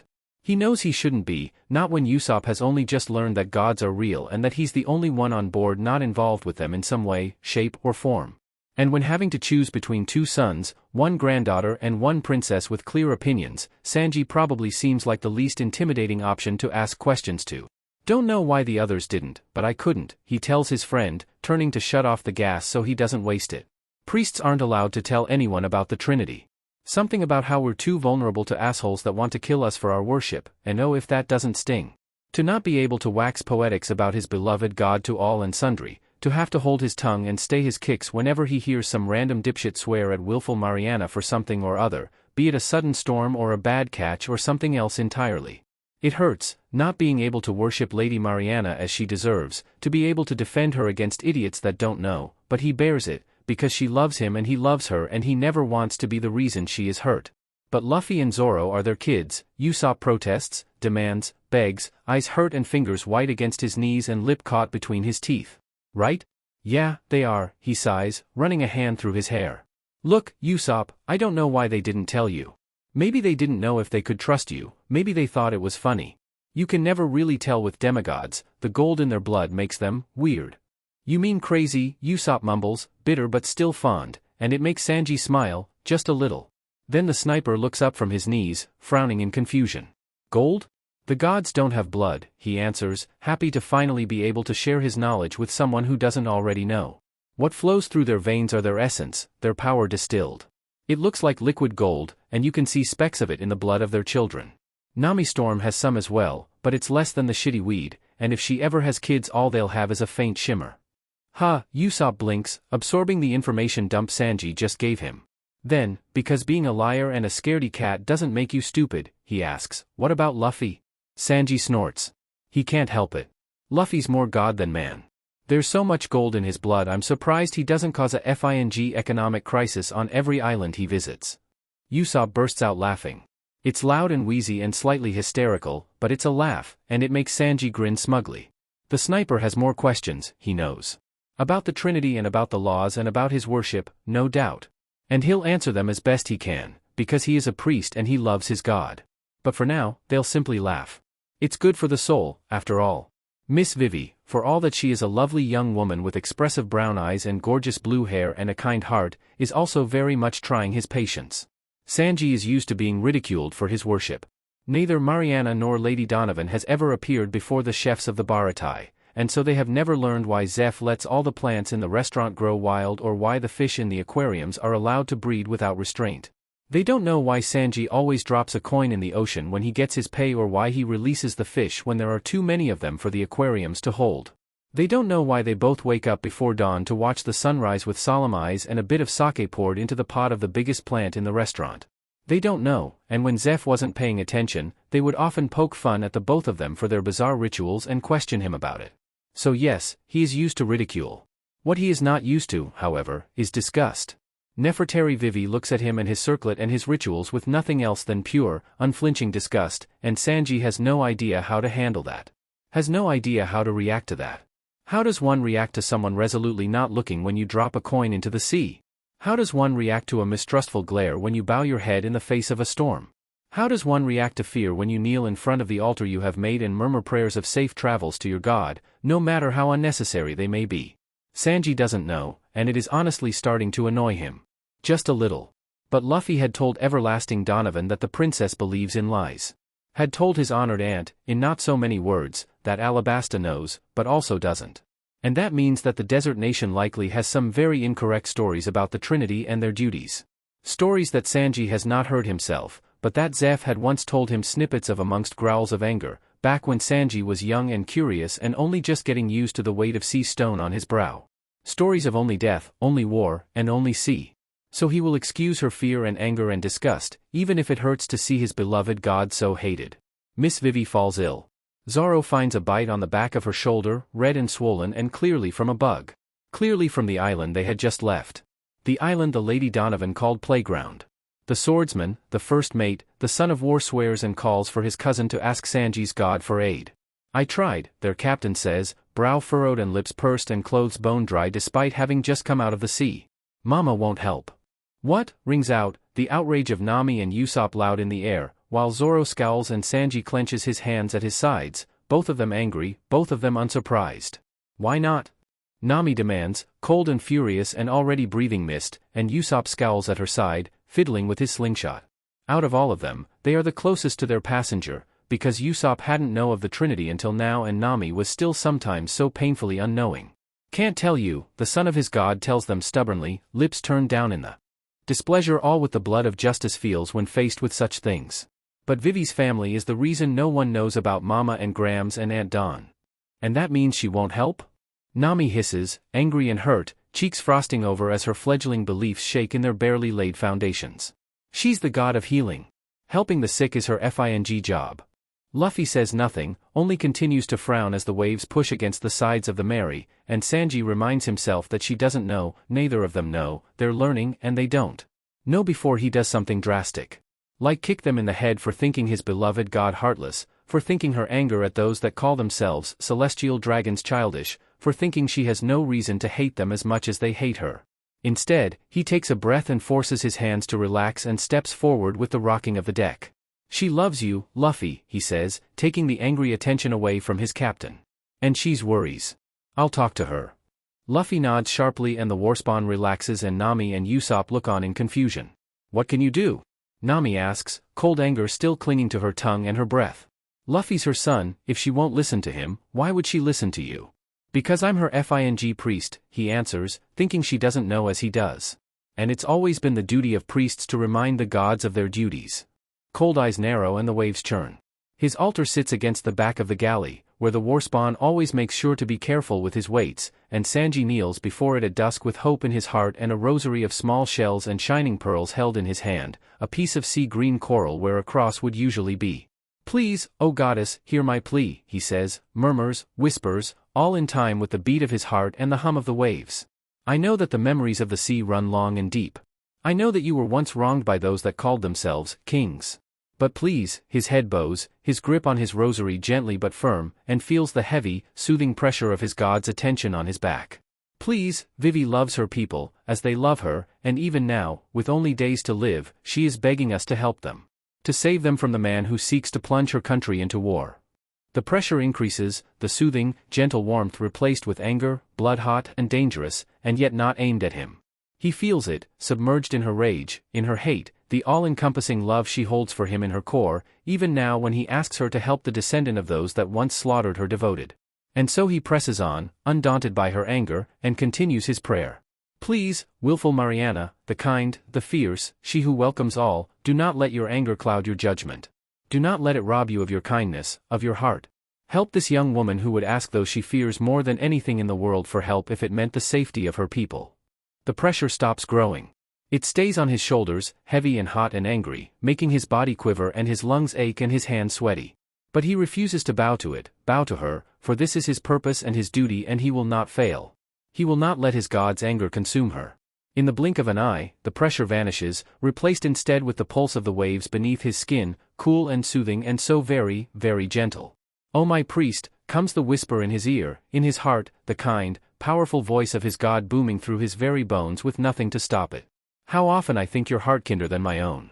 He breathes, shocked and relieved and humbled, and the echo of his god's chuckle rings through his soul. "Let the currents guide you," the sea murmurs to her priest, fond and loving. "My lover is close. She will aid where I cannot." The soothing waves recede. The pressure dissipates. The voice vanishes. He is alone. Sanji exhales, shaky and awed, and closes his eyes for just a moment to bask in the lingering hum of power in his veins, the proof of his god's brief but meaningful visit. Then he opens them again and rises to stand, a purpose in his steps as he walks towards the front of the ship, eager to share the good news with the rest of his crew. He doesn't bother to tell them about the lingering anger, that hot burst of rage just before Mariana left him completely. There is no point. He feels the same, after all. When Sanji is young and gaunt and barely able to ignore the weight on his head, Zeph sits him down and tells him he needs to pray. "How?" he asks the priest of life, so very afraid of getting it wrong. "How do I pray?" "I don't know, kid," the priest of life answers, gold glinting on his brow. "No one does. You have to figure it out yourself." And so, he does. He scavenges beaches for shells and dives below the waves for pearls. He finds the strings of dead jellyfish and weave them together. He figures out how to drill holes through the shells and pearls without damaging them, and he gently, carefully removes a small piece from a coral and grows it in a small bowl in his room until it is big enough for what he needs. Over weeks and months and years he works, carefully collecting and crafting and perfecting, until he has a fully finished rosary of small shells and misshapen pearls and a sea-green piece of coral in his hands. Somehow, it feels warm to the touch. And somehow, when he kneels before his newly made altar for the very first time, he knows exactly what to say. So he does. Chopper is at the door, trying to coax the snowbirds down to eat, when a bunch of strangers walk in. There's a man, tall and broad, with dark skin and light green hair and steel-gray eyes. There's studs in his ears and 3 swords at his side and an intense look on his face as he looks around the castle, brows furrowed over hard eyes. Somehow, even as Chopper squeaks in surprise at their sudden appearance, the sight of the green-haired man makes something in him relax almost instantly. He has no idea why, but his scent, like metal, like earth, like bittersweet smoke, is surprisingly pleasant. There's a young woman, pale and lean, with orange hair and a stylish coat and big brown eyes. She has feathers in her hair, fluffy gray things behind her ears, and a massive axe on her back, as tall as she is, sparkling like ice in the low light. She smells like the metal of ozone, like the freshness of a breeze, like the dampness of fog, and Chopper isn't sure what to make of her pursed lips and narrowed eyes that jump between the path in front of her and the guy behind her. The guy who is a teen, short and scrawny, with black hair and a straw hat and dark eyes. He's wearing sandals, of all things, and the only thing protecting him from the cold besides shorts and a red vest is the blanket that's been thrown over the person on his back, which also drapes over his shoulders. He smells like salt and sunshine, like the sea on a clear day, and Chopper realizes it's a familiar smell just as the human notices him. "Hey," the straw-hatted human says, peering at him with shadowed dark eyes, while the woman to his right blinks in surprise and the man to his left raises an eyebrow. "Is Mama's girlfriend here?" Chopper nods, a little dumbstruck. "Cool," Miss Anna's son says, tilting his head to remove the shadow over his eyes and giving Chopper a wide grin, his eyes glinting strangely. "Hey, join my crew." The young woman sighs and the man snorts and Chopper wonders if he should be worried about brain damage. It's odd, when Doctorine and Miss Anna's kid meets. They just kinda stop as soon as they see each other, eyes racking over bodies, searching, prodding, judging. Chopper hovers, unsure of what they're looking for, what they're finding, while the man gently tugs the blue-haired woman off the teen's back and the axe woman points to the bed near the window. He looks between the two staring each other down, a little confused, a little annoyed, a lot worried. Because Chopper has seen Doctorine and Miss Anna, has grown up watching them talk quietly in front of the fireplace, has seen how Miss Anna smiles whenever Doctorine laughs, has looked away every time the two women put on a slow song and danced around wherever there was space, eyes soft and voices quiet and foreheads gently pressed together. He has seen how much Miss Anna loves Doctorine, has seen the way she looks so softly at his mentor, just as he has seen how Doctorine looks back, just as happy, just as loving, just a little odd. He has seen it all and he knows they love each other, probably more than Chopper will ever be able to understand. And that is why he is worried now, because Miss Anna loves Doctorine and Doctorine loves Miss Anna, and yet here is someone who smells too much like Miss Anna to not be her son, someone who calls his mentor's girlfriend Mama, and Chopper isn't sure what is going to happen. Eventually, after the blue-haired woman has been settled and stripped of her outer layers, Doctorine snorts and raises an eyebrow. So, which one are you? The teen grins, wide and cheerful and filled with teeth. See, he says, looking at her curiously. What about you? I'm a doctor, brat, she turns, finally putting her attention on their very ill patient. Figure it out. Chopper, he jumps, looking up at Doctorine with wide eyes. Get me the blood testing kit. He scrambles to obey, hurrying to the cabinet and doing his best to ignore the strange, heavy eyes on his back. He has a job to do, after all. Wapol comes to take back his kingdom. Surprisingly, Chopper and Doctorine aren't the only ones who object. The orange-haired woman, Nami, sends the men she calls cousin out with a glare and an order to make it hurt while she stands at their friend's bedside, ready to defend the sick woman with hard eyes and a hand on her axe. The green-haired man, Zoro, jumps at the former king's men with gleaming eyes and glinting teeth. He beats them back with feral graze, like a wolf on the prowl, blades clutched in hands and between teeth in a way that makes Chopper worry about cracked enamels and bleeding gums. Miss Anna's son, Luffy, attacks Wapol with prejudice, dark eyes shadowed by his hat and teeth bared in a snarl.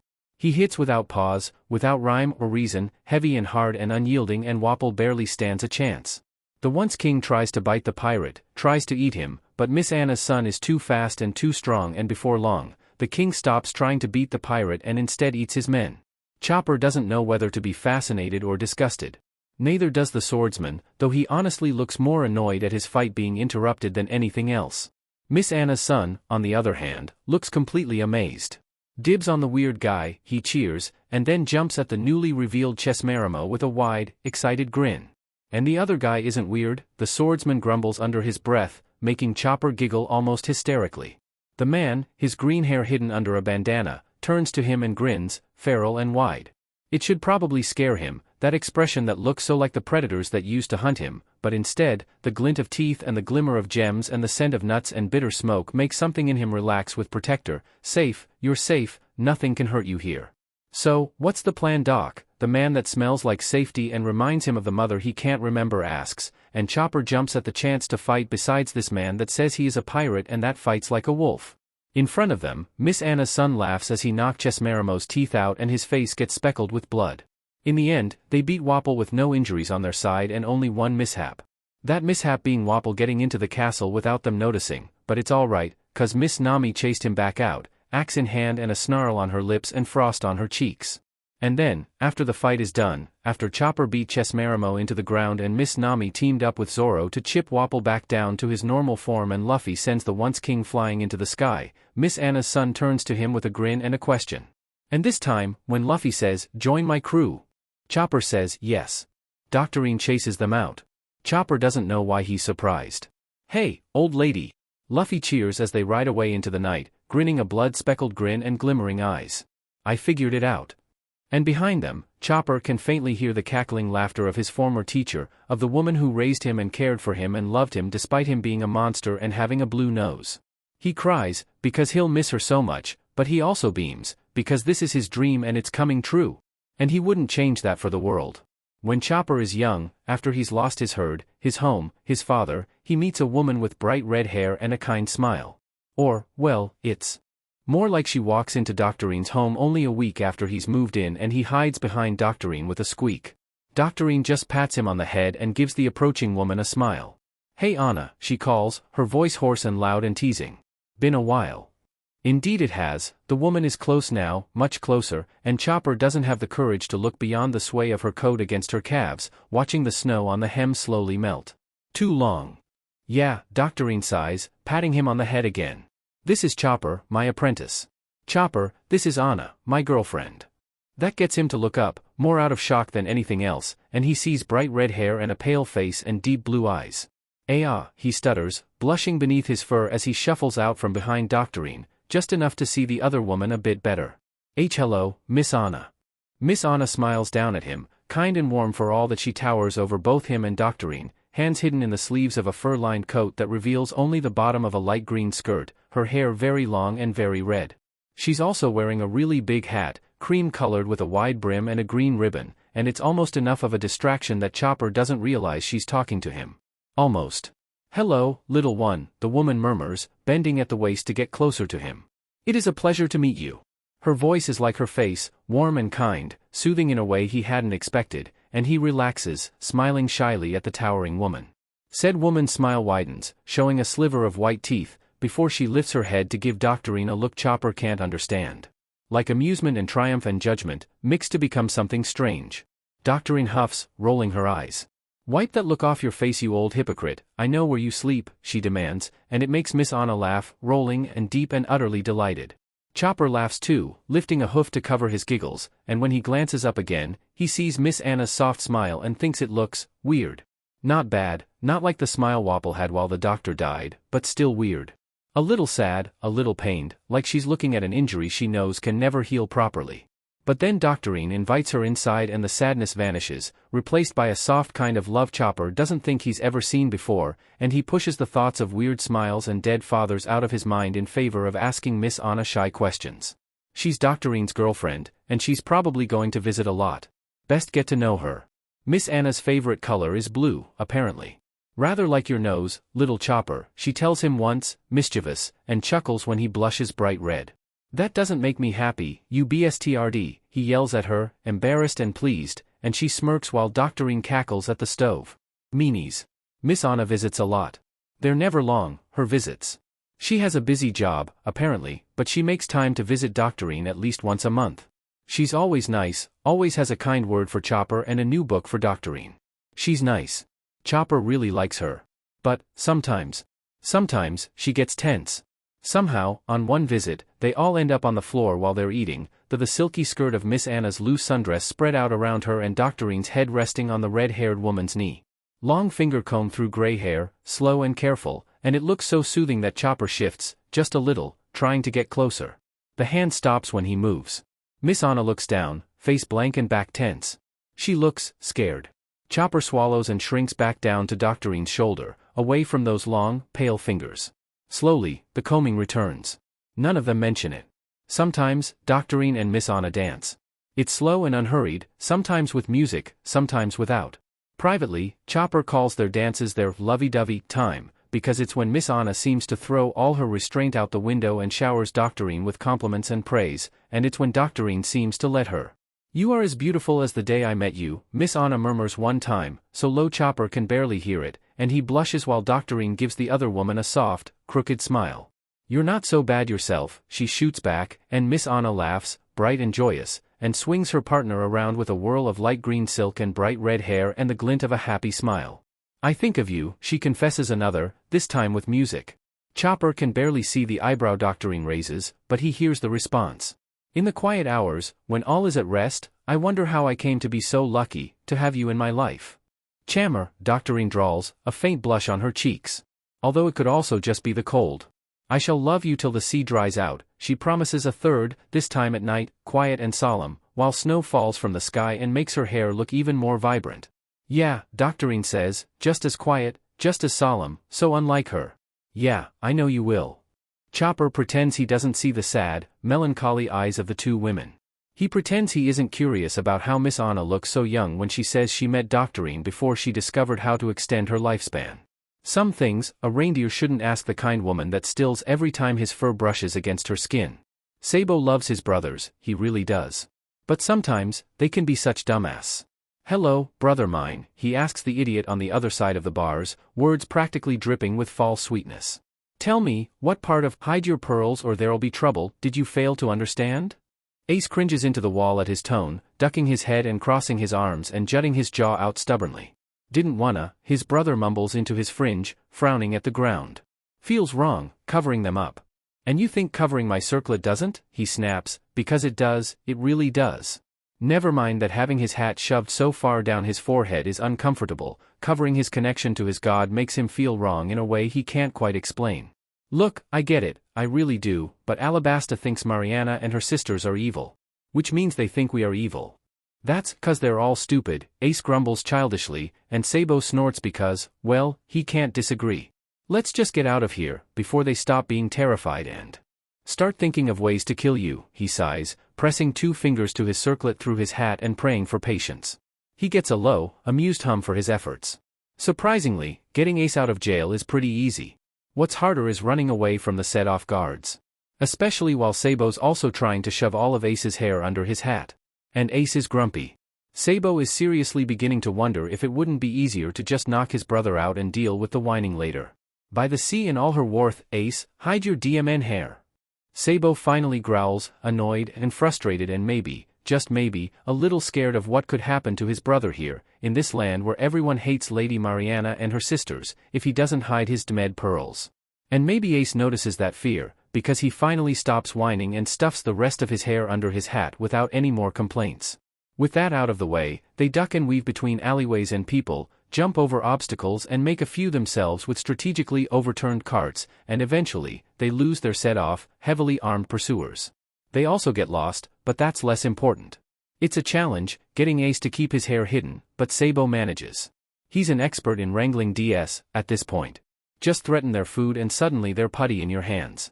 Granted, that particular threat will only work for a little while in Alabasta, since Sabo is reasonably certain that it won't take very long for their faces to be plastered all over the city, but for now, they're safe. Safe enough to threaten Ace with a lack of food if he doesn't keep the hat on, damn it. Somehow, they find a restaurant that can handle both their appetites. How, Sabo has no idea, but he's not complaining. And then, of course, a Marine walks in. Because clearly, Lady Dawn is feeling particularly sadistic today. The Marine, with his height and his cigars and his white hair, is easy to identify as White Chase Smoker. What's less easy to figure out, however, is why Ace tilts his head as soon as the man walks through the doors and stares. Either it's a crush, or it's something God-related. Sabo hopes it's something God-related. His brother is a terrible flirt and it's downright painful to watch it happen. And then the Marine goes flying. Through the wall. Luckily, Sabo's reflexes have been honed by years of having to deal with his 2 gold-speckled brothers, and so he tackles Ace out of the way just in time for the Marine to fly through the spot Ace just was. Miraculously, their hats stay on. "What the dash," Sabo growls, turning to glare at whatever just almost sent his brother flying. Then he blinks and grins. "Luffy." "Hey Ace, hey Sabo," the unrepentant little sheet yells right back, grinning from ear to ear. "Come meet my crew. We've got a talking reindeer." "A talking reindeer?" Ace parrots under Sabo, eyebrows furrowed. "What, did Aunt Dawn get bored?" Luffy just throws his head back and laughs. Sabo sighs and rolls his eyes and helps his fallen brother onto his feet. Seems like they're going on an adventure. He grins. Awesome. When Sabo is young, when he has brothers and a home and a circlet of sea stone on his brow, his youngest brother shows him where to find pearls and shells, and his oldest walks with him on the seafloor, hair floating in the water and pearls shining in the light. They both offer to do more, to help him pick the pearls and find the shells and grow the coral, but Sabo refuses. It feels wrong, somehow, the thought of anybody but him having a hand in making his rosary, his prayer beads, his line to his god. His brothers don't push, because they're amazing like that, and instead find other, smaller, less intrusive ways to help him. Like showing him where he can find the things he needs or making sure he doesn't drown while he's under the water.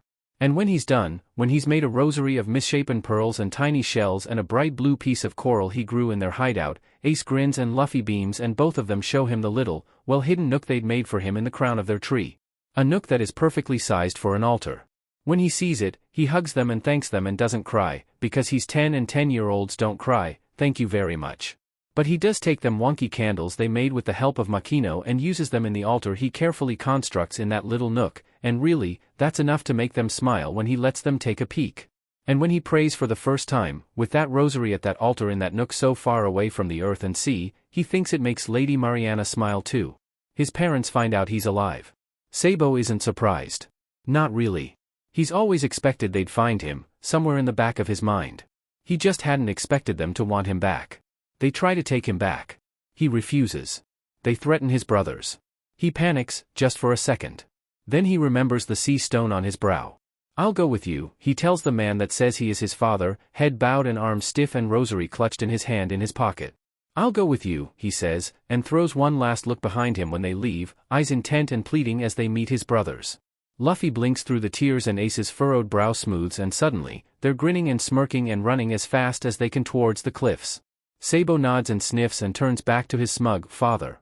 By Mariana, he can't wait to punch him. Sabo's shitty dad shows him all the guards he's posted around their home, smirking smugly all the while. He might have been scared, but while Outlook 3 has blue in his blood, Sabo's brothers have gold. It's hard to be afraid when you have that kind of support. That night, when everyone but the guards are asleep, there's a knock on Sabo's window. When he opens it, he's met with a familiar grin and familiar pearls and familiar red hair in an unfamiliar face. "Hey there, little priest," his brother's brother greets, grin lazy and posture relaxed and eyes steely gray. "Ready to get out of here?" "Yes," he almost shouts, jumping at the unfamiliar man with the same hair as his god, who catches him with a laugh. "They want me to marry someone." "Ugh," his brother's brother wrinkles his nose in a disgusted grimace. "Gross. Right?" he exclaims, and his brother's brother laughs and jumps off the window sill without looking down. "Awesome. They're going to set the gray terminal on fire," he tells his brother's brother, Shanks, when they're far away from the house and well on their way towards the gates, solemn and quiet. "Ah," Shanks says, glancing down at him with a head face and narrowed eyes. "Well, better do something about that, eh?" Sabo slumps and nods and lets Shanks pick him up again, too relieved to be annoyed. They run into a man on their way to the gray terminal. A tall man, with wild black hair and a giant red tattoo and a cloak of brown feathers. Sabo stares at that cloak, eyes wide and hard in his throat. Cousin, Shanks and Lady Sayla's son nod to each other, a greeting between people who have never met yet know each other well. "You got the fire?" his brother's brother asks his brother's father. "We do," his brother's father says, glancing at Sabo, still staring at the man from over his cousin's shoulder. "You got the kid?" "I do," Shanks says, hiking Sabo a little higher on his back. "Good hunting." "Same to you," is the solemn reply as they walk past, and when Sabo looks up, his brother's brother is smirking grimly and his eyes look more blue than gray. The gray terminal is on fire. It's on fire and they're screaming and it smells like smoke and burning flesh and rotting garbage. Sabo stares at the flames that stretch into the sky. He almost can't believe how high they go. He wonders if Lady Saylas can feel it liking at her clouds. Shanks sets him down just on the outskirts of the clearing that housed the bandits' hut. "Sorry, little priest, but this is as far as I go," he tells him, cheerful and kind. "I kinda left my crew in the Grand Line, and if he sees me, my little brother isn't gonna let me leave for at least a day." "That's stupid," he says immediately, and Shanks laughs. "Maybe," his brother's brother shrugs, grin wry. "But Mama said he needed help, so I came as fast as I could." Sabo sighs, aggravated and exhausted, and nods his understanding. "All right," he grumbles, tired and cranky and eager to see his brothers again. Shanks chuckles somewhere above him, and suddenly, there's two pearls getting dropped in his hand, one blue, the other gray. "Give them these," he asks, eyes strange and blue. "And tell my brother I'm sorry I couldn't stick around." He nods, suddenly really tired, and with one last grin and a ruffle of Sabo's hair, Shanks leaves with a twirl of his cloak. Luffy and Ace are surprisingly subdued when Sabo walks into the hut. Meaning they only tackle him in a group hug and don't hit him over the head for making them worry. Small mercies and all that. And he just left? Luffy pouts, later, when the bandits have yelled at him and Ace had pulled his cheeks like he was Luffy and they're crammed together on the floor of their old room, unwilling to return to their own hideout just yet. "Yeah," Sabo shrugs as best he can, laying on the floor with a little brother draped over his stomach. "Said he had to get back to his crew, since he left them on the Grand Line." Luffy pouts some more, even adds some whining, but Ace lifts his head from Sabo's thigh and frowns at him. "Wait," he says, brows furrowed. "If he was in the Grand Line, then how the hell did he get here so fast? We asked Gran for help yesterday." Sabo opens his mouth to answer. And pauses. He hesitates, blinking rapidly. "Have no idea. It's a mystery." Luffy cheers loudly, completely uncaring of their neighbors, and Sabo sighs and Ace frowns harder and someone yells at them to be quiet and go to sleep, damn it. The next day, they watch from afar as a world noble's ship pulls into the high town harbor. They watch and Luffy frowns and Ace snarls and Sabo tries not to think about the brief, mildly insane plan he'd made while trapped in his old house. There's no reason to worry them with what-ifs. It didn't happen. That's all that matters. Somewhere in the back of his mind, something rumbles. When he and Sabo board Luffy's ship, Ace isn't surprised by the adorably tiny talking reindeer. He knew about the talking reindeer. What he is surprised by is the glint of gems, the sheen of feathers, the gleam of a pearl, and the pull of his blood. The man with green hair and the gems of war in his ears give them a nod when they appear, a familiar-looking smirk pulling at his lips and steely eyes gleaming gold. The young woman with orange hair and the feather of the sky in her hair eyes them curiously, brown eyes flicking between the pearls. Ace gratefully bears now that he doesn't have to hide them anymore, and the circlet that becomes visible when Sabo tugs his hat off his forehead.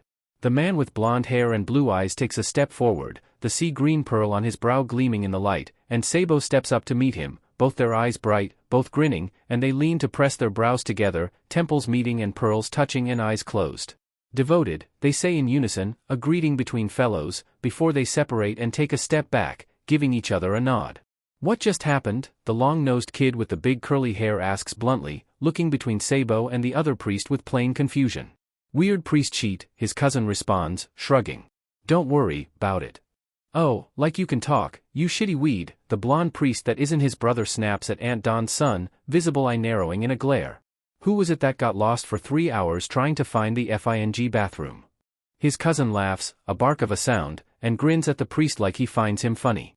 Which, well, it is a little funny to watch someone try to mock a son of Donovan for not being able to navigate off land. Ace can't argue there.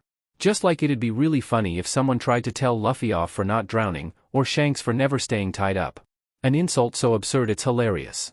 Who are you? His skyborn cousin cuts in, hesitating for a brief second before adding, cousin. Portgasdeet Ace, he introduces himself, giving his baby cousin and his brother's crew bow. Grandson of the sea. His cousin nods, brows furrowed, while the long-nosed teen makes a sound like a dying whale and the tiny, adorable reindeer looks on in confusion. Right, she mutters, eyeing the pearls that are orange and white and red. And which one of those say that? None of them, he answers easily, shrugging at the frown she gives him. Gran doesn't give a sheet. His skyborn cousin blinks and his warborn one snorts and his seaborn brother laughs and Ace grins, the pull of blood heavy in his veins and the sounds of the waves loud in his ears. It's good to be home.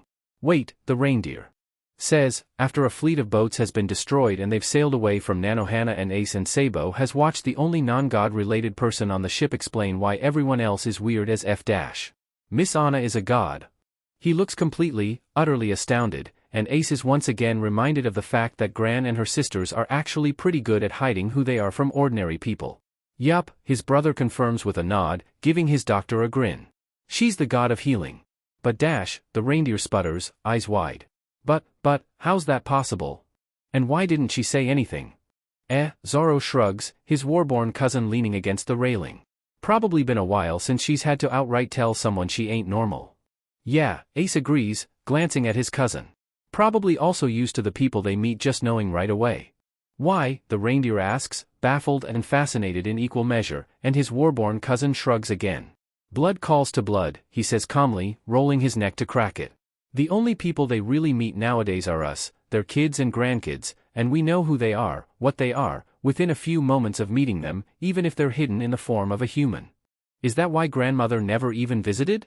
Nami demands, brown eyes sharpening with a cold kind of anger, the kind only the skyborn can really feel. Because she was afraid I'd recognize her, it's almost spat out, her breath misting in the warm air, face a mask of anger and eyes gleaming with hurt, with insecurity, with why wasn't I enough? She knew you'd recognize her, he cuts in before that anger can get any colder, before the hurt can cut any deeper, and gives his skyborn cousin an apologetic smile. And she couldn't risk breaking their oaths like that. You trusted her as soon as you saw her, right? Like you trusted Luffy and Zoro? She pauses, breath hanging in the air, before she nods hesitantly and Ace continues. That was your blood. Even if you didn't believe in gods before you met her, you knew she was telling the truth right away. Same thing happened to me when I first met Gran. Freaked me out a little, not gonna lie, because it had. As comforting as it had been to sit in his Gran's lap that first time and know with every fiber of his being that he was safe there, it had also been unsettling as hell to suddenly trust this woman, this stranger, that he had never even thought was real before then. The admission, sheepish as it is what really makes his cousin relax, what makes her eyes warm and her face soften and the frost retreat. Yeah, she huffs, shaking her head ruefully. Yeah, it was really weird. I'd never met this lady before and all of a sudden I just really wanted her to hug me. He grins, because finally, someone who understands. Who knows the feeling of I love you, why? Best hug ever, right? He teases lightly, laughing at the annoyed look she gives him. Pretty good, yeah, she admits after a moment, lips twitching against her will. But Doctorine knew, the reindeer blurts, cutting off any further conversation and drawing everyone's eye. And he blushes, bright enough to be seen through the fur, and Sabo snorts next to him. The kind of people that can fall in love with gods are usually the kind of people that can tell something isn't right, his brother explains dryly. Also, they probably met while Lady Mariana actually looked like a god, rather than just a tall human. And that makes a difference? The long-nosed sniper asks skeptically. Because I'm pretty sure I'd notice Zoro's mom anywhere. You'd be surprised, Zoro drawls, smirking at the annoyed look the sniper shoots him as Luffy laughs and the blonde priest that isn't his brother rolls his eyes and Ace shares a look with his skyborn cousin. The little reindeer continues to mumble about gods and impossibilities at their feet. He'll get over it. They always do. Near the door to the galley, the Princess of Alabasta looks at all of them with unnerved eyes. So, he asks his cousin later, when they've made land and pearls and feathers and gems are once again hidden and they watch the so-called Kung Fu Dugong switch between following Luffy around and sliding up to Zoro for pats. Why is the Princess of Alabasta here? His cousin glances at him, eyes steely gray. She met Ma, he tells him without answering and Ace blinks, glancing at the girl in surprise. She flinches when their eyes meet and whips her head around to stare resolutely at the chaos unfolding before them. Really? He asks, raising an eyebrow when his cousin nods. And she's still here? His cousin hums and glances at the girl. She got sick, he says bluntly. Aunt Anna's crazy girlfriend had to help her. Ace blinks, thinks, and nods. She's learning, he states, watching his cousin tilt his head in agreement before another dugong waddles up to demand attention from its creator's son. Ace leans back and stares at the princess and wonders why she glances at Nami as often as she does. When Ace is young, when he has an orange hat on his head and a backpack over his shoulder and pearls in his hair, he waves goodbye to his youngest brother as he sets sail, just 2 months after Sabo. He sets sail with the wind at his back, sturdy wood beneath his feet and the waves gentle against the hull. He can't stop grinning. Ace meets his uncle, his brother's brother, on a winter island in the New World with 5 men at his back and his blood heavy in his veins. Nephew, red hair Shanks greets him as soon as he takes off his hat, eyes soft and smile wide. How's life? Pretty good, uncle, he answers playfully, grinning at the confusion he can feel from his crew. Got room for a few more? His uncle laughs, loud and true. Always, he answers to the raucous cheers of his crew, grinning from ear to ear. Come on nephew, tell me how our brother's doing.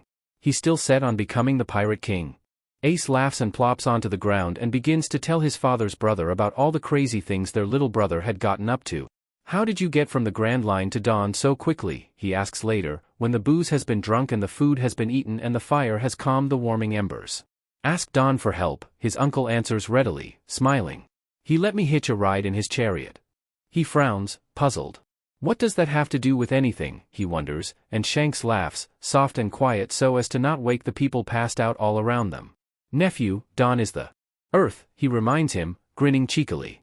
If he wants to move from an island in the New World to an island in the East Blue, he just has to open a hole in his crust and ride through it. Oh, he blinks, eyes going wide. That's awesome. I know, right? His uncle asks eagerly, leaning forward. I couldn't believe what I was seeing the first time it happened and the BSTRD just laughed at me. Don't think I've ever wanted to punch anyone so much in my life. Ace nods, because as much as he loves her, Gran can sometimes be a cryptic beach. Then his brain catches up with what his uncle had said. Wait, he demands, confused. I thought Aunt Dawn was, a woman. Shanks laughs. Again. It's vaguely annoying. They're gods, nephew, he knows that, thanks, and he scowls to prove it. They can be whatever they want to be. While Ace can, in theory, understand that, the thought of his Gran being his Gramps is a bit too weird for his half-drunk mind to want to think about. Alright, guess that makes sense. Do I have to call him uncle, then? Nah, his uncle shrugs, grinning lazily. They don't give a sheet, so you don't have to either. You just call them whatever you feel like. And Ace nods and agrees and wonders what his Gran looks like when she's a man. He hopes she keeps the outfit. That would be amazing. One day, when Ace sits on a beach and stares out at the waves, the fire of his fruit warming his body from the inside out, he asks his gran if she loves him. She looks at him with eyes like churning waves and a face etched with love and tells him, until the sky burns up and the sea dries out and all that lives has turned to dust. Ace swallows and ducks his head and pushes himself further into Gran's warm arms. He doesn't know what to do with that kind of love. Doesn't know how to deal with someone that cares about him so much. But that's fine. He'll learn. He's good at that. Shanks is in a shitty bar on a random island in the New World when a familiar, broad chest presses against his back. He knows who it is instantly. Doesn't even need the rumbled, thrill-seeker, deep and low in his ear. Although he can't deny the way it makes him shiver as he leans back in his seat so he can grin up at the dark, pleased face of the earth made flesh and bone, less obviously divine, more mortal than usual, but still as gorgeous as ever. "Hey Don," he greets cheerfully, eyeing the self-satisfied expression the god sports. "What's got you in such a good mood? Me finally beat you." Donovan chuckles, delighted by the very thought, and leans down closer to his face. "No," he growls, lips spreading to bare pearly teeth, golden eyes sharp and wild and gleeful. "My son has found your brother, and together, they are teaching a princess the error of her beliefs." Shanks blinks, eyes narrowing. "Why does that sound like a sec thing?" he asks suspiciously, and it makes Don's head fall back so he can laugh, uproarious and without restraint. The sound makes almost every head in the bar turn to look at them, but Shanks doesn't care, too busy getting lost in the feeling of Don's laughter against the back of his head. "There is no cause for worry, my love," Don says once he calms down, grin firmly in place and eyes glued on his face with an intensity he's very familiar with. "Your brother is more like you than you realize." Shanks opens his mouth to ask the god to elaborate, please and thank you, but warm lips cut him off as Don ducks down to give him a hard, greedy kiss. And, well, no complaints from him. He ignores the catcalls all around them and reaches up to cup the back of Don's head, treading his fingers through pure white dreads and taking care to avoid the sunflower tucked behind his ear. Not like he's very interested in his little brother's SEC life anyway. When Shanks is young, really young, barely old enough to talk, he looks up at his pop-pop, old and weather-beaten and scarred to hell and back, and asks where his father is. "Where's Papa?" He slurs around clumsy lips and a heavy tongue, because all the families in town have both a mama and a papa, and Shanks only has a mama and a pop-pop. His pop-pop looks at him, eyes gray like his and hair white like salt, and tells him, "Your father left a long time ago, son." "Oh," Shanks says, frowning. "Auntie Cae?" he asks, because Mama had told him Auntie Cae is the one who took people away when it's time for them to go. "No," Pop-Pop says, face hard and angry. "No. He just left, one day. Showed up at my doorstep without warning and shoved you in my arms before fing off to who knows where." "Oh," he says again, more quiet, and looks at Pop-Pop with huge eyes. "Why?" Pop-Pop sighs, "I don't know, kid," he tells him, and he's sad now, no anger to be seen on his heavy face. "I guess he just loved his freedom too much." Shanks looks at his pop-pop, at his papa's papa, and doesn't understand why he's so sad. He loves freedom, too. She's his mama, after all.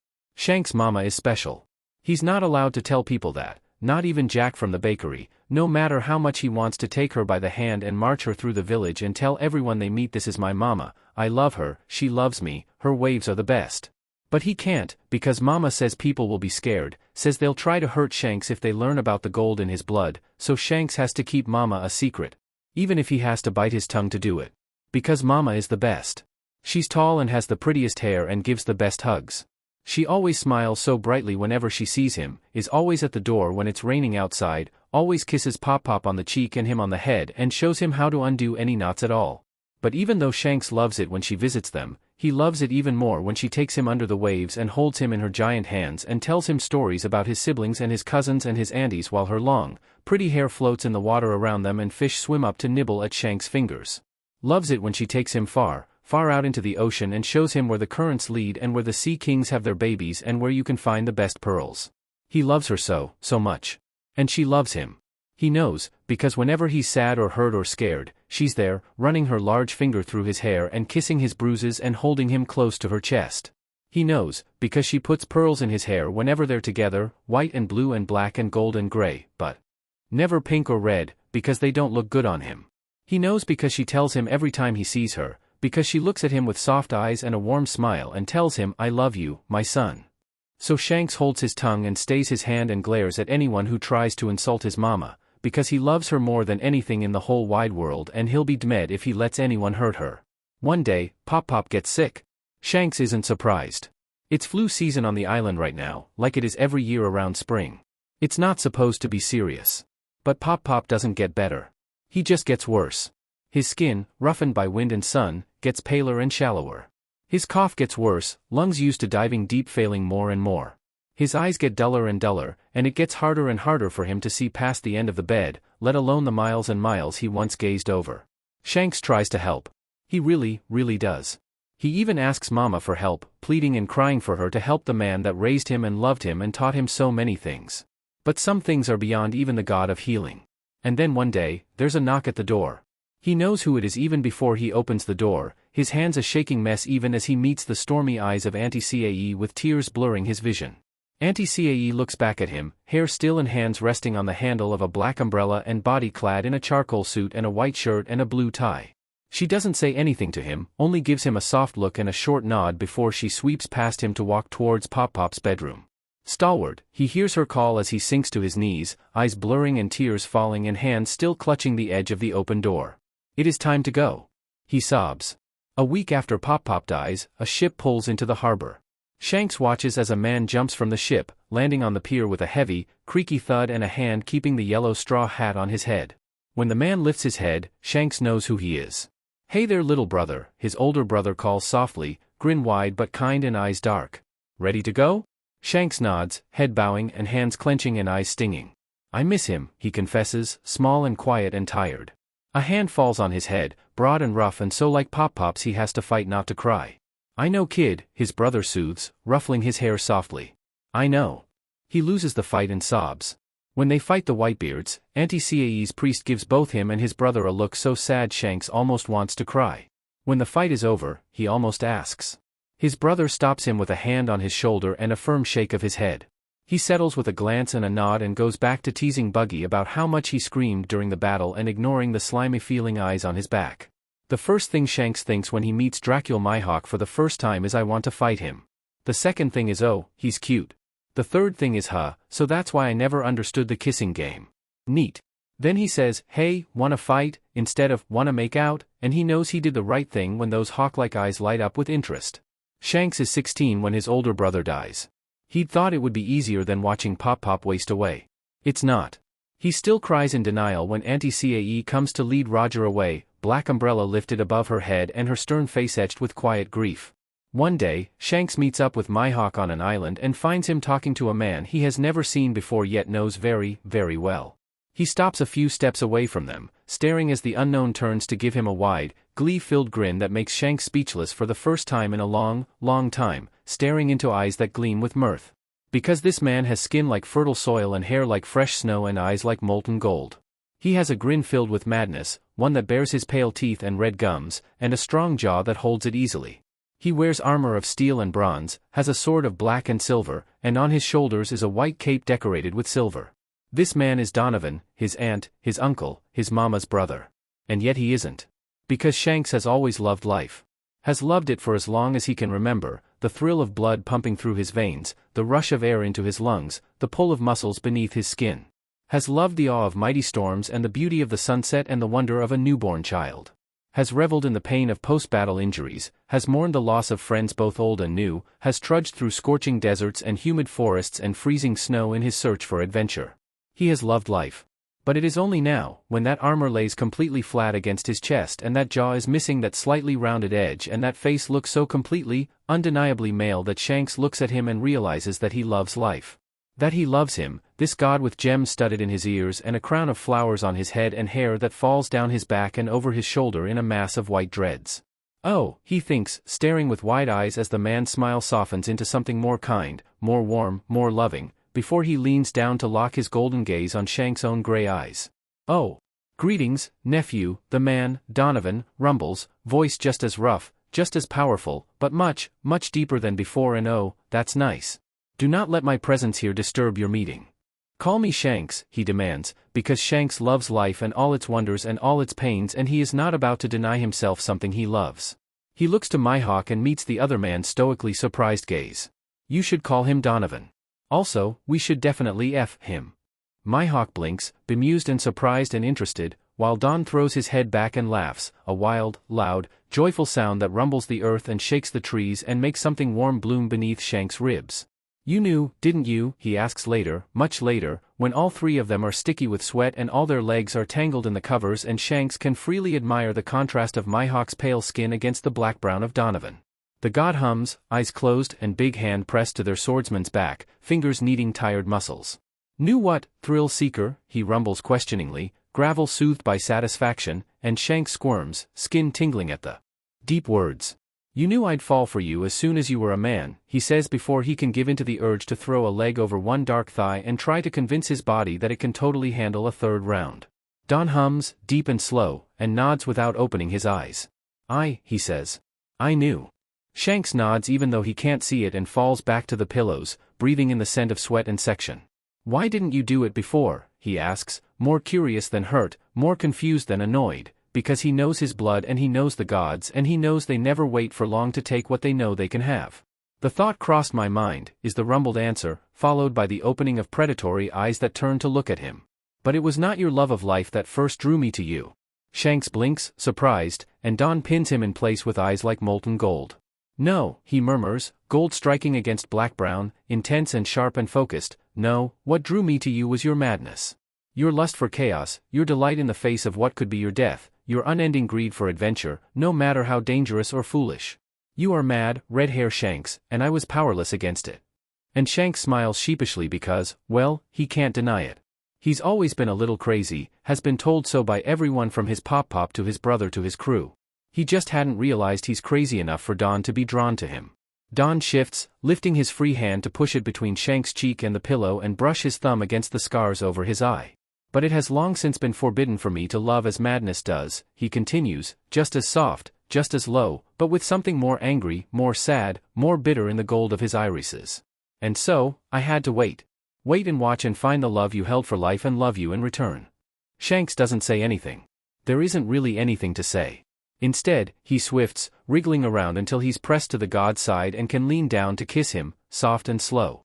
Don lets him, moves his hand from his cheek to cup the back of his head, and kisses back like he doesn't need air at all. "Insatiable," Mihawk mutters, words muffled by Don's peck, and Shanks gladly swallows the chuckle the god gives in turn.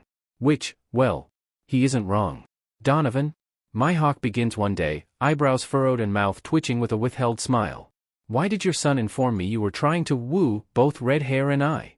Shanks twists to look at the god as he grins and laughs. "He asked if I was loved," he tells them, eyes gleaming gold and white shining like metal and teeth glinting like pearls. "He begged me to stop talking when I answered." And Shanks laughs and Mihawk smirks and his crew watches their antics with fond eye rolls and mocking head shakes. As they always do. Zoro isn't surprised when Chopper overheats almost immediately. For crying out loud, the kid's a reindeer. Ma made them to withstand cold climates, with thick fur and wide hooves and whatever else she thought would make it easier for them to survive in freezing conditions. A desert is the exact opposite of his natural environment.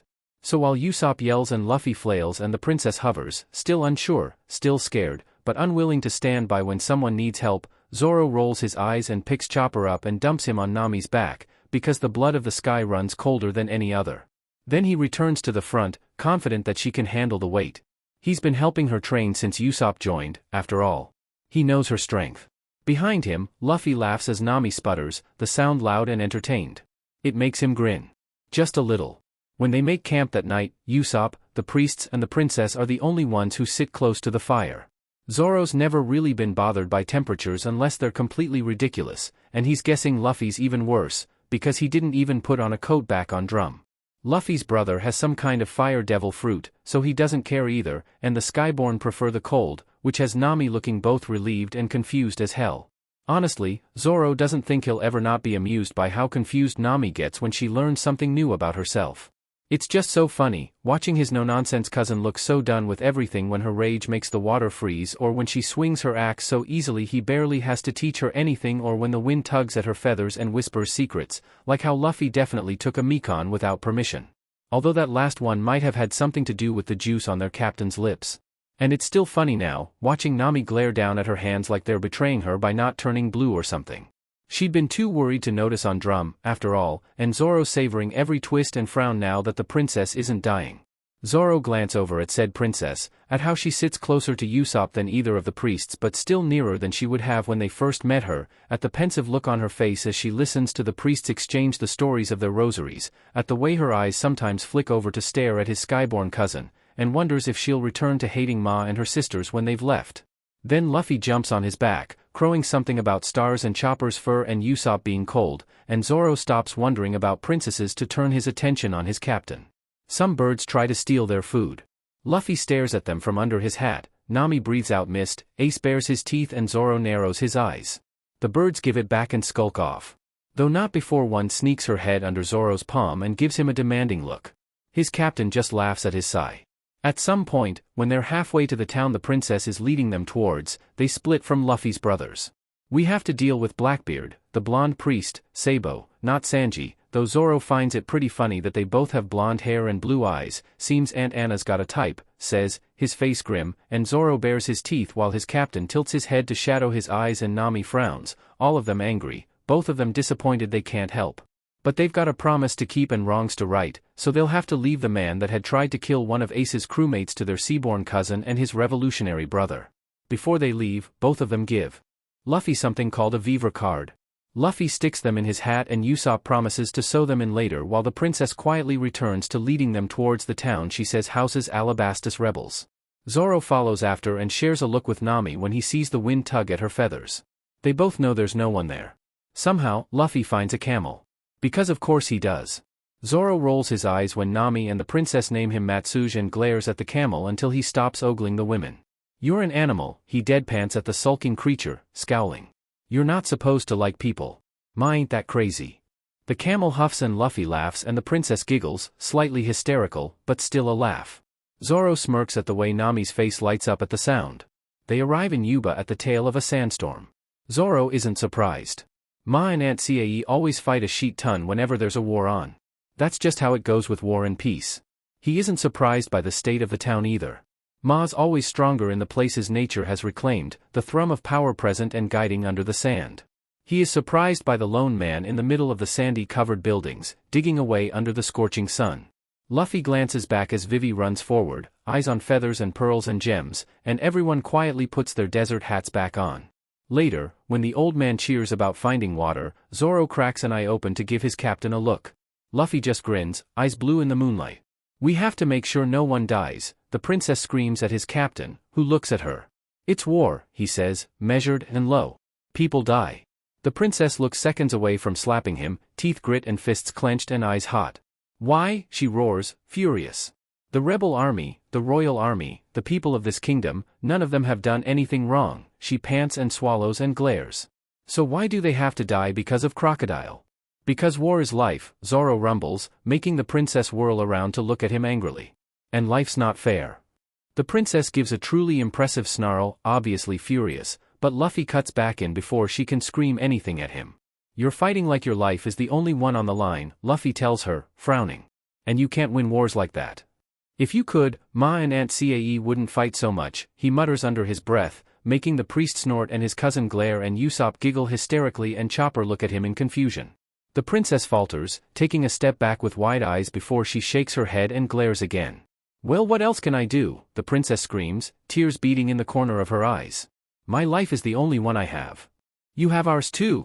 Luffy snaps, a hit, angry sound, and the princess looks well and truly stunned, mouth slack and eyes wide and breath coming out in short, shallow bursts. Why do you think we're here? We promised we'd help you. So let us help.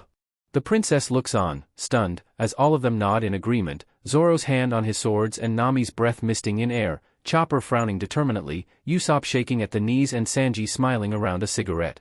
All of them ready, all of them willing, to fight for this country and for the princess that was willing to put aside her fear to help her nation. Said Princess swallows, shaky and uncertain, and looks at Zoro. I thought you were the son of war, she asks, weak and teary, and he smirks, vicious and cold. Yeah, I am, he says, cracking his neck. But wars are pointless if they never end. The princess blinks, tears finally falling, and turns back to his captain with a twisting face. Please, she begs, quiet and choked and steady as can be, eyes wet and burning. Luffy, everyone, please. Help me. And Luffy grins, wide and wild and full of teeth, and shouts, "Of course we will," at the top of his lungs, as loud and unrestrained as the sea in a storm. Zoro, his captain, points at him, eyes dark and demanding. "Take us to Crocodile." And Zoro grins right back, smiling the smile of war. Captain," he rasps, hungry for the iron of blood, and turns to walk towards where the sand tugs at his feet. When Zoro is young, his ma takes care of him. She stays with him for years, keeps him off the streets of his hometown with clever words and piercing eyes and a grin that could cut steel. She's human, small in a way that seems wrong even though she's taller than almost everyone in Shimatsuki village, intimidating with a poppy tugged behind her ear in an old leather jacket, tough baggy pants and tougher boots. She raises him, in a cottage in the forest every old person in the village swore wasn't there before Ma arrived, and she does it all on her own with caring hands and loving eyes and a grin Zoro inherits with pride. She raises him, because his pa fed off days after he was born and left him in a ditch to die. She raises him, even though she's got wars to spawn and plants to grow and mines to ruin. "You are my son," she tells him when he's old enough to ask why a god can stay in one place as long as she has, her eyes piercing and intense.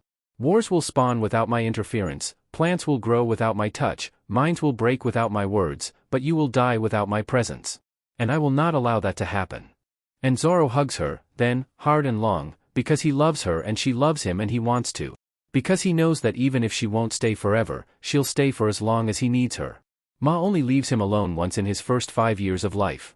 She leaves when he's 3 with the squeal of wheels and the stomping of hooves and the rumble of earth, and she returns as a god, towering and otherworldly and decked in armor from head to toe. She returns with an expression heavy with grief and rage, and Zoro gets her attention with a tug on the edge of her cape and a demand to know what made her sad. Ma takes a breath, deep and shuddering, before she lowers herself to one knee to gather him up in her huge, warm arms. "My sister took a man I loved," she tells him, golden eyes drooped sadly and flowers dry on her head. "He was my priest, my devoted, and I miss him dearly." "What's his name?" he asks, because this man had made Ma leave and that means he must have been special. Knowing his name is only right. And Ma smiles, big and happy, and tells him the story of the blade, the anarchist feared by many, the warrior that slaughtered armies, the priest of war loved by his god, and Zoro listens with awe and respect and demands to be given a blade of his own.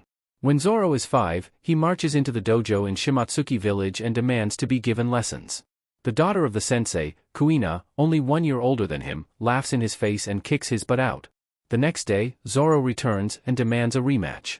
The next week, Zoro returns and asks for a room.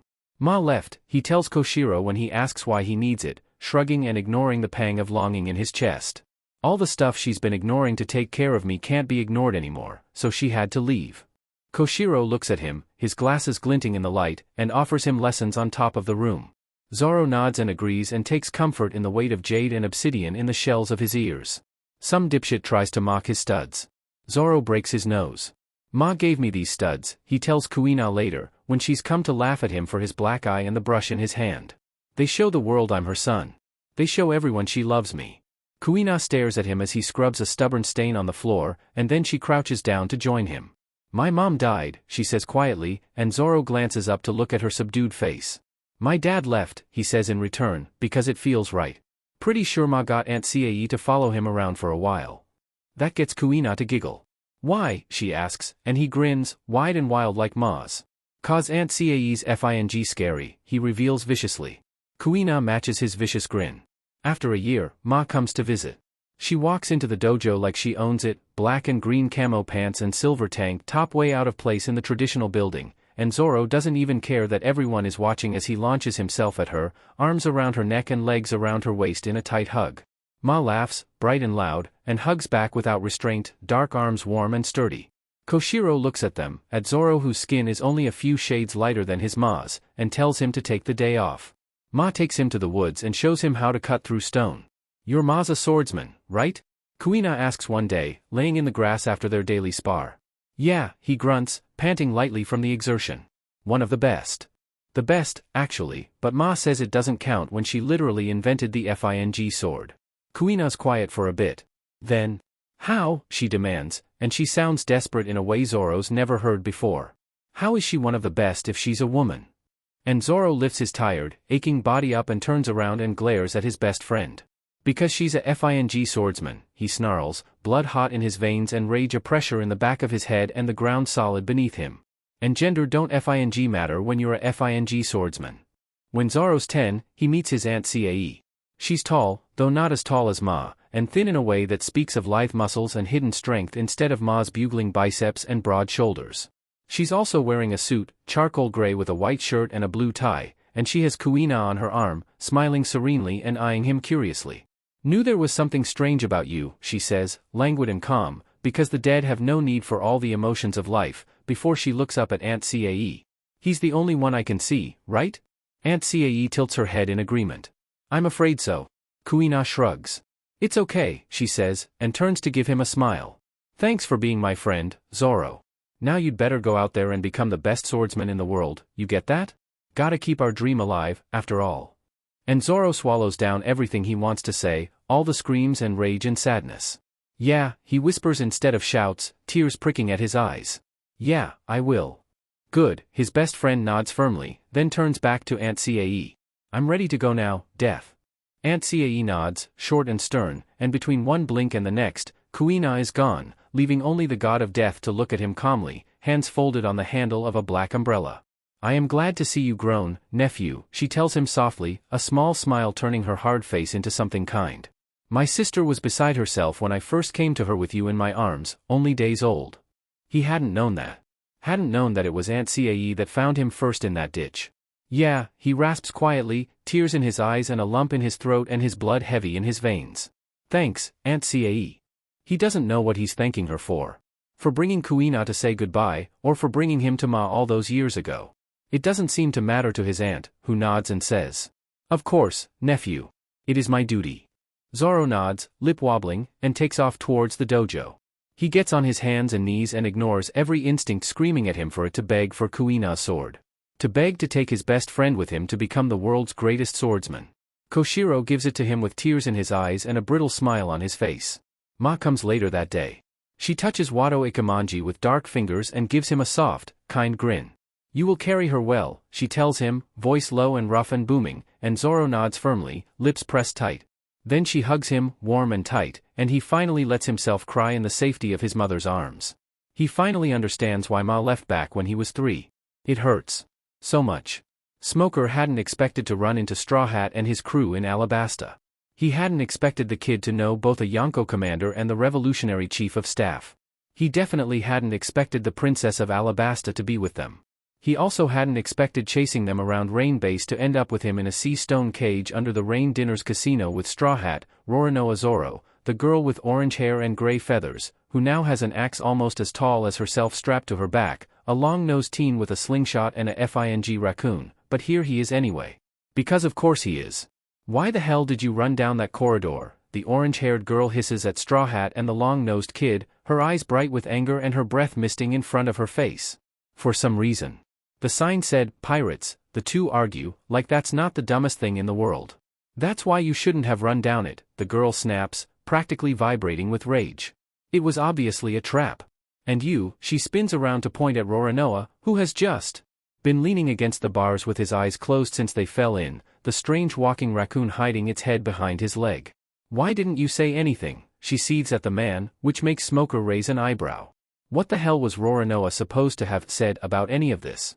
We're in a lake, the man grunts, and Smoker fully expects the girl to start screaming at him, but somehow, that lackluster response makes her slump in on herself and groan in resigned irritation. Right, she mutters, sheepish and annoyed. Forgot about that. Still, didn't you see the sign? Course I did, Roronoa snaps, opening his eyes to narrow them at his crewmate with a smirk. It said, Pirates.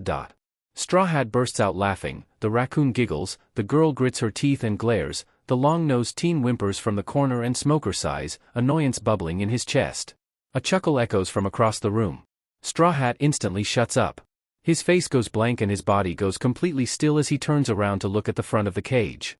Around him, his crew shifts. The orange-haired girl stops talking and her eyes become hard and cold, the mist of her breath curling around her face.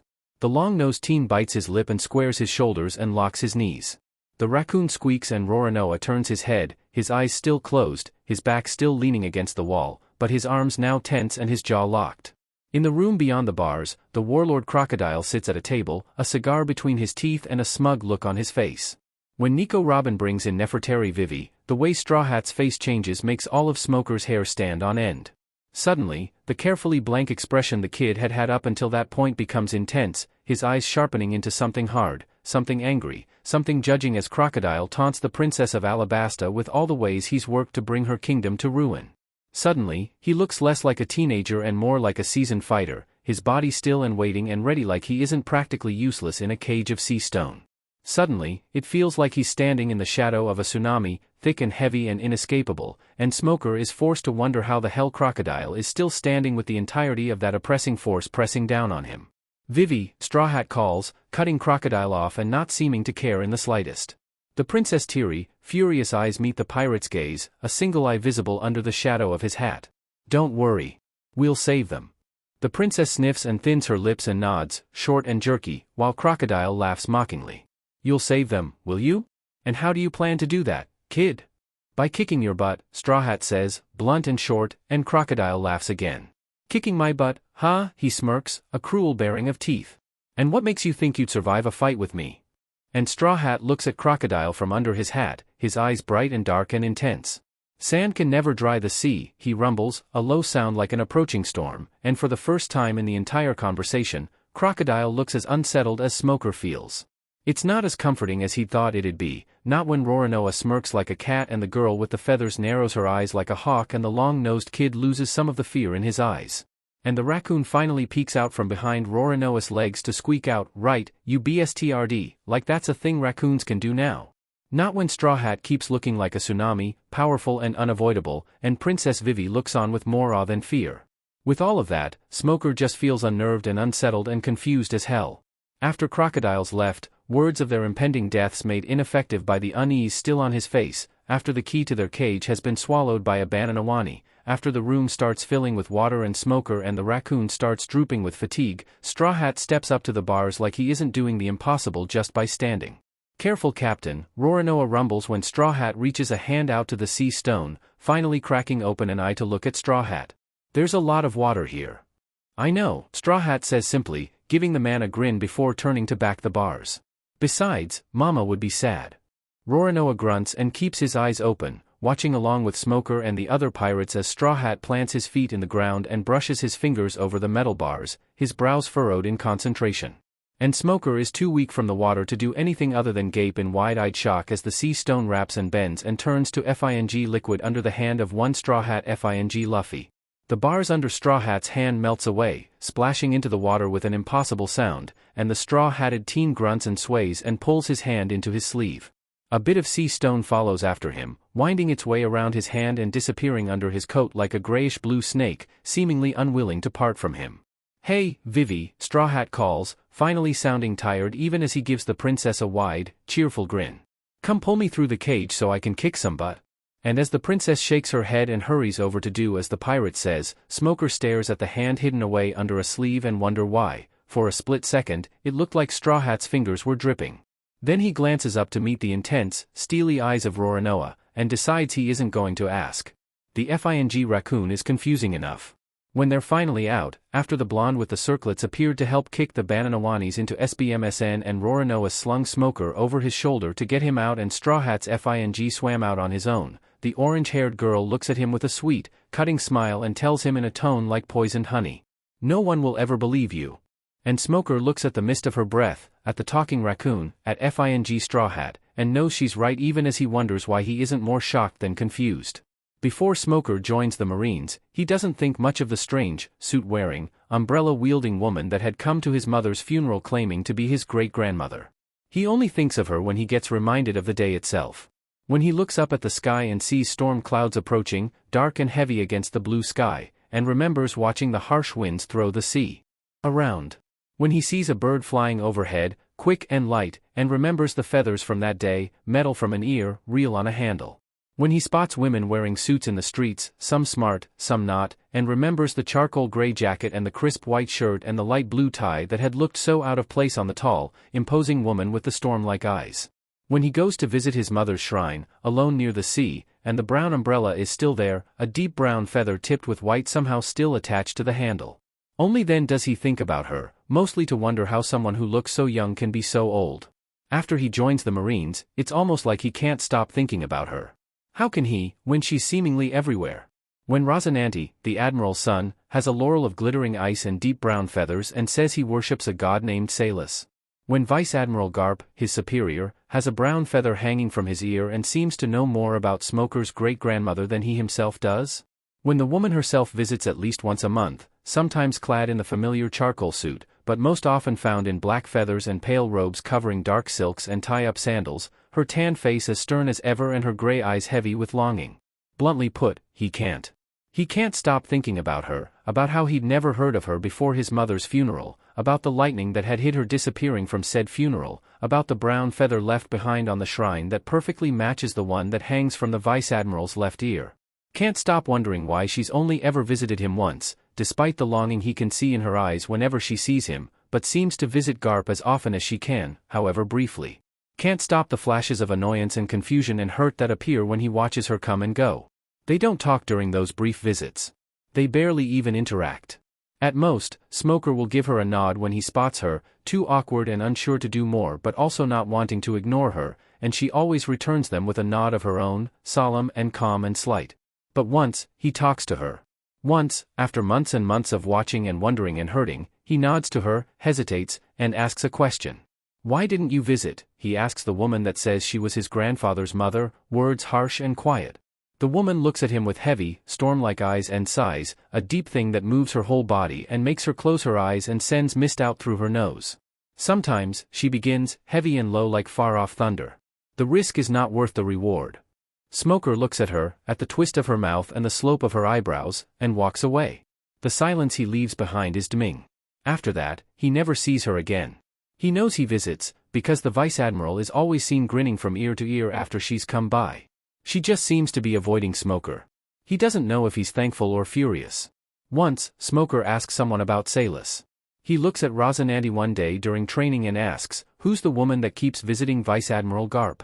And Rosinanti pauses and looks down at him, the ice of his laurel catching the light. "She's Salus," he says, short and matter-of-fact, like it's supposed to be obvious, like her name is an answer all on its own, and Smoker looks at the impossible laurel on the other man's head and nods like he understands what he isn't saying.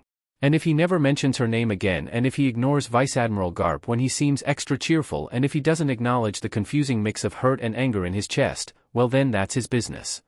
When Crocodile grabs Straw Hat Luffy instead of Princess Vivi, Robin is intrigued. When Crocodile can't dry out the younger pirate's arm, she is unsurprised. When the warlord impales the teen through the stomach, she thinks it's fortunate that the hook is made of gold.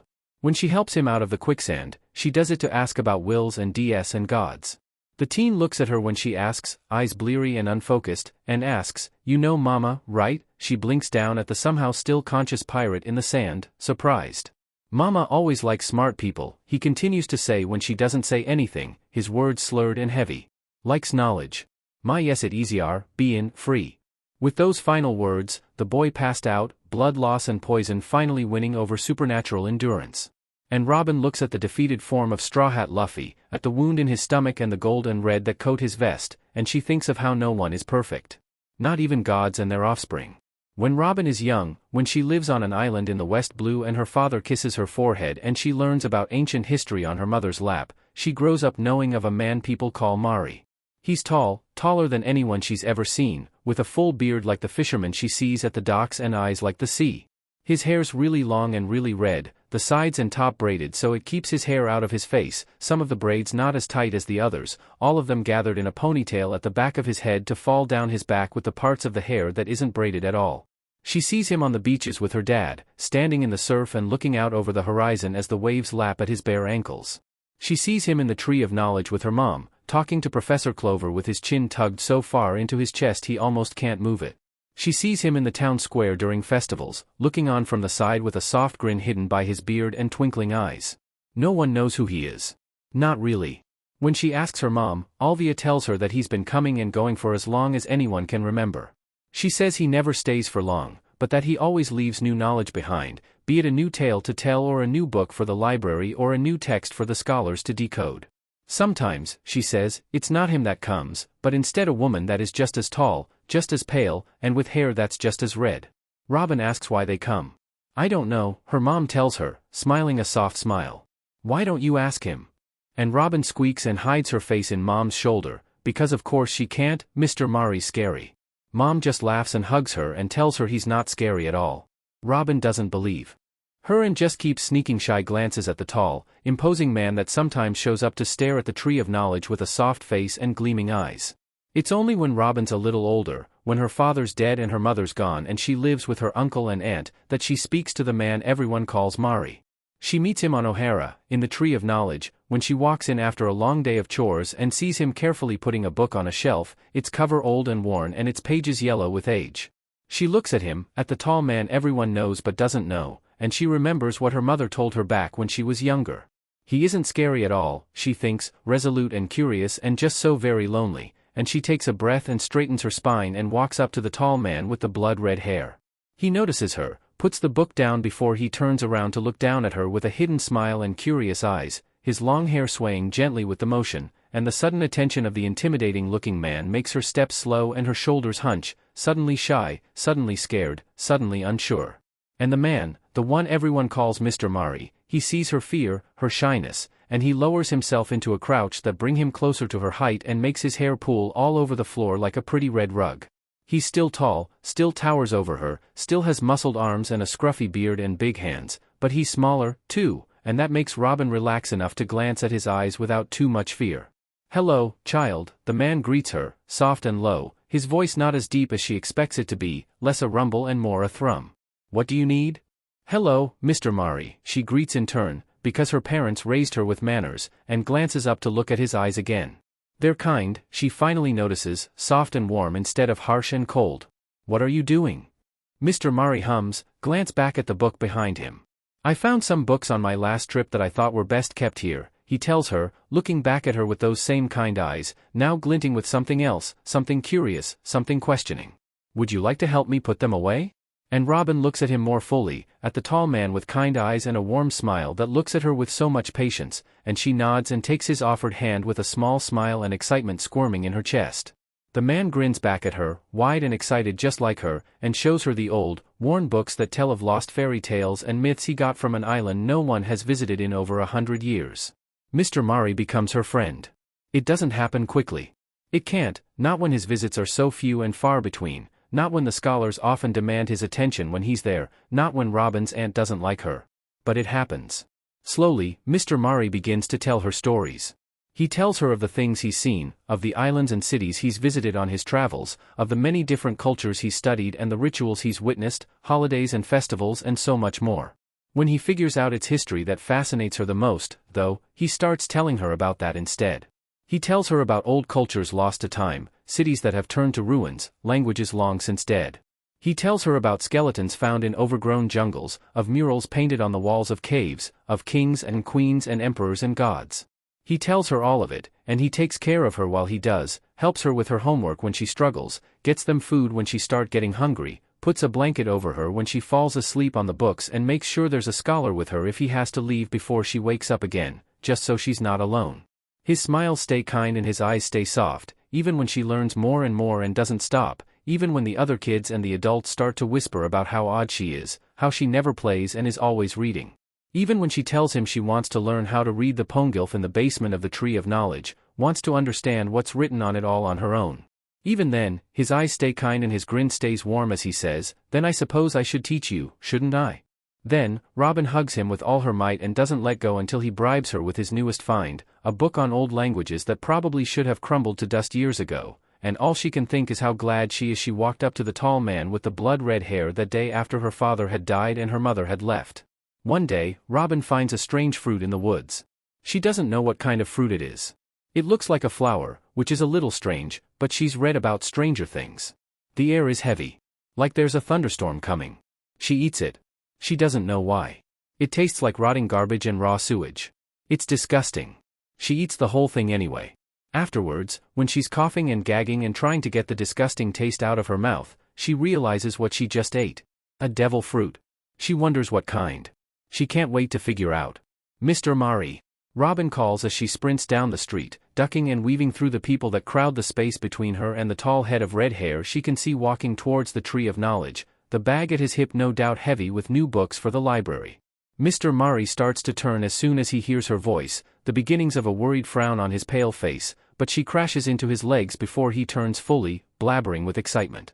She doesn't notice how Mr. Mari's eyes go wide with shock when he finally lays eyes on her. She doesn't notice how he freezes when she collides with his legs, how he goes still and stiff. She doesn't notice the way his face goes dark as he looks down at her and listens to her babble about the fruit she found in the wood, about the things she's figured out it can do, about how she can grow her hands. Everywhere. What she does notice, however, is how everyone around them has suddenly gone completely quiet. She notices the silence, the lack of a response from Mr. Mari, and she frowns and shifts and goes to look up at the tall man, confused and worried. Before she can, Mr. Mari sinks to his knees, gracefully and quick and quiet, and envelopes her in a strong, warm hug, covering her back with one hand and cupping the back of her head with the other and pressing his forehead against her own, every part of him stiff and tense with a kind of restraint that makes her entire body go still and quiet.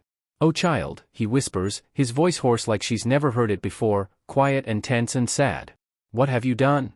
"What dash?" she begins, confused and scared, but she stops when she feels Mr. Mari's hand flex against the back of her head, grip tightening just for a moment too long and making alarm bells go off in her head like never before. "Let me make one thing clear, child," her friend tells her, voice quiet, low, measured and tense. "What I feel is no fault of yours. What others feel will never be your fault.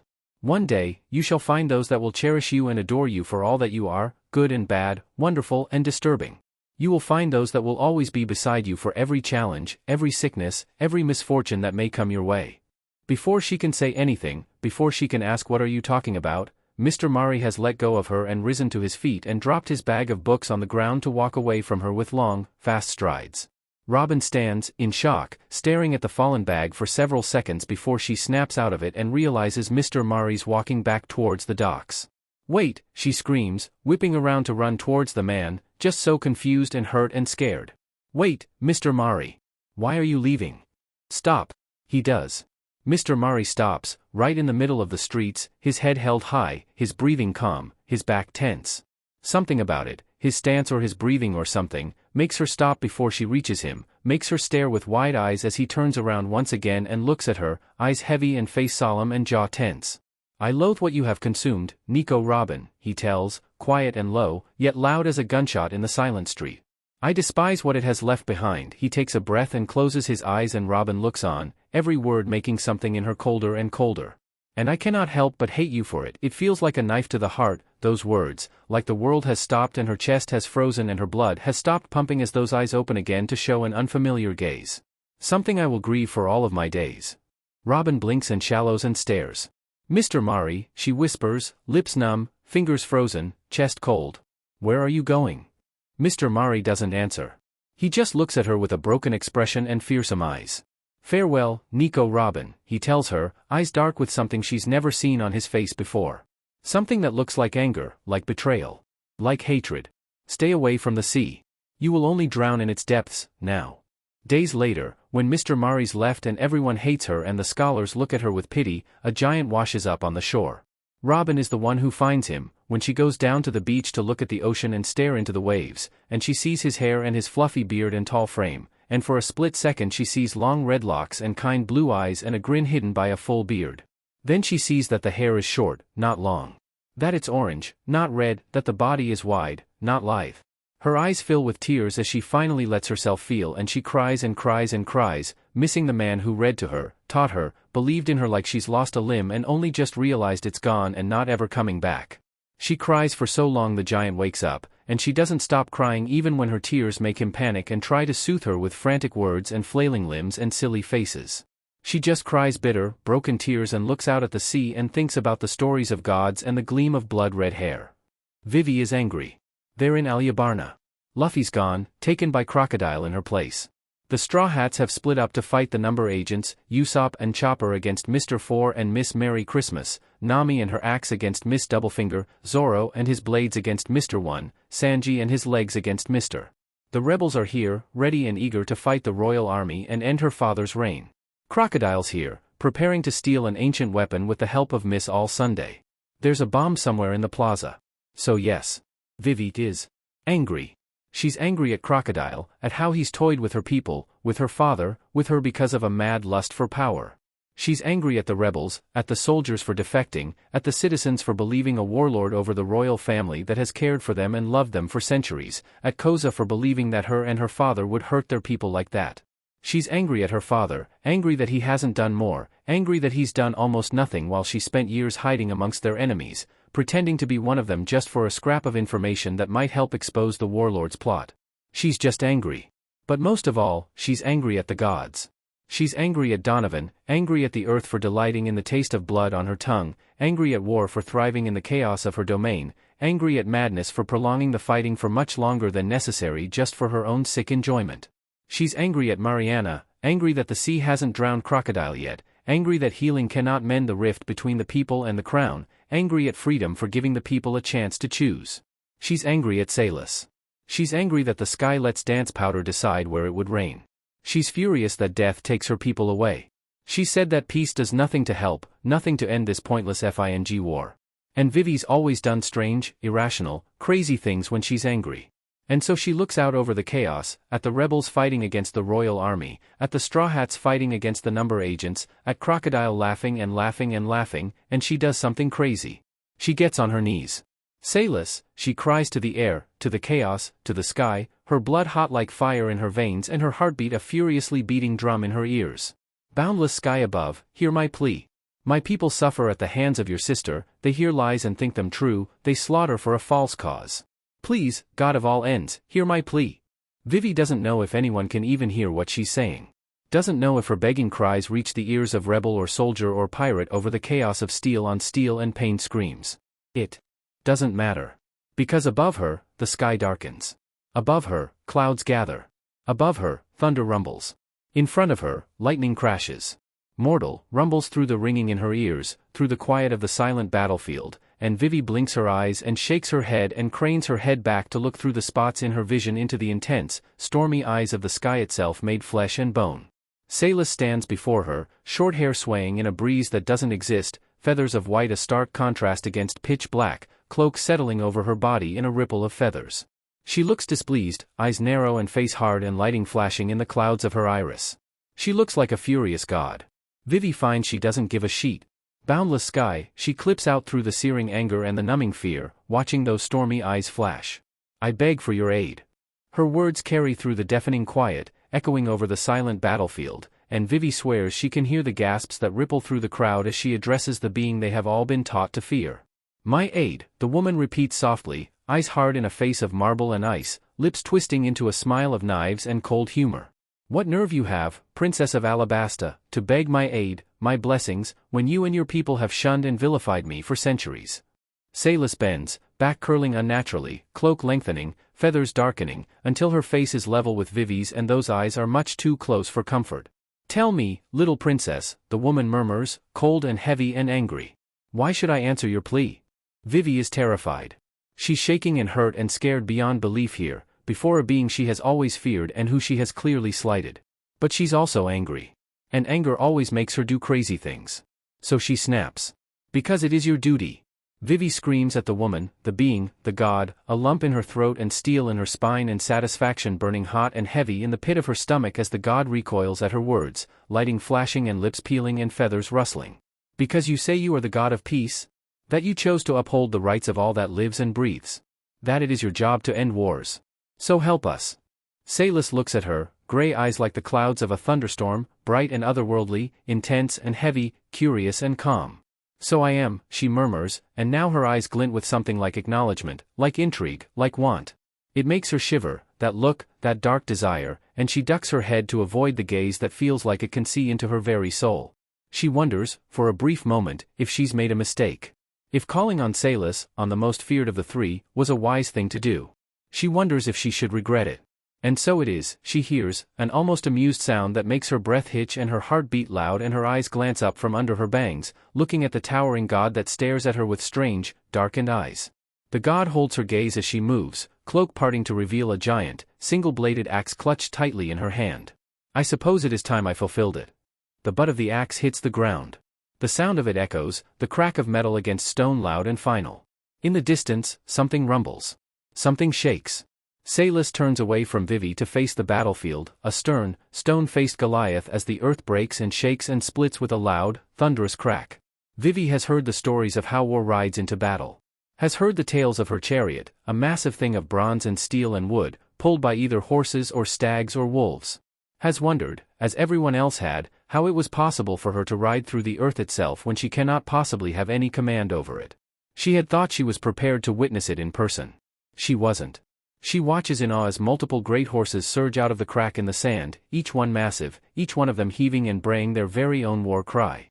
The chariot follows only moments after, a masterfully crafted, intimidating thing of glittering bronze and hard steel and dark wood. Vivi barely has time to look at the god riding in it, at the wide, wild grin that spreads the face of the god of war from ear to ear, before the god much closer to her is lifting her cloak up into wings, one set of black and one the same color of the sky above, and launching herself at her approaching sister with one powerful beat of her wings. She watches with a confusing mix of impossible awe and all-consuming terror as the god of war swings a black broadsword up and out just in time to catch the swing of her sister's axe with the flat of the blade. The force of it still sends her flying, forcing her to roll against the ground with the grind of metal on stone as the chariot spins out of control. The chariot crumbles under the stress, bronze and steel becoming dust and horse breaking apart into sand in a cacophony of unearthly cries as they collide with the ground, scattering the golden grains against the stones of the plaza. Donovan doesn't look bothered in the slightest, rising to her feet without so much as a scratch to grin widely at her sister, golden eyes glowing with insanity and gums bared against white teeth. "How rare it is, sister, for you to demand my presence," the god of war states as Salis lands, wings rustling and stretching before settling against her back, broadening her silhouette significantly. "You have had your fill of blood, sister," Salis rumbles, eyes narrowing and lightning flashing across the sky. "This war must end." Donovan laughs. "But dearest sister," she rasps mockingly, voice full of disturbing glee and bloody hunger. "I am having such fun." Salis sneers, baring her teeth. "There is no joy to be had in lives lost," she spits, a growl in her throat and a storm in her eyes, and Donovan chuckles, low and rough and gleeful. "Oh, but there is, sister mine," she says, eyes glinting with an unholy light and grin sharp as a blade on her face. "But I would not expect peace to understand the thrill of war." Salis flips her axe in her hand and strikes at Donovan's arm, lightning quick and furious. Donovan blocks it with a knife she didn't have moments before and leers cruelly at her sister. "War and peace," she growls against the pressure of the axe, snarl vicious and gleeful. "How long has it been, boundless sky, since our last duel?" "Not nearly long enough, everlasting earth." Salis returns sharply, leaning into the press of their blades. "But it will end as they always do." Donovan barks out a laugh, rough and booming and utterly, completely insane, and with a flick of her wrist and a twist of her body, she launches Salis into the air, throwing her sister so far towards the desert Vivi doesn't even see her move. The god of war doesn't stand idle though. Oh no, she launches herself right after her sister, clearing Alyabarna's walls with just a single leap, leaving behind a deafening, terrified silence and the golden sand that was once a chariot of its horses. Vivi looks at it all, at the sand, at the stunned, horrified, baffled expressions on the faces of both soldier and rebel alike, at the dark clouds still hanging ominously above their heads, and can't help but laugh. Just a little. If it's slightly hysterical, well then no one cares to point it out. Afterwards, when the fighting is done, when the Straw Hats have beaten the numbers and Luffy has beaten Crocodile and Father has hidden them away within the palace walls with odd eyes and a warm hug, Salis returns. She steps into her room with nary a sound, her cloak dragging against the floor behind her, the black feathers splattered with shimmering gold and her axe still clutched in her hand. She looks down at her, as she looks up at her, and gives her a slow, measured smile. "Do you know the duty of priests, Princess of Alabasta?" she asks, low and rumbled, like far of thunder, and Vivi looks into stormy eyes and nods. "They remind you of your duties," she answers softly, quietly, as if afraid that speaking too loud would break the strange, fragile air between them. "They tell you when you have to look past anger or sadness to see the damage you are doing by refusing to maintain your domains." Stormy eyes glow, bright in the darkness of night. "So they do," she agrees, smile lifting, pleasure turning her hard, stern face into something different, something waiting, something hungry. "And I believe that makes this yours." Her other hand, the one not clenched around the pole of her axe, lifts from her cloak, revealing glittering ice and blinding feathers woven together into a laurel that shouldn't be possible. And Vivi looks at it, at those bright white feathers and that impossible ice, and smiles the same smile as her god. The next day, she walks out of her room with feathers and ice against the blue of her hair. Nami grins, bright and happy. Sanji gives her a nod and a small bow that she returns, and her father faints. Vivi wakes up. She blinks open tired, aching eyes and looks blankly at a stone wall as her tired, aching body makes itself known. She doesn't know how she's alive. There's a sound next to her, a kind of shifting noise like someone adjusting their position, and Vivi turns her sore, pounding head to look at the source. Her breath freezes in her chest. At the side of the bed, in an uncomfortable-looking wooden chair, sits a woman with straight black hair, storm-gray eyes, a charcoal suit and a black umbrella. She stares.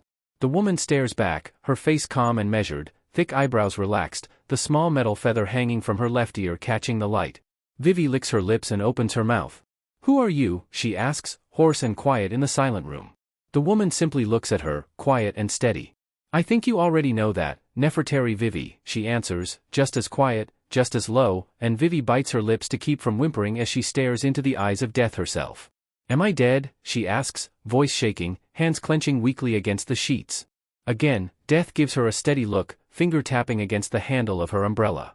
"No," she finally answers, low and short, and Vivi doesn't think she's ever been so happy to hear that word, overwhelming relief turning her bones to jelly in an instant. "Not quite. But you almost were."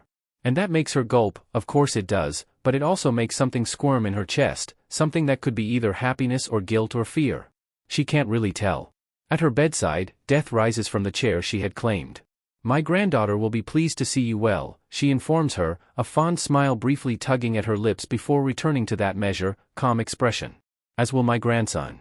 And with that, Death gives Vivi a short nod and walks towards the door, evidently leaving without taking Vivi with her. "Wait," Vivi calls weakly, confusion heavy in her throat as Death stops to listen. "Who are you?" she asks again, needing to know the name she has never thought existed. For a moment, Death doesn't say anything. Then her head turns. Just a little. "I am Sailus, mortal," she tells her softly, solemnly, her voice suddenly heavy with command. "I am the sky itself made flesh and bone. I am the god of death, god of peace, god of justice." And Vivi's breath hitches, short and painful in her chest as she stares at the god she has feared all her life.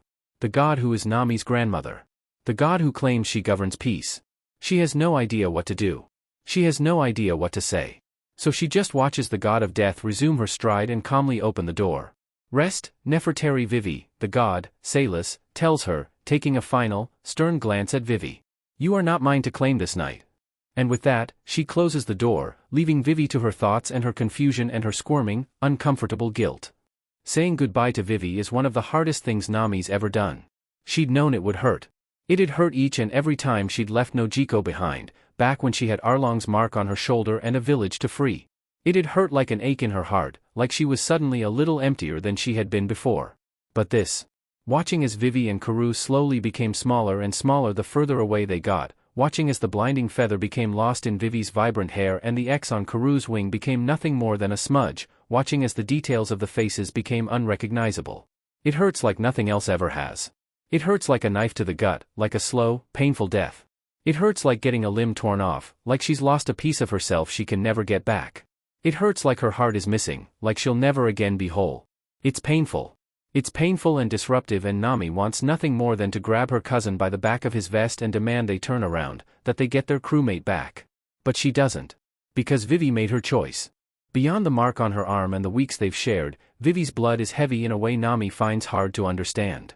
She's a princess, the future leader of her people, and it is her duty to care for them, to guide them through hard times. And now that she's also a priestess, now that she's let grandmother place a laurel of ice and feathers on her head, she also has the duty of pulling Alabasta out of the mindless hatred they have for grandmother and her sisters. It's a lot of work for just one woman to take on. More than could be called reasonable. But Vivi wants to do it, wants to lead her people out of the ruins Crocodile's meddling has made of her homeland, to make every one of them realize just how wrong their stories about the gods are, and Nami can't help but love her for it. That doesn't mean it doesn't hurt, to watch the woman she loves become only a speck in the distance. It just means she can smile so wide her cheeks hurt while she does it. The liar is back on their ship. "You made me live when I wanted to die," she's saying, smiling a smile that doesn't feel real, and her cousin looks at her with an unreadable expression. "That's your crime." Nami wants to throw her off, into the depths for Aunt Mariana to take her to grandmother, but before she can do more than scowl, Sanji puts a hand on her shoulder, holding her back. She glares at him, about to demand answers, but the way he looks at her in turn has her shutting her mouth and furrowing her brow. Sanji doesn't answer the unspoken question, just glances over at the stowaway with deep blue eyes before squeezing her shoulder and tilting his head to level Zoro with the same long look he'd given her. Her cousin seems to understand it better than her, because he only raises an eyebrow before he tilts his head to the side with a soft grunt, eyes closing. Behind him, Yasop and Chopper look even more confused than she feels. Alright, her cousin's voice brings her attention back to him and the stowaway, his face splitting into a wide grin. You can stay. Luffy. Yasop screeches, outraged, and Nami would be tempted to join him if it wasn't for the look in her cousin's eye and the small, approving smile on Sanji's face. Something's going on with their stowaway, something only her aunt's priest and her cousin seem to fully understand. That doesn't mean she has to like her. Not when she's the one who caused Vivi so much trouble. Nico Robin, as the stowaway is called, comes to add her money to their shared treasury. It's a lot. She's almost insulted that it works. Almost.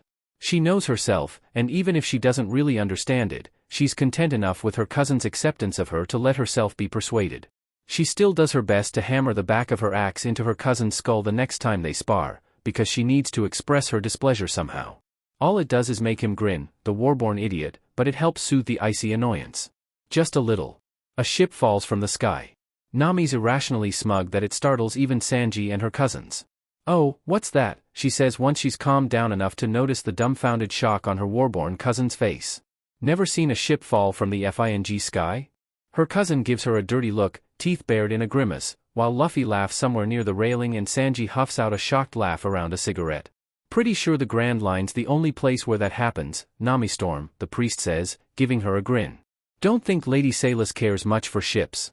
Sure don't seem like it, Zoro grumbles, kicking at a hunk of wood and eyeing a skeleton dubiously. Still, did she have to FING throw it at us? Yasop laughs hysterically somewhere on the upper deck. Nami's tempted to join him. Mostly because when she looks down to check that they haven't gone off course, the log pose is pointing up.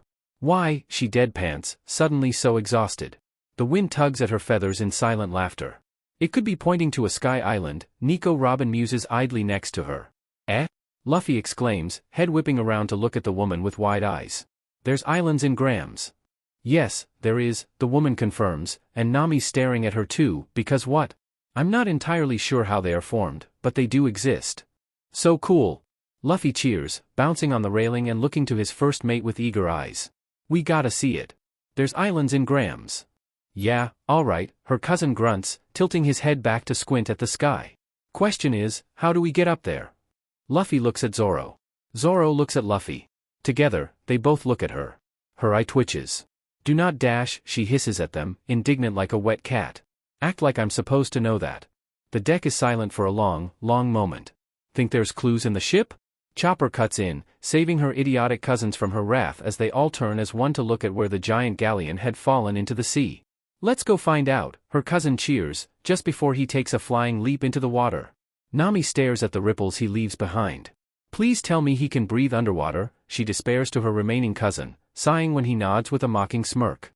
Alright, who's going in after him? Unsurprisingly, it ends up being Sanji and Zoro. Even more unsurprisingly, they come back up on the back of a giant turtle, with one extra person that they somehow befriended while under the water.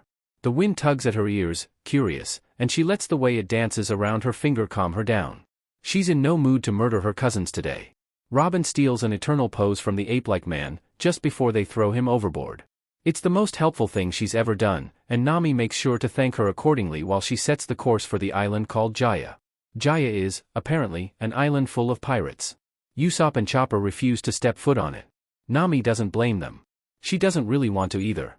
But they need to figure out how to get to the sky island their log pose is pointing to, and the best way to do that is to ask the locals for help.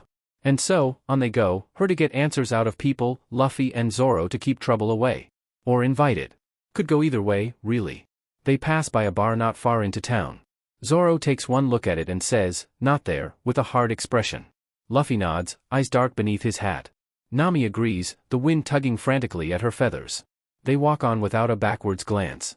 They find another bar for Nami to ask questions at. Everyone laughs in her face when she asks them about the Sky Island. Some even call her delusional, or an idiot. She doesn't know whether to curl into a ball of embarrassment or punch the fuckers in the face. Neither, as it turns out, because a man walks into the bar, tall and blonde and clearly bad news, and smashes Luffy straight through the counter of the bar.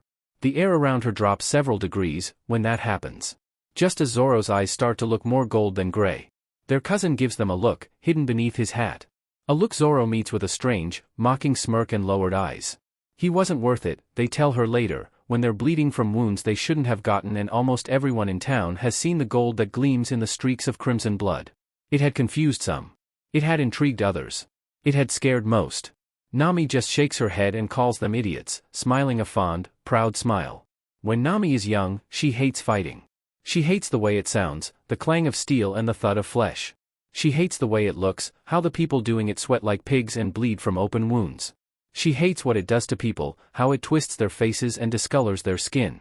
It's worse when Arlong fights, because what he does can barely be called fighting. It's more that he beats whoever stand before him to a pulp and then laughs at them for being weaklings, like he isn't 10 times stronger than they could ever hope to be. She hates it. She just hates it. When she begins to travel out to sea, searching for treasure, she forces herself to learn how to fight with a staff.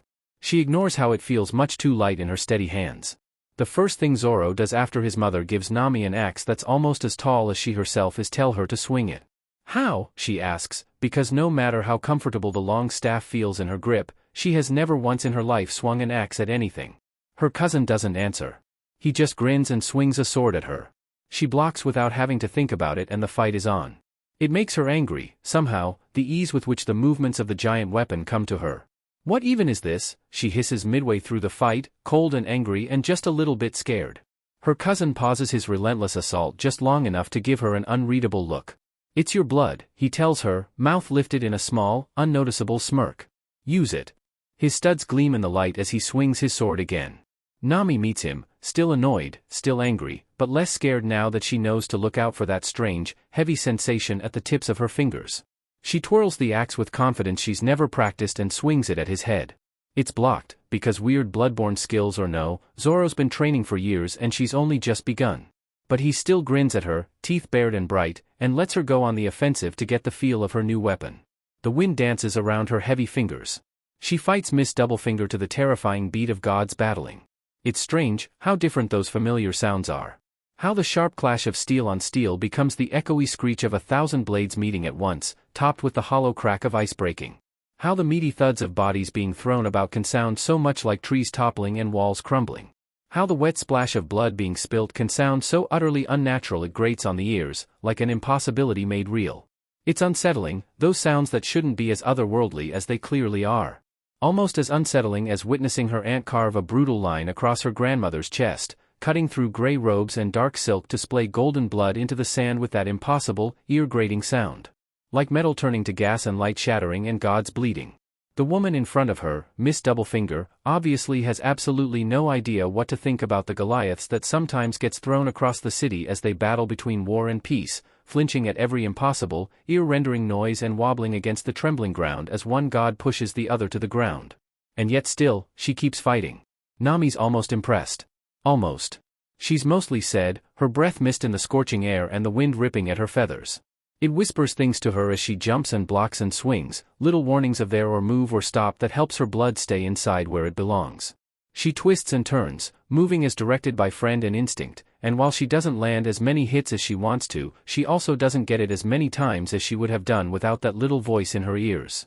And with a little thought, with a few flicking fingers and commanding words and drained energies, she learns how to recreate the weather she is so intimately familiar with, although on a much smaller scale. She plants the back of her axe in the Baroque works agent's face to the impossible sound of her grandmother putting her blade through her sister's skull, and it's much more satisfying than she thought it would be. Vivi's beautiful. She's always known that. She looks even more beautiful with feathers on her head. Nami tells her as much, because how the hell is she supposed to hold it back in the face of such a sight, and the Princess of Alabasta blushes beet red before she grabs the navigator by the collar and drags her into a kiss. She smiles, giddy and warm, and ignores the smug tug on her feathers to return the bruising kiss. Nami still doesn't like fighting. She doesn't like the sounds or the smells or the blood.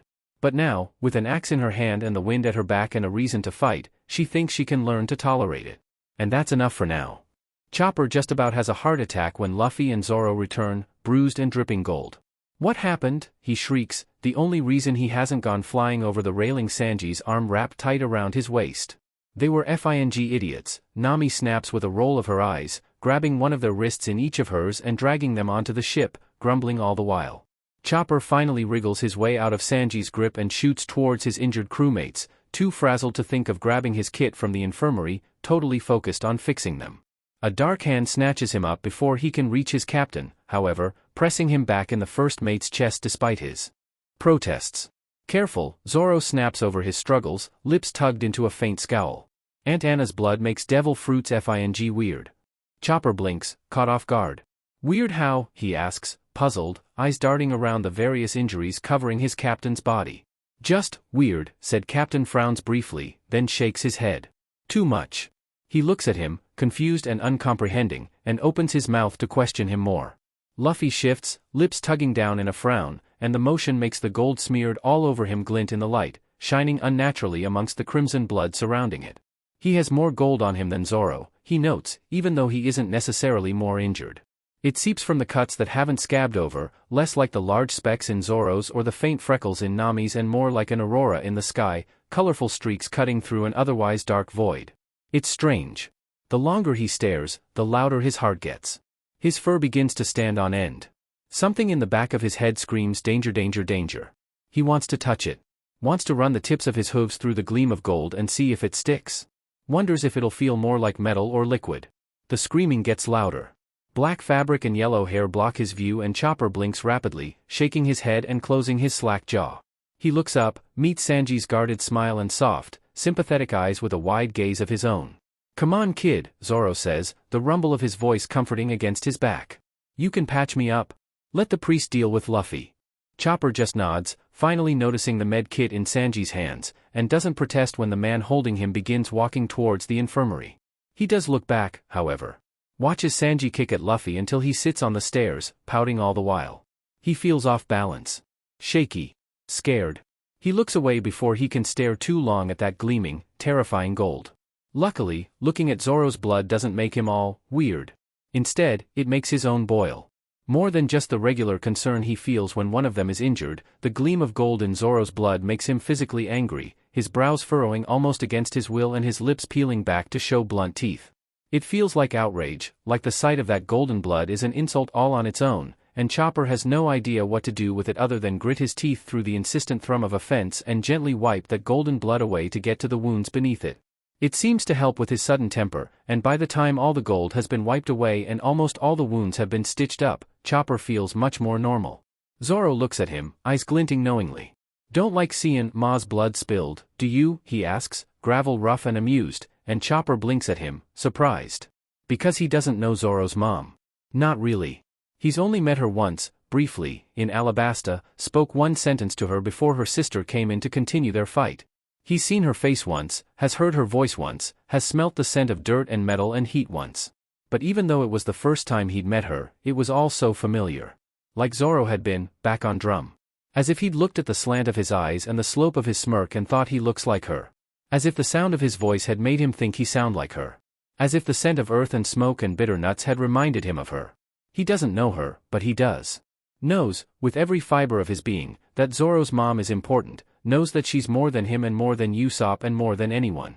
Knows that Zoro smells safe because he's her son, knows that her son will never do him harm. Knows that that golden blood should never be spilled, that it fills his chest with rage to see those bits of gold in her son's blood, the one that make him smell like more, like other, like Maker. It hadn't made sense. It still doesn't. But Chopper doesn't think gods are supposed to make sense. So he just nods, because it's true even if he doesn't understand, and Zoro gives him a small, easy grin, one dark hand coming up to comb through the fur on his head, nails scratching behind his antlers. It's almost embarrassing how quickly he melts into a puddle at the comforting touch of his Maker's son. Luffy bursts into the infirmary crowing about Robin finding something interesting. Chopper isn't grumpy about having to stop cuddling his Maker's son, thank you very much. His captain just grins at his glare, golden blood hidden beneath white bandages. Robin takes them to a castle that's actually just a house. Chopper sulks with Luffy and Yasop about it being just a board while Zoro grins and Nami rolls her eyes, the wind blowing through the feathers behind her ears. Robin and Sanji trade amused looks on the top deck. They find a book inside.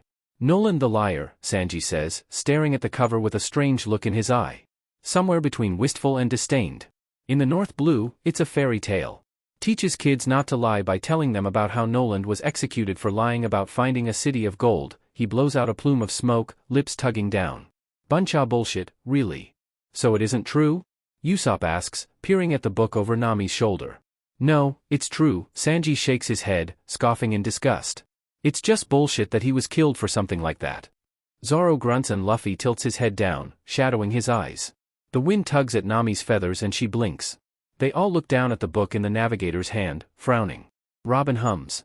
Noland was once depicted with an odd circlet on his head, she tells him and Yasop, smiling strangely. It's been removed from recent editions, but older versions still have it. Yasop blinks and Chopper's mouth drops into an O of understanding. They frown at the book too. The hell you lot doing in my house? The man who finds them all frowning at the storybook, Mont Blanc Cricket, has the worst case of diver's disease he's ever seen. Granted, there weren't a lot of divers on Drum, but still. You need to take better care of yourself, he scolds the man, tightening the bandages. Your body can only take so much pressure. The man grumbles, annoyed, but agrees to rest for a few days. It's more than anyone on his crew would be willing to do, so Chopper's happy. Cricket sends them to find a bird. Says it's the only way they'll be able to find the knock-up stream that'll take them to the Sky Island. Can't Luffy just take us there? He asks, puzzled. Then it wouldn't be an adventure, his captain argues, grinning from ear to ear. Nami groans. The bird they're looking for flies straight at Nami as soon as it sees her. Course it likes you more, Zoro says when she looks at him in panicked confusion, like it's obvious. It's a bird. Ma made them for Aunt Cae. Nami looks ready to throttle him, fingers twitching towards her axe. Luffy just laughs next to a chuckling Robin. The pirates that had injured Zoro and Luffy beat up Cricket and steal his gold. He's tempted to follow when Luffy marches off, angry that his patient was hurt so soon after he'd fixed him up, but he stays to treat him again, trusting his captain will make it hurt. Luffy returns with the treasure and crimson knuckles, not a fleck of gold to be seen. Zoro gives him a wide grin that Luffy returns, and Chopper fusses to him about being careful with his stitches. A man on a raft tries to follow after them as they sail towards the knock-up stream, a small group with him. Luffy glares at them with eyes shining deep blue under the shadow of his hat. It's a terrifying sight. It makes all of them tense. Has them wondering, refusing to look away from the raft of people that has their carefree captain so alert. Luckily, they're knocked into the sky before anything can happen. He clings to Zoro with all his might and smiles so wide his cheeks hurt. Chopper meets his maker for the first time when he's fighting a mole woman, a slow man with a giant baseball bat, and a cannon that's also a dog. He doesn't meet her in the sense that he dies. Not that he would have met her if he did, anyway. He meets her in the sense that she crashes into the ground in front of him and Yasop, giving them barely a glimpse of dark skin and gleaming armor before her landing kicks up a giant cloud of dust, bringing their fight with the number agents to a complete halt as they all gape in shock. She emerges from the cover of dust with the swipe of a hand, towering over even the agent with the bat, giant sword clutched in one broad hand and teeth bared in a wide, gleeful grin. She's panting, gold dripping from cuts in dark skin, smeared across armor and soaked into the fabric of her cape and streaked amongst colorful flowers. She looks almost deranged with the way she stares into the distance, predatory eyes bright with insanity. It's a terrifying sight, to see the god of war cloaked in violence, completely at home in her domain. But even though Yasop stands stiff as a board next to him and the Baroque Works agents scramble away from the god with wide eyes and the cannon dog barks and whimpers at their feet, Chopper can only make a soft, content noise and think safe. Golden eyes flicker down sharply, moving to lock onto Chopper with familiar, unnerving intensity. The god of war tilts her head like a curious predator. Then, slowly, she smiles. Look at you, she says, as soft as fallen leaves, staring down at him with an expression that makes him squirm self-consciously. Oh, you are magnificent. He blushes hotly under his fur, hooves coming up to cover his face. That doesn't make me happy, you beach, he cries, aiming for indignation, but he can't stop squirming in excitement, can't stop his happy wiggles at being called magnificent by his maker. She throws her head back and laughs, a deep, booming sound of sheer joy, the flowers of her crown vibrant and bright, the gems in her ears glittering in the light. Maker, he thinks, kinda confused, sorta nervous, too happy to care overly much about the strange title. How I long to take you apart, she tells him when she's done laughing, that strange, too intent, too hungry expression back on her face. Her eyes flit over him like she can't figure out where to let them rest. Like she can't stop drinking in the sight of him. To see how you have changed and grown. To know what makes you as you are, now, so far from how I made you and yet still so very perfect. She leans down, closer and closer, until she has one hand planted on the ground and her body's curved over his, and Chopper has to tilt his head all the way back to keep eye contact with her intent, fevered eyes. "Would you let me, little dear?" she asks, and it sounds curious, sounds like an actual question, as if Chopper can't find a single reason to tell her no even though something in his bones tells him he should. "Would you let me take you apart? Let me see which parts have changed and which have stayed the same." Chopper doesn't get the chance to answer. Her sister swaps in before he can, flying on wings of pitch black and sky blue, to grab his maker by the arm and throw her, eyes glowing with lightning, feathers arched aggressively behind her, golden blood smeared across icy steel and soaked into robes of gray. The god of peace doesn't spare any of them a glance, simply takes off once more with a great beat of her wings, kicking the sand up into a cloud of dust like her sister's body had only minutes before. He blinks, slowly. Then he shakes his head harshly and looks around. The agents look like they're seconds away from passing out, the cannon dog somewhere between relieved and disheartened, and Yasop stares at him with wide, frightened eyes. Chopper suddenly really wants them to start fighting again. Later, when they've beaten the agents and their dog, Yasop turns to him and asks, "How the hell are you not freaked out?" He blinks, frowning at him. "What do you mean?" "Zoro's mom," he says, giving him an incredulous look, like he can't believe he has to explain it. "She said she wanted to take you apart. How did that not freak you out?" Chopper opens his mouth. Pauses. Bites his lip, frowning hard. She's safe," he tells him, because he can't explain it better than that. "I don't fear her." "I can't." He shakes his head and lifts his chin and looks up at Yasop with wide, imploring eyes, begging him to understand. "She made me." Yasop just looks disturbed. Something tells him he should be, too. Yasop screams the whole way up. He thinks that's a fairly reasonable response to being launched into the sky. Luffy just laughs, the psychopath, and when Yasop looks at Nami, desperate for a sane response to being thrown into the sky, all he gets are wide eyes and flushed cheeks and a grin that gets bigger the further up they go. "Why aren't you freaking out?" he shrieks at her, caught somewhere between outraged and despairing, because Yasop would not be able to deal with being the only sane person on this crew. "We're in the sky." Nami laughs, a high, euphoric thing, the feathers behind her ears rippling unnaturally. "I know," she screams back, eyes gleaming with excitement and awe. "I can feel it." "Course you can." Luffy yells from the FING figurehead, like that isn't the worst possible place to be right now. "It's Grams." Nami laughs, again. Chopper babbles something incoherent from where he's clinging fiercely to Zoro's leg, Sanji makes a strange, odd choking noise, and Robin just smiles, visibly entertained. Yasop wails in despair.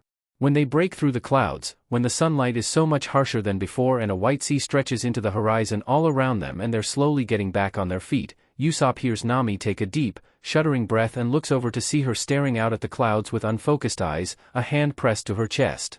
"What dash?" she mumbles, fingers gripping her shirt tightly. "What is dash?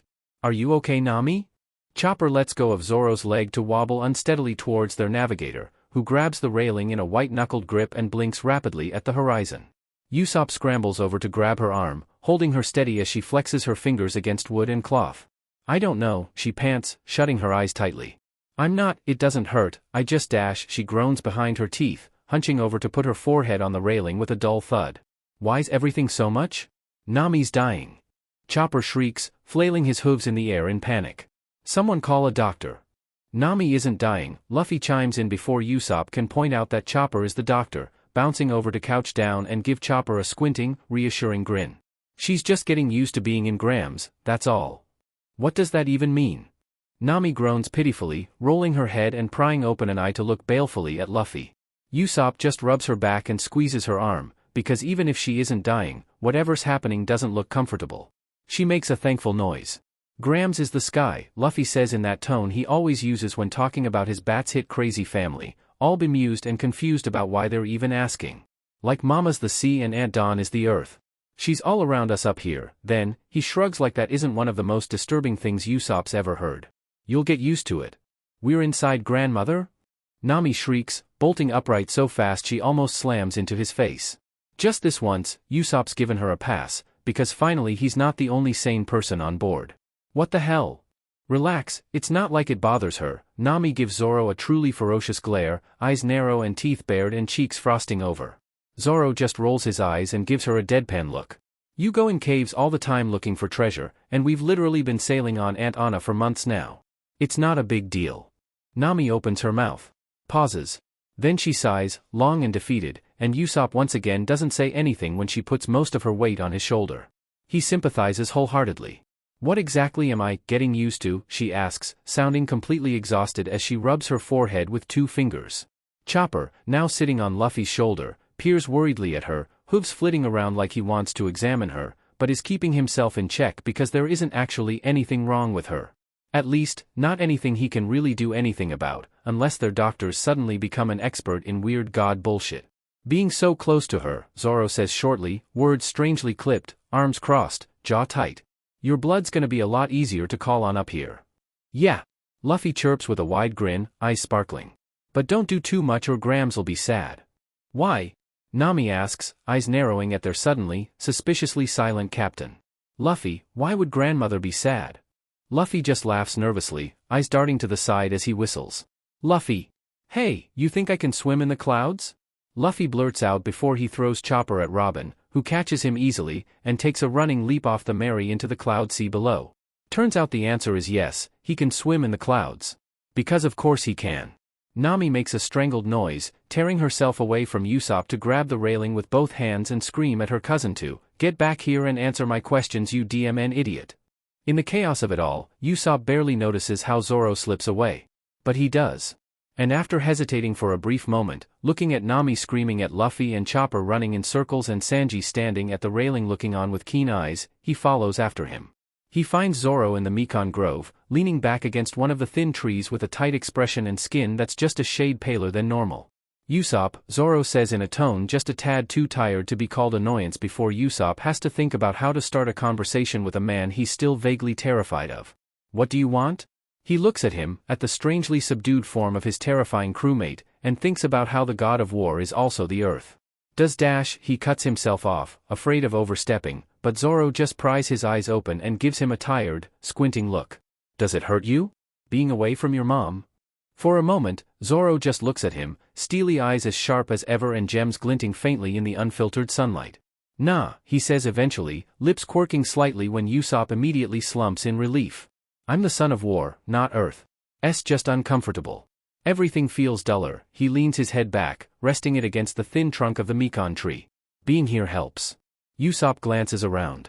The trees, he guesses, to which Zoro hums a vaguely affirming noise, closing his eyes again. He ponders that for a bit, decides it makes about as much sense as anything else about him and Luffy and Nami does, and sits down in front of a Mekong, pulling a few things out of his pack to tinker with. Because even if Zoro's probably gonna be fine, even if being away from his mom doesn't really hurt him, it's clearly not comfortable for him, and Yasop doesn't like seeing his crewmate like this, all washed out and tired and aching in a way he'll never understand, veins heavy with the blood of gods. So, he stays. He stays, because even if Zoro's one of the most terrifying people he's ever met in his life, even if he could probably kill a man with just a single well-placed glare, even if his mom is the god of FING war, he's also the man that always takes first and last watch of the night. He's the man that pets any animal that crosses his path because he can't say no when they demand attention. He's the man that helps Sanji chop vegetables and lets Chopper sleep on him and beats him and Nami into the deck every day to help them get stronger. He's Yasop's friend. So he stays and keeps him company while he's getting used to being away from his mom for the first time in his entire life. At least, he presumes it's the first time. And to be completely honestly, Yasop doesn't want to know if it isn't. Eventually, Zoro pries himself away from the Mekong Grove and Yasop follows after, stuffing his unfinished tinkering back into his pack. He'll figure it out. Someday. Luffy's still swimming in the clouds, now joined by a less homicidal-looking Nami and being looked over by an amused-looking Robin, and it's only while they're looking out at the two of them that Yasop remembers Luffy's mom. Is Luffy gonna be okay? He asks, eyeing his captain with slight worry, and Zoro snorts. Seas between sky and earth, he dismisses easily, completely unbothered by the nonsense coming out of his mouth. He'll be fine. Yasop sighs, I hope you know that doesn't explain anything, he tells him, suddenly really FING tired. At all. The smirk says that Zoro does, in fact, know that. A-hole. The log pose is still pointing up. Because apparently, there's another cloud sea, one even further up than the one they're currently in. Alright Nami, Luffy says, as dry as he always is after taking a swim, grinning at his soaked cousin. How do we get there? How would I know, she snaps, wringing out her shirt with an irritated scowl. Luffy frowns. We're in Grams, he says, tilting his head. Can't you feel it? No, I can't dash, Nami begins, stopping when the feathers in her hair move sharply, like something's tugging at them. Then, she gives Luffy a glare of epic proportions and growls out, I hate you, before stomping off to make adjustments on the Mary's course, wind flying through her hair. Luffy just grins. On their way to wherever Nami says they need to go, they're saved from a masked man with wings by a knight riding a polka-dotted horse. Somehow, it isn't as weird as it should be. Greetings, Blue Sea Dwellers, the knight greets them after he's chased off the weird masked guy, his horse whinnying with him. I am Gonfall, the Knight of the Sky. Zoro raises a brow, Luffy tilts his head, and Sanji visibly perked up, taking a step forward and looking the man over with a curious eye. Clearly, he's just said something important. Knight, huh? Sanji begins, taking his cigarette out of his mouth as he eyes the strange man thoughtfully. Didn't realize Lady Sayla's temple was so close by. The man tilts his head in confusion. Whatever do you mean, young man? He asks curiously, and just like that, Zoro and Luffy lose all interest and go back to scanning the horizon, looking for more threats like the guy in the mask. Sanji looks at the guy for a moment, taking a drag of his cigarette. Nothing, he finally says, shrugging. Guess I'm thinking of another kind of knight. The guy looks back at him, eyes staying on the circlet on the cook's forehead for just a second too long, before he hands them a whistle and flies off on his bird horse thing. Titles come and go, Robin says when he's left, smiling that strange, knowing smile of hers, talking to the frowning captain and the stoic first mate and the subdued cook. Once, the knights of the sky, the sea, and the earth defended the homes of the gods. Now, it seems, that title has changed to mean something else entirely. Luffy looks at her from under his hat, Zoro grunts an irritated noise, and Sanji huffs in begrudging agreement. Yeah, that's how it is, the cook sighs, taking another drag of smoke. But knowing and seeing are two different things. Yasop shares a look with Nami and Chopper, and doesn't break the strange, mourning silence that falls over them. Sometimes, questions can wait. They meet a short, frail old lady that tells them they need to pay a toll to get through the gate to the island the Pose and Nami are leading them to, or they'll be branded criminals. They get branded criminals. Nothing new, there. Apparently, lobsters are the main mode of transportation in the sky. What the F is wrong with you, MOM? He screams at Zoro when he learns that. Honestly, she was probably just messing with Aunt Cae, he tells him, not at all bothered by the screaming. She did that sometimes. Why'd you think flying fish are a thing? He just yells some more. Almost as soon as they step foot on the Sky Island, Zoro gets lost. Somehow, it hadn't occurred to any of them that Zoro would be just as hopeless with directions in the sky as he was on the sea. Actually, no, he was worse in the sky, because at least on a ship there was a limited number of places he could be lost in. An island was another story entirely. Alright, who's going after him? Nami sighs, turning around to look at all of them with a tired expression. The answer to that ends up being, Yasop, Nami and Sanji. Nami sighs.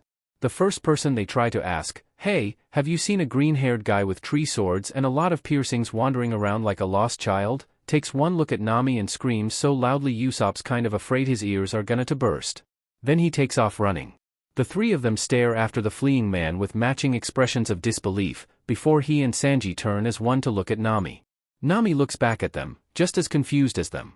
Guess one of you'll have to do the talking, she says after a beat of silence, only half succeeding at hiding how unnerved she is behind a casual tone. Yasop and Sanji glance at each other before nodding in agreement. Probably wise. They meet a woman named Konis. She's very nice, and friendly, and she has, in fact, seen their missing crewmate wandering around somewhere near the shore of the island. But then she, also, looks at Nami and goes paler than a sheet, eyes growing wide with terror and limbs shaking like nothing else, like she's trying to get herself to run away but is too scared to manage it. Alright, that's it, Nami growls, stomping over to the woman who goes about 2 shades paler, staring to look like spoiled milk as the navigator gets in her face and demands, why the F is everyone here terrified of me? Coney swallows twice. You bear the mark of God, she whispers, shaky and quiet and yet loud as hell in the tense silence. You are to be treated with the same reverence as he. God? Sanji says before Nami can ask anything, stepping up so Konis can look at him instead of the fuming navigator. You mean Sailus? The woman looks confused, eyes jumping between Nami and Sanji and Yasop before she answers. No, she swallows, licks her lips, eyes flickering. I mean God Enel. Sanji barely has time to SCK in a shocked, outraged breath, his lips peeling to bare white teeth, before an almighty crash completely blinds them. Yasop comes back with dark splotches obscuring his vision, his ears ringing like someone struck a bell right next to his head. Slowly, he lifts his head, blinking the splotches away to see what the hell just crashed down in front of them. The first thing he sees is a man. A tall, muscular man with no shirt, a very strange circle attached to his back and earlobes that are just way too fing long. Then, with one final blink, Yasop's attention zeroes in on what is probably the most innocuous part of the guy's ludicrous appearance. His eyes land on the laurel of his head, on the scruffy gray feathers that brush against the white bandana over his hair, on the glimmering ice that would be so beautiful if it didn't have veins of black crawling through it, shimmering with color where the light hit it just right. The guy smiles, a slow, lazy thing that makes all the hairs on his body stand on end, and finally speaks, his gaze locked on a wide-eyed, frozen Nami, somehow still standing upright despite the blinding crash. "Greetings, niece," he says, drawled and haughty, and Yasop doesn't have to know anything about gods to know that something is deeply, seriously wrong. Sanji's sharp inhale next to him only confirms that. Sanji can barely pay attention to the blood dripping from Yasop's mouth. Everything feels far away.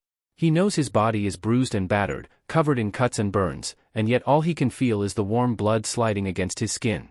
He knows he's moving, his feet slowly coming down one in front of the other, and yet he can't feel a thing, only watch through heavy eyes as it happens below him. He knows Yasop is leaning against him, his weight heavy against his shoulder, and yet he can't bring himself to care about the scorched skin or rattling breaths or the slow, pained shuffling. All he can feel is the static in his head, the numbness in his limbs, the drumbeat of his heart. Nami's gone. He took her. The stranger that calls her niece. The man with control over lightning. The fool that calls himself a god. The priest with the oil slick of madness tainting his laurel of ice and feathers. He heaves in a shaky breath and hoists Yasop higher on his shoulder, blinking away the blood dripping from his forehead. From where his circlet cuts into his skin. One foot in front of the other. They tried to fight him. Yasop with his clever tricks and ridiculous lies and perfect fing aim. Sanji with his angry swears and strong kicks and sickly burning anger. Nami with her gleaming axe and gritted teeth and the howling winds. He struck them all with lightning. Again. Nami was the only one left standing. Again. Sanji got up and kept trying. Again. Again and again and again. Until even the soothing waves pulsing through his veins wasn't enough to fight against the burning, stinging pain of lightning shooting through his body. Until his entire body shook and twitched and spasmed through the agony of another strike. Until all he could do was collapse onto the ground, chest heaving for breath and mouth thick with the taste of iron, and watch through blurry eyes as Nami was taken away with spitting swears and fearful eyes, axe clattering to the ground. He had to leave it behind. His finger frosted over when he tried to grab it, until the tips burned with the sting of it. One foot. In front of the other. Lady Salis hadn't come to their aid. The gods almost never do, he knows, bound as they are by oaths and duties and the memories of what happens when gods meddle. But the look of desperate, furious betrayal that spread across Nami's face when her call for her grandmother went unanswered cut deeper than any blade ever could. 1 foot. That's all he needs. Just 1 foot. The pit of his stomach is a churning, nauseating mess of emotions. There's fury, anger at the man that dared call himself a god and hurt his crewmates and stole his own god's granddaughter.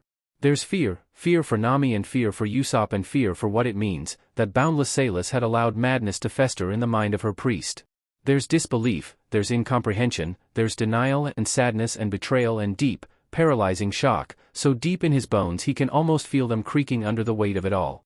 1 foot. His legs buckle and he crashes into a chest that smells like metal and earth and bitter smoke. Priest the rough, loud voice of the warspawn cuts through the haze of numbness, almost as startling as the feeling of hot, calloused hands gently grabbing his waist to hold him steady. What the hell happened? He coughs and groans, breath hitching against the sudden awareness he has of his own body. Of the sharp, aching, burning pain that runs from the tips of his toes to the top of his head, the steadily growing headache beginning to pound behind his circlet. The hands on his waist leave, turning into an arm that wraps around it and holds him steady, the other moving Yasop from Sanji's shoulder to Zoro's own, relieving his aching body. He sags deeper into Zoro's chest as soon as the weight is gone, panting and shaking. Yasop, the first mate prods, urgent and sharp and colored with worried impatience, and the sniper groans, lifting his head slowly to look at the man with furrowed brows and blurry eyes. There was a guy, Yasop groans, words slurred and heavy, voice rough from screaming and pain. Hit us with lightning. Took Nami. Said he was a god, he coughs, blood following, and the son of war goes completely, deadly still. What? It's a terrifying thing, Sanji acknowledges with a distant sort of wariness, the flat, quiet outrage of someone with the blood of gods. The arm around Sanji's is getting tighter, the darkly tanned lips above his curling back to bare white teeth and pink gums, the steely eyes flashing dangerous gold. Ignoring the instinct in the back of his mind screaming at him to get away, "It's dangerous, get away," Sanji shudders and presses closer, spine popping against the pressure being put on his back and making him groan. Quietly. "He's mad," he mumbles, trying to explain, trying to breathe out his disbelief, his incomprehension, into the other man's chest, into the white fabric that covers the skin of War's son. He's mad for her. Zoro goes stiff at his words, eyes wide in surprise, bared teeth twisting into a grimace of a snarl. He spits, sharp and heartfelt and maybe even a little amused. "Never thought I'd see that." Sanji laughs, a rough, cracking sound that rings with the hysterical mix of fear, disbelief and grief choking him. "I thought it wasn't possible," he whispers, something like shame rising to join the lump already thick in his throat. A green eyebrow raises over steely gold eyes, the warspawn giving him a truly surprised look in the expression of outrage and anger. "Ma's old priest must have told you," he says, disbelieving, and Sanji laughs again, tired and hollow, grief and shame prickling his eyes. "He did," he tells his crewmates, closing his eyes against the shock that slackens the other man's face at his words. "I didn't believe him." There's a long, stretched silence, broken only by Yasop's wheezing breaths and the howl of a distant storm. The chest beneath him finally hums, the tone of it sending Sanji back to that day on the Baratai, when the spawn of war had warned him about the years he had left to wait. "You should have. Ma's priests are kinda experts in this sorta thing." Something in him breaks. His heart, probably. He sobs. Their return to the ship is met with worried calls and Chopper's fretting and Luffy's dark, churning eyes. "He took Nami," he says after they've explained, after Sanji's choked out a description of oil slick and blasphemy from behind numb teeth. An ant dawns in his head. "We're killing him." Zoro nods sharply, standing behind their captain's shoulder, a guard for his back that isn't needed. "You can do that?" Yasop blurts, coughing instantly when the words agitate his sore throat, sending Chopper running towards him in a panic from where he'd been screeching at Sanji's frayed nerves. "Course we can," Luffy frowned, a combination severe and puzzled that's almost enough to make Sanji laugh hysterically. "Killing people's easy." Yasop sputters wildly, eyes wide. "No, I mean," the sniper coughs harshly, leaning against Robin when she steps up to gently hold his shoulder. "The guy's got one of those circlets that means he worships one of his breath hitches as he visibly struggles against the words. One of the G-gods, right?" "A laurel," Sanji murmurs automatically, briefly lifting his gaze away from the deck to look at his crewmate with tired eyes. "Those that worship boundless sailors have laurels, not circlets." Yasop gives a tight, stiff nod and says, "Right, that," before he turns back to Luffy and Zoro. "And, what, you can just kill them?" "No," Luffy shrugs, frown smoothing over into an intense, dangerous expression. "But Grams won't do anything if we kill this guy." "Why?" Yasop screams indignantly, a sound of pure frustration that's swiftly cut off by a cough that once again brings up blood and sends Chopper into a frenzy of panic screeching. Sanji can barely pay attention to the way a hand grows on the sniper's shoulder and slaps over his mouth to keep him from damaging his throat even more. He can only stare blankly at the wood of the deck, waiting for a quiet moment. "Because he broke the rules," he says once it comes, the storm curling in his gut almost killing the words before they can come out. "Because he loves her." He stands abruptly, before anyone can ask the questions he doesn't have the power to answer, spinning on his heel and ignoring the headache pounding back to life behind his circlet to flee from knowing eyes of gray and black and blue. It can't have been more than a few minutes before Luffy steps around to the back of the galley, his dark, knowing gaze a heavy pressure on his neck. Sanji ignores him, gripped tight on the railing, back resolutely turned on the altar that sits against the galley wall. His lack of acknowledgement doesn't faze the boy with the blood of gods, who walks over until he's right behind him, forehead pressing to his shoulder blade.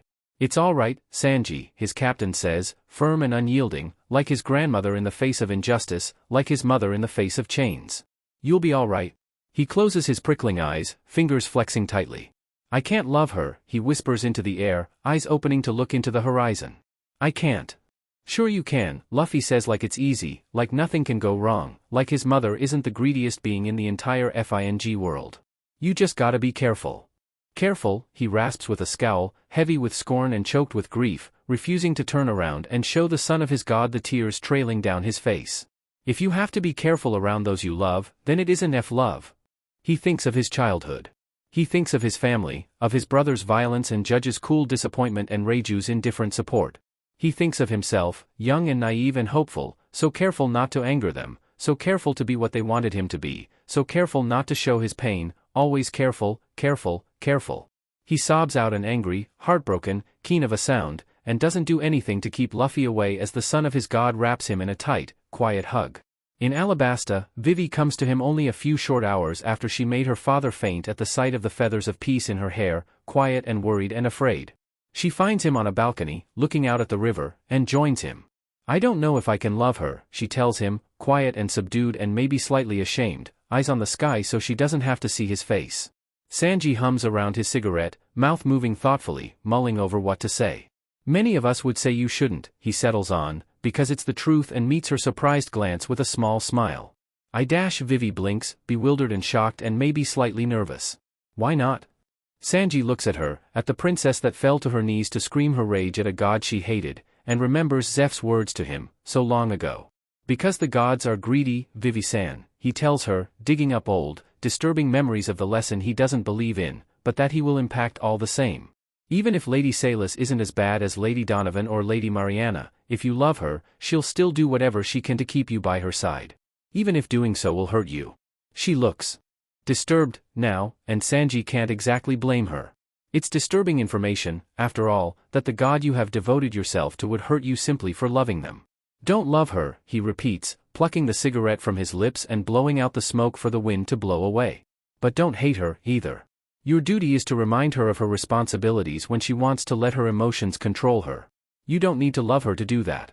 That finally gets Vivi to give him a soft smile, which he returns, and they spend the next few hours trading questions and answers and the occasional quiet laugh at some of the more absurd things the devoted of old have witnessed and passed down as stories to the next generation. But Sanji doesn't tell her that he doesn't believe it himself. Doesn't tell her that he's never listened to those warnings, that he loves his god with all his heart and has no intention of stopping. That is not his duty. Loving gods is dangerous. That is something all that devote themselves to one of the Trinity is taught. They are taught that, though they might love those that are devoted to them fiercely and without restraint, mortals cannot do the same. Because it is an all-consuming kind of love, one that fills your every nerve and muscles, one that worms into your bones and slithers through your lungs until it takes root in your heart and refuses to be removed. It's the kind of love that makes you blind to any other, the kind that has you giving everything you are and more to the one you love, because you love them too much to do anything less. It's the kind of love that aches with how strong it is. The kind that is so very easy to twist, to make something it isn't meant to be, to turn devotion to obsession, hope to delusion, love to hatred. And that is dangerous, because gods are greedy.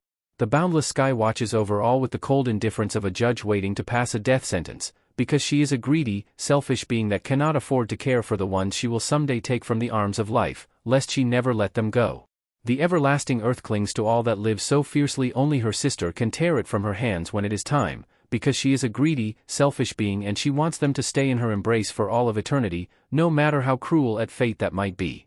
The willful sea welcomes all onto her waves with open arms and the promise of endless days and devastating storms, because she is a greedy, selfish being who wants those that call her their home to never leave, even if it means she must drag them to her depths. They are all of them greedy, selfish beings, held at bay only by the duties of their domains, the oaths spoken and unspoken that push and pull at them to always uphold the rights of others, to never chain what wishes to be free, and to love without question, without restraint. And that greed means that when it happens, when that all-consuming love felt by mortals twists and bends and breaks until it becomes something else, something so much closer to madness than it should be, the gods do nothing. Because they are greedy, selfish beings, and they cannot help but take and take and take. Marco knows the winds. He knows when they simply are, when Lady Salis isn't paying attention and lets them blow whichever way they please. He knows when a storm is coming, when the direction it's coming from changes sharply and temperature drops. He knows when his god grabs her winds and makes them blow, when she uses them to communicate anger or joy or commands, loath as she is to do like her younger sister and simply project her wants to her devoted as she pleases. Sometimes, he can't decide if he's thankful for that difference, or if he resents it. Like now, when the heavy rush of cold wind pushes against his back and ruffles through his feathers, making him both ache for the clarity and closeness of Mariana in the back of his mind, and appreciate the lack of the overwhelming feeling of a god's emotions boiling through him. It's an old ache, though, a difference he has long since grown used to, so he simply huffs against the demanding whirl and goes to find his captain. Gotta go, Pops, he tells the towering man, tapping at his temple with a smile. Have something to take care of. Edward Newgate looks down at him, eyes only briefly flickering to the glittering ice resting coolly on his skin before going back to him. Of course, son, he rumbles, lips curling under the iconic white mustache.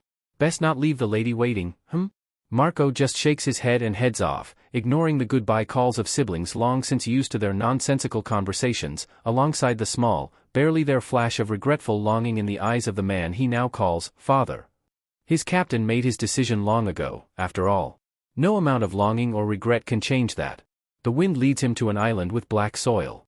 That's not unusual. When his god wants to talk to him, she always goes to places devoid of life, the peaks of mountains or barren rocks or islands long since abandoned. An island fallen to divine wrath fits perfectly. He finds her not long from the shore, standing towering and regal near a dilapidated shrine to a god that might have borne a resemblance to herself, once upon a time. Marco shifts, wings becoming arms and talons becoming toes, and goes to stand next to her. She does not move to look away from the horizon. Marco looks on with her and waits. It is not the first time his god has needed time to find the words she wishes to speak. My grandson seeks to kill your fellow, she reveals at last, voice a bare murmur in the breeze, eyes locked on where the sky meets the sea. He blinks, racking his brain for any one of his fellow devoted who might draw their ire of their god's blood, before it clicks. Good, he says as soon as he figures it out, short and firm and maybe a little relieved. He deserves peace. Lady Salis hums lowly, wind ruffling black feathers. So he does, she says, face solemn and eyes dark like the rain clouds hovering above, heavy with emotions. And yet still, I grieve. Marco doesn't say anything, shifting closer to brace his weight against her leg, skin brushing feathers and elbow meeting the swell of a knee. The wind picks up, the tension snaps, and the first of many raindrops land on Marco's nose. Are you going to send Phil to help him? He asks after a while, skin wet and hair hanging with the weight of the water, glancing up to look at his god's face. Lady Salis huffs, a soft, sad smile shifting her solemn features further towards grief. My grandson will be most displeased if I do, she tells him, eyes fond despite everything. He does so hate having his battles made easier. He huffs too, short and amused. Most of them do, he drawls, smirking lightly at the chuckle that rings out of his quiet, sorrowful god, and settles more firmly against her leg. They'll be here a while, he knows. He doesn't mind. Before he becomes a priest, before Lady Mariana walks out of her depths to give him a circlet of sea stone, when he has sandals on his feet and bracelets jangle on his wrists, he learns of the gods. He learns of boundless Salis and willful Mariana and everlasting Donovan. He learns about their beings, about sky and sea and earth. He learns of their domains, of death and rebirth and life, of peace and healing and war, of freedom and justice and madness. He learns of them on his mother's knee, at the feet of his grandmother, in the halls of Lady Mariana's temple, and the day the priestess of the sea walks into the waves never to return. Marco knows of both the danger of loving gods and the joy of being loved. And the day after, when he looks into the deep, dark, greedy eyes of his god, he knows he will do as all other devoted of the sea before him have, and walk into the waves before Lady Salis can take his hand. For all that he has learned in his short life, Marco knows little of being a priest. His grandmother had had little time to teach him, and even fewer reasons to think it necessary. Luckily, he has his fellows to help him. Audrey is the oldest, hair pale with age and face weathered by time, regal and tall and steadfast. She teaches him to stand up straight, to hold his head up high as he walks through the halls he now presides over. She shows him how to lead the worshipful in prayer, how to bless the adventures that come before him seeking that little bit of extra luck on their journeys, how to talk to the people that now treat him as an extension of their god, with reverence and devotion and loyalty he doesn't feel worthy of. Kent comes next, the boy that took over from Marco's grandmother, now a teen with wheat blonde hair and freckles dusted on his nose, towering and thinner than a stick and with no time for nonsense. He teaches him to speak, to make sure his words are always heard above the din of others. He shows him how to make the candles for both his own altar and the temples, how to prepare his speeches and prayers, how to navigate the sprawling structure using the sun and the moon and the vines that crawl their way towards the sky. Last is Owen, with her bright blue eyes and easy grin, her stocky build and thickly muscled arms and iron will. She teaches to make his prayer beads, where to find pearls and how to care for coral. She shows him how to dance with the light that reflects off the water, how to tune out the ever-present hum of their god in the back of his head, how to stand firm and square his shoulders and tell willful Mariana, do not abandon your duty. They teach him many things, so many he sometimes wonders how he's supposed to remember it all, but they also teach him things that have little to nothing to do with priesthood. Kent shows him all the quiet places found in the temple, the hidden little nooks and crannies he can hide away in if he doesn't want to be found. Audrey sits him down and teaches him how to use a needle, old, knotted finger easily flying over cloth to embroider or create. Owen throws him a set of twin daggers, sharp and lethal, and beats swordsmanship into his head with the help of an oversized hammer. The one that shows how to slip away from the temple without anybody noticing, however, is none other than Knight Azara, the guardian of the temple. "You're a kid, little priest," the female fishman tells him when he asks if it's a good idea for him to leave the temple grounds, grinning sharp teeth down at him. "You need to do other things than sit around all day and act like a little nobleman to placate people 3 times your age. You need to run around and play and get in trouble. You need to be a kid." Then her grin turns into a smirk and Marco doesn't have time to react before she's bending down to grab him around the waist and throw him over her shoulder. "And if I'm with you, then no one can come beaching about safety. It's perfect." Marco laughs and shrieks and kicks his legs with a wide, beaming smile. Azara takes him all over the island. They walk through the orchards, plucking the hanging fruits and eating them as they go. They wander around the forest, looking for cool flowers and animals that'll maybe let them pet them. They run around the shore, picking rocks and sea glass and laughing as the waves rush over the sand to chase their toes. The knight even take him to visit his mother in the village, since she still has her own responsibilities that mean she can't visit the temple more than a few times a month. It hurts, even if he understands now that he has his own duties to attend to, which is what makes those times he sneaks out on his own and drags Azara with him to his childhood home so special. Of course, his fellows disapprove to varying degrees, but only Audrey really voices hers. "He is a priest of Mariana," she scolds Azara, eyes narrowed at the betta fishman. "He cannot develop such bad habits." Too late, Marco quibs, young and thrilled by the mischief, and meets Audrey's stern gaze with no apology.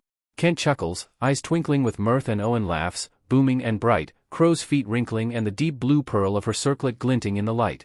The old priestess sighs, lips twitching with reluctant fondness. Marco grins at them all, happy and content and full to bursting with it. He never wants this feeling to end. He doesn't know how long he cries. It feels like hours. It feels like minutes. It feels like his world is ending.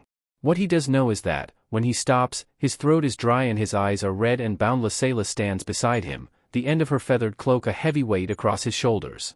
"We must go, little priest," she murmurs once he looks up to meet her gaze, still solemn, still alight with fury not aimed at him.